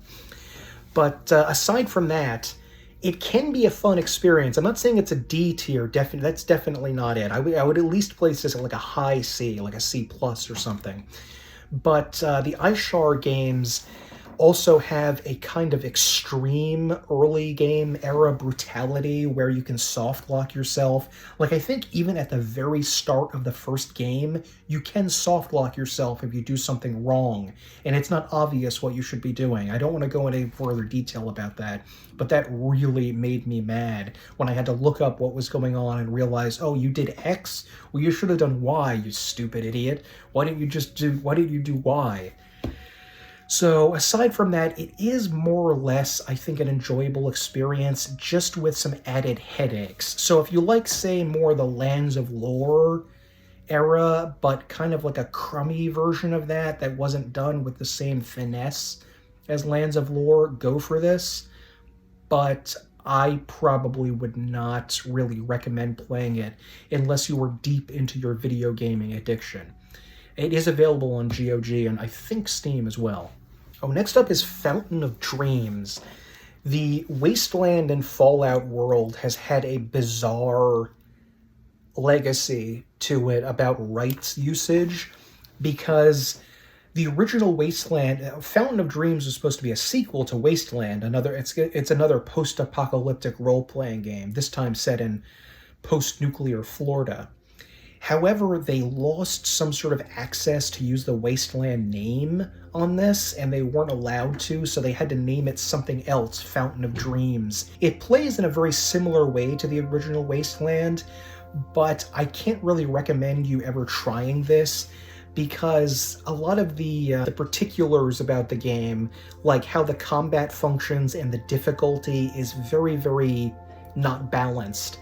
And, you know, if you're already having trouble playing such an ancient game as Wasteland, you're definitely not going to have a lot of fun with post-nuclear Florida, as exciting as that sounds, especially because there were giant killer clown monsters, which is so fun.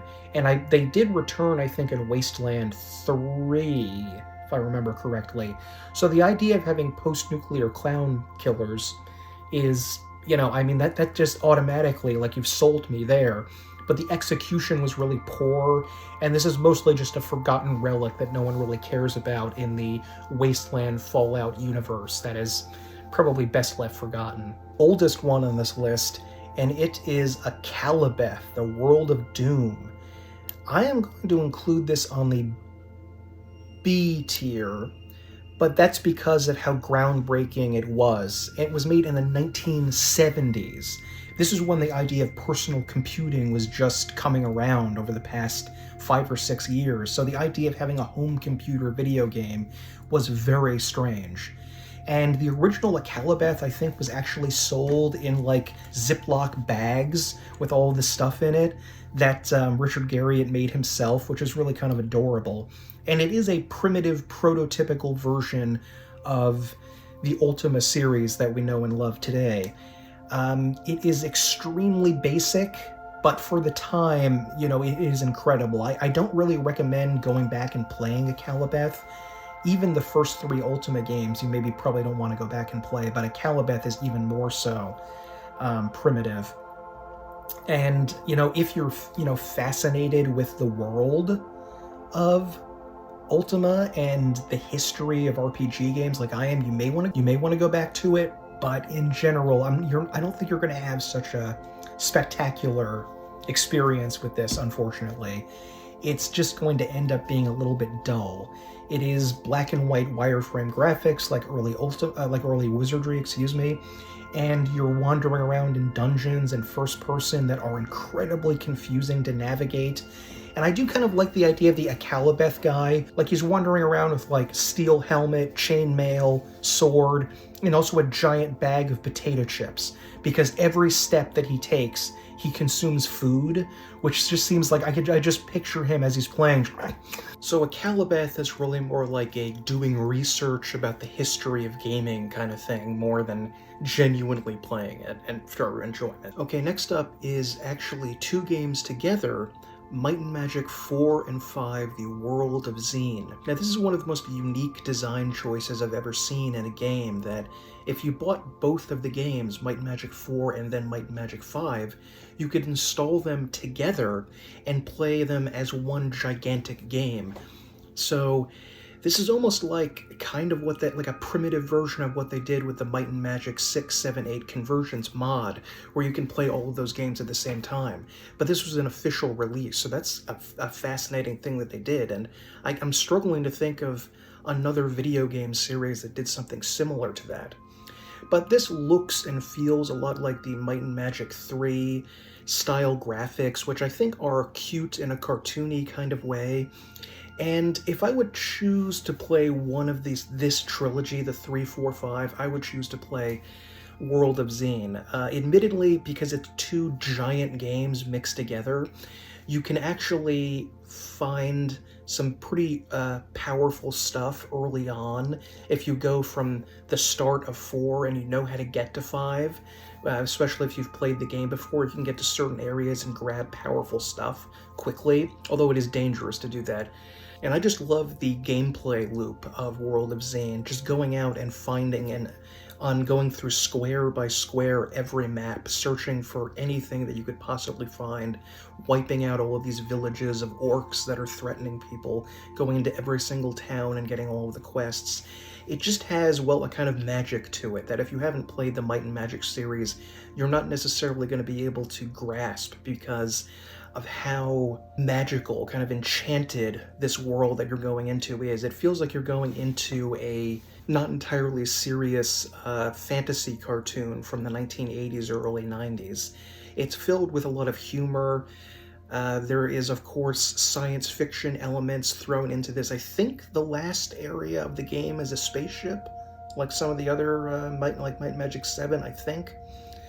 And it's just a remarkable experience to slowly go throughout this world, explore everything, find where everything is. I usually don't like to use a guide with this one because it disturbs that exploration element. There are some difficult puzzles here and there, but it's nowhere near other games, so I think the puzzle level is about up to my speed, which I like. Tragically, like Might and Magic 3, the portraits are just terrible. I hate them. I would recommend the mod to change them, but that's a very minor point. There's actually even some spoken lines in this game, which is kind of surprising, but the entire world of Xen just adds up into this remarkable, simple, childlike fantasy experience that I just adore going through, and I highly recommend this. Next up, we have Pool of Radiance, and I'm going to put this one into the A category because it was the earliest of this gold box style of gameplay. It plays basically, just like all of the other ones, although this story is a little bit more self-contained in the city of Flan, where there are various orcs, ogres, dragons, and other people stirring up trouble. So it's a much more simplistic effort, but exploring these games and going through the maps is a very unique experience because it does feel like you're becoming unmoored from the city whenever you leave it to go into this weird world of dungeons, and you could find actually in some areas different ways to solve problems, which I enjoy. Like if you charge at the gate of the ogre and goblin fortress, people throw boulders at you and you take an enormous amount of damage, but you can actually find an old cart and actually sneak in pretending to be merchants, so that, and if you don't do that, there's an alarm going off constantly when you're in the dungeon. It's very, very dangerous for your party. There are a few annoying maps and puzzles. I remember there's a hedge maze that drove me to distraction because I think there are teleporters and you can take damage in the maze. It's painful to try to get through. But this is a great early, low-level experience for people to get into this series. Again, I think the second one is the best, but you may want to start out with Pool of Radiance if you plan on playing all 4 of them in succession and importing your parties. And of course, if you want to import them, they all have to be humans. But if you don't want to import them, you can have some elves and dwarves here because you're not going to be able to get past the level cap anyway in the first game. So, a very enjoyable experience. And I do have to point out that you can go to the store at the beginning of the game and buy the Beck de Corbin, my personal favorite medieval weapon, so that automatically makes this game get some high points for me. Next up is Darkstone. Now this one is a little bit unfair, maybe. I kind of thought I wasn't even going to include it, but I decided to anyway. Darkstone is going to go into D tier. And Darkstone is part of a small subgroup of Diablo clones. There were many more and better Diablo 2 clones, but the early Diablo clones didn't really match the general style and even reach Diablo levels of good, much less surpass Diablo. So they kind of felt redundant. There was really no particular need to play a new Diablo-like because the levels were randomly generated in Diablo, so you can just always find something with a new pattern. So it has that roguelike element to, or I don't know if I want to say roguelike element, but something like that to the game. So you don't really need a bunch of different clones to play. The only thing that I remember that this meaningfully added was food. So you had to keep your character fed, which is something I like, and I think more games should do. But all in all, it's just kind of a dull experience compared to Diablo. It doesn't have that cool, grim-dark atmosphere, even though they kind of try to go with that with this dark forest that you start in. It's kind of neat, but nowhere near Diablo level, so I don't even know if this game is even available. I think it's available on GOG, but I'm going to have to check that. But it's, unless you are, I can't see anyone actually enjoying playing this unless it's purely for nostalgic purposes. I would watch someone retro stream this for fun, but other than that, it's kind of just play Diablo, play Diablo 2, play Nox, play something like that. Now, the next thing we have on our list is the Dark Heart of Ukrul. Now, I don't know how to pronounce it. Ukrul. I think the developer said how to pronounce it at one point, but I don't remember what it is. But this game is, I believe, an Australian-made game, so that makes it a little bit more unusual compared to the other things we've been looking at. And it is a dungeon crawler in first-person perspective. It has a remarkable atmosphere to it. I'm struggling on how to explain this, but when you go into the Dark Heart of Ukrul, you feel like Dungeon Master, that claustrophobic spookiness and emptiness pervading this very threatening dungeon, and it does it with incredibly primitive graphics. Maybe I think those visible, you can kind of feel the ceilings right next to your head as you're walking around this place. And, I really enjoy that aspect of it. And I think there was actually someone who left a comment a while ago saying me to talk about Ukrul, but I was a little bit worried about it because I have a lot of negative things to say about it. For its atmosphere and style and the first half, roughly, of the game, I'm going to put it in B tier, but I think a more honest appreciation, if I'm being less generous, would be more like high C tier for me. The combat in Ukrul is a super primitive, like a hyper-minimalist version of the Gold Box game Combat, where you go into like a battle screen and your characters fight.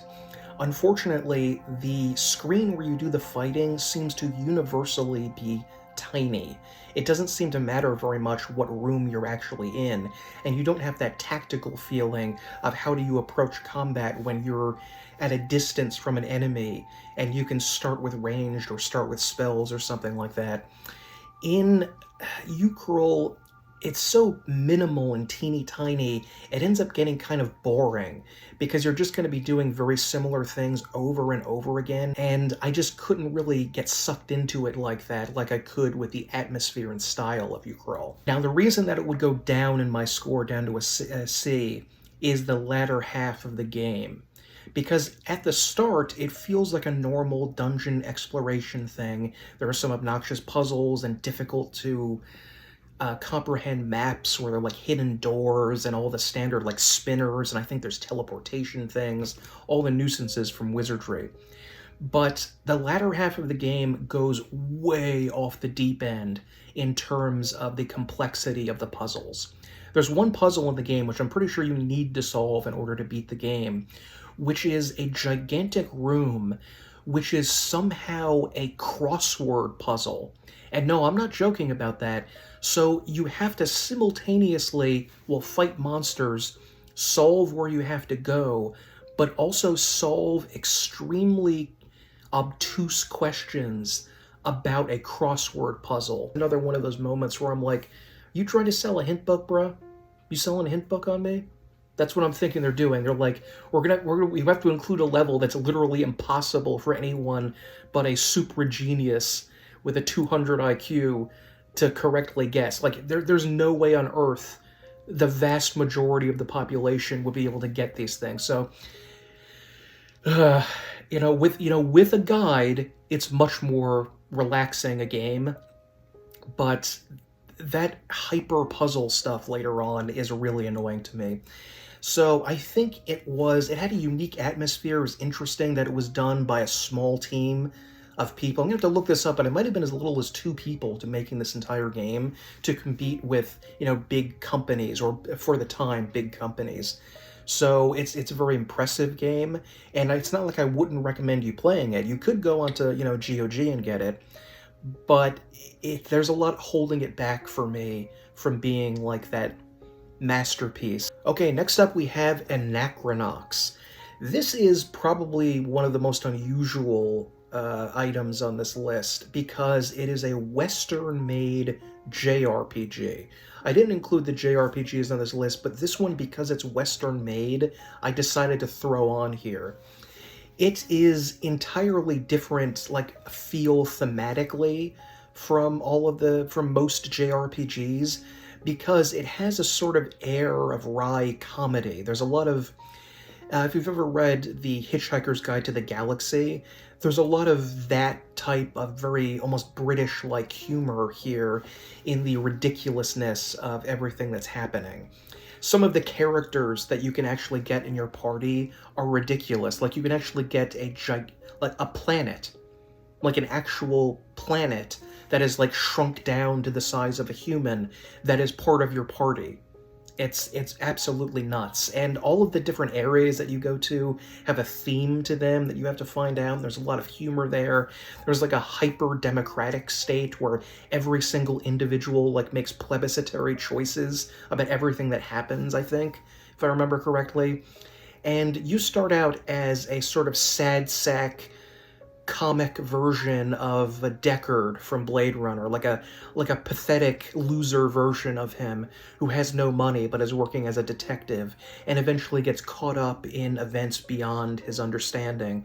As he goes to different planets, I think he witnesses a planet being destroyed accidentally by one of his characters, which is definitely like a Hitchhiker's Guide to the Galaxy type thing.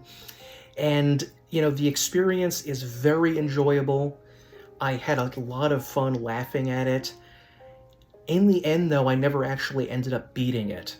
And that's because after a while, the JRPG combat style has I've just exhausted myself on that. Because I played so many of them as a kid, it just feels so dull and repetitive to go do that.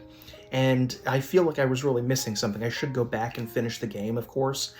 But in some ways it feels almost more fun to watch someone play it for the humor than actually going through, like, grinding out levels and, you know, the standard, like, FF7, FF8 type combat. That's a me issue, not the game.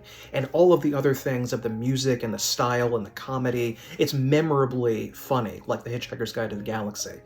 And, yeah, it goes for cheap on GOG. Very much recommended if you want a more humor-focused JRPG from a Western company, which is pretty darn unique. I can't think of another game like that, but there you go. Next up, we have a game that I actually streamed, and that is Spirit of Adventure. This was the first game released by the same company that made Realms of Arkania. And so there are some similarities to that with the early games. This is like a prototype that they were working on, in a way, I think, for Realms of Arkania. I am going to place it in D tier, however. I was thinking C, which D feels a little bit cruel, but it is, after all, a very, very short game. A lot of the graphics are humorously but lazily stolen from movies like Conan the Barbarian or something like that. They just traced over them. So that was like kind of fun, but also like, it's a little cheap. There's a lot of grinding. It can be very confusing at times what exactly you have to do at each section. It's not horrible. It's better than a lot of the D level games I have on here. This would be more like a D+. And it just feels more like a proof of concept for a real game like Realms of Arkania, which came out a few years after this. So not an entirely negative D ranking here, which is a little bit odd, but, you know, there we go. So everyone, that is it. That is my classic RPG tier list with almost 100 games on it. So of course, tell me about what you think of my reviews of these games, if you have played them, which games you would suggest I check out from this era that I haven't played. I've almost certainly heard of them, but just never got around to them for some reason. So tell me what games from this era you think I should try out. I did leave off a couple of games here and there that I played that I didn't necessarily want to include, like Rune I mentioned, but, you know, tell me your thoughts about these games, and what do you think of this era, and what do you think sets it apart from the modern RPG gaming era? Did it have more heart and soul back in the days, or was it just as commercialized as it is now? And, yeah, my name is Michael. Thank you very much, and have a good night.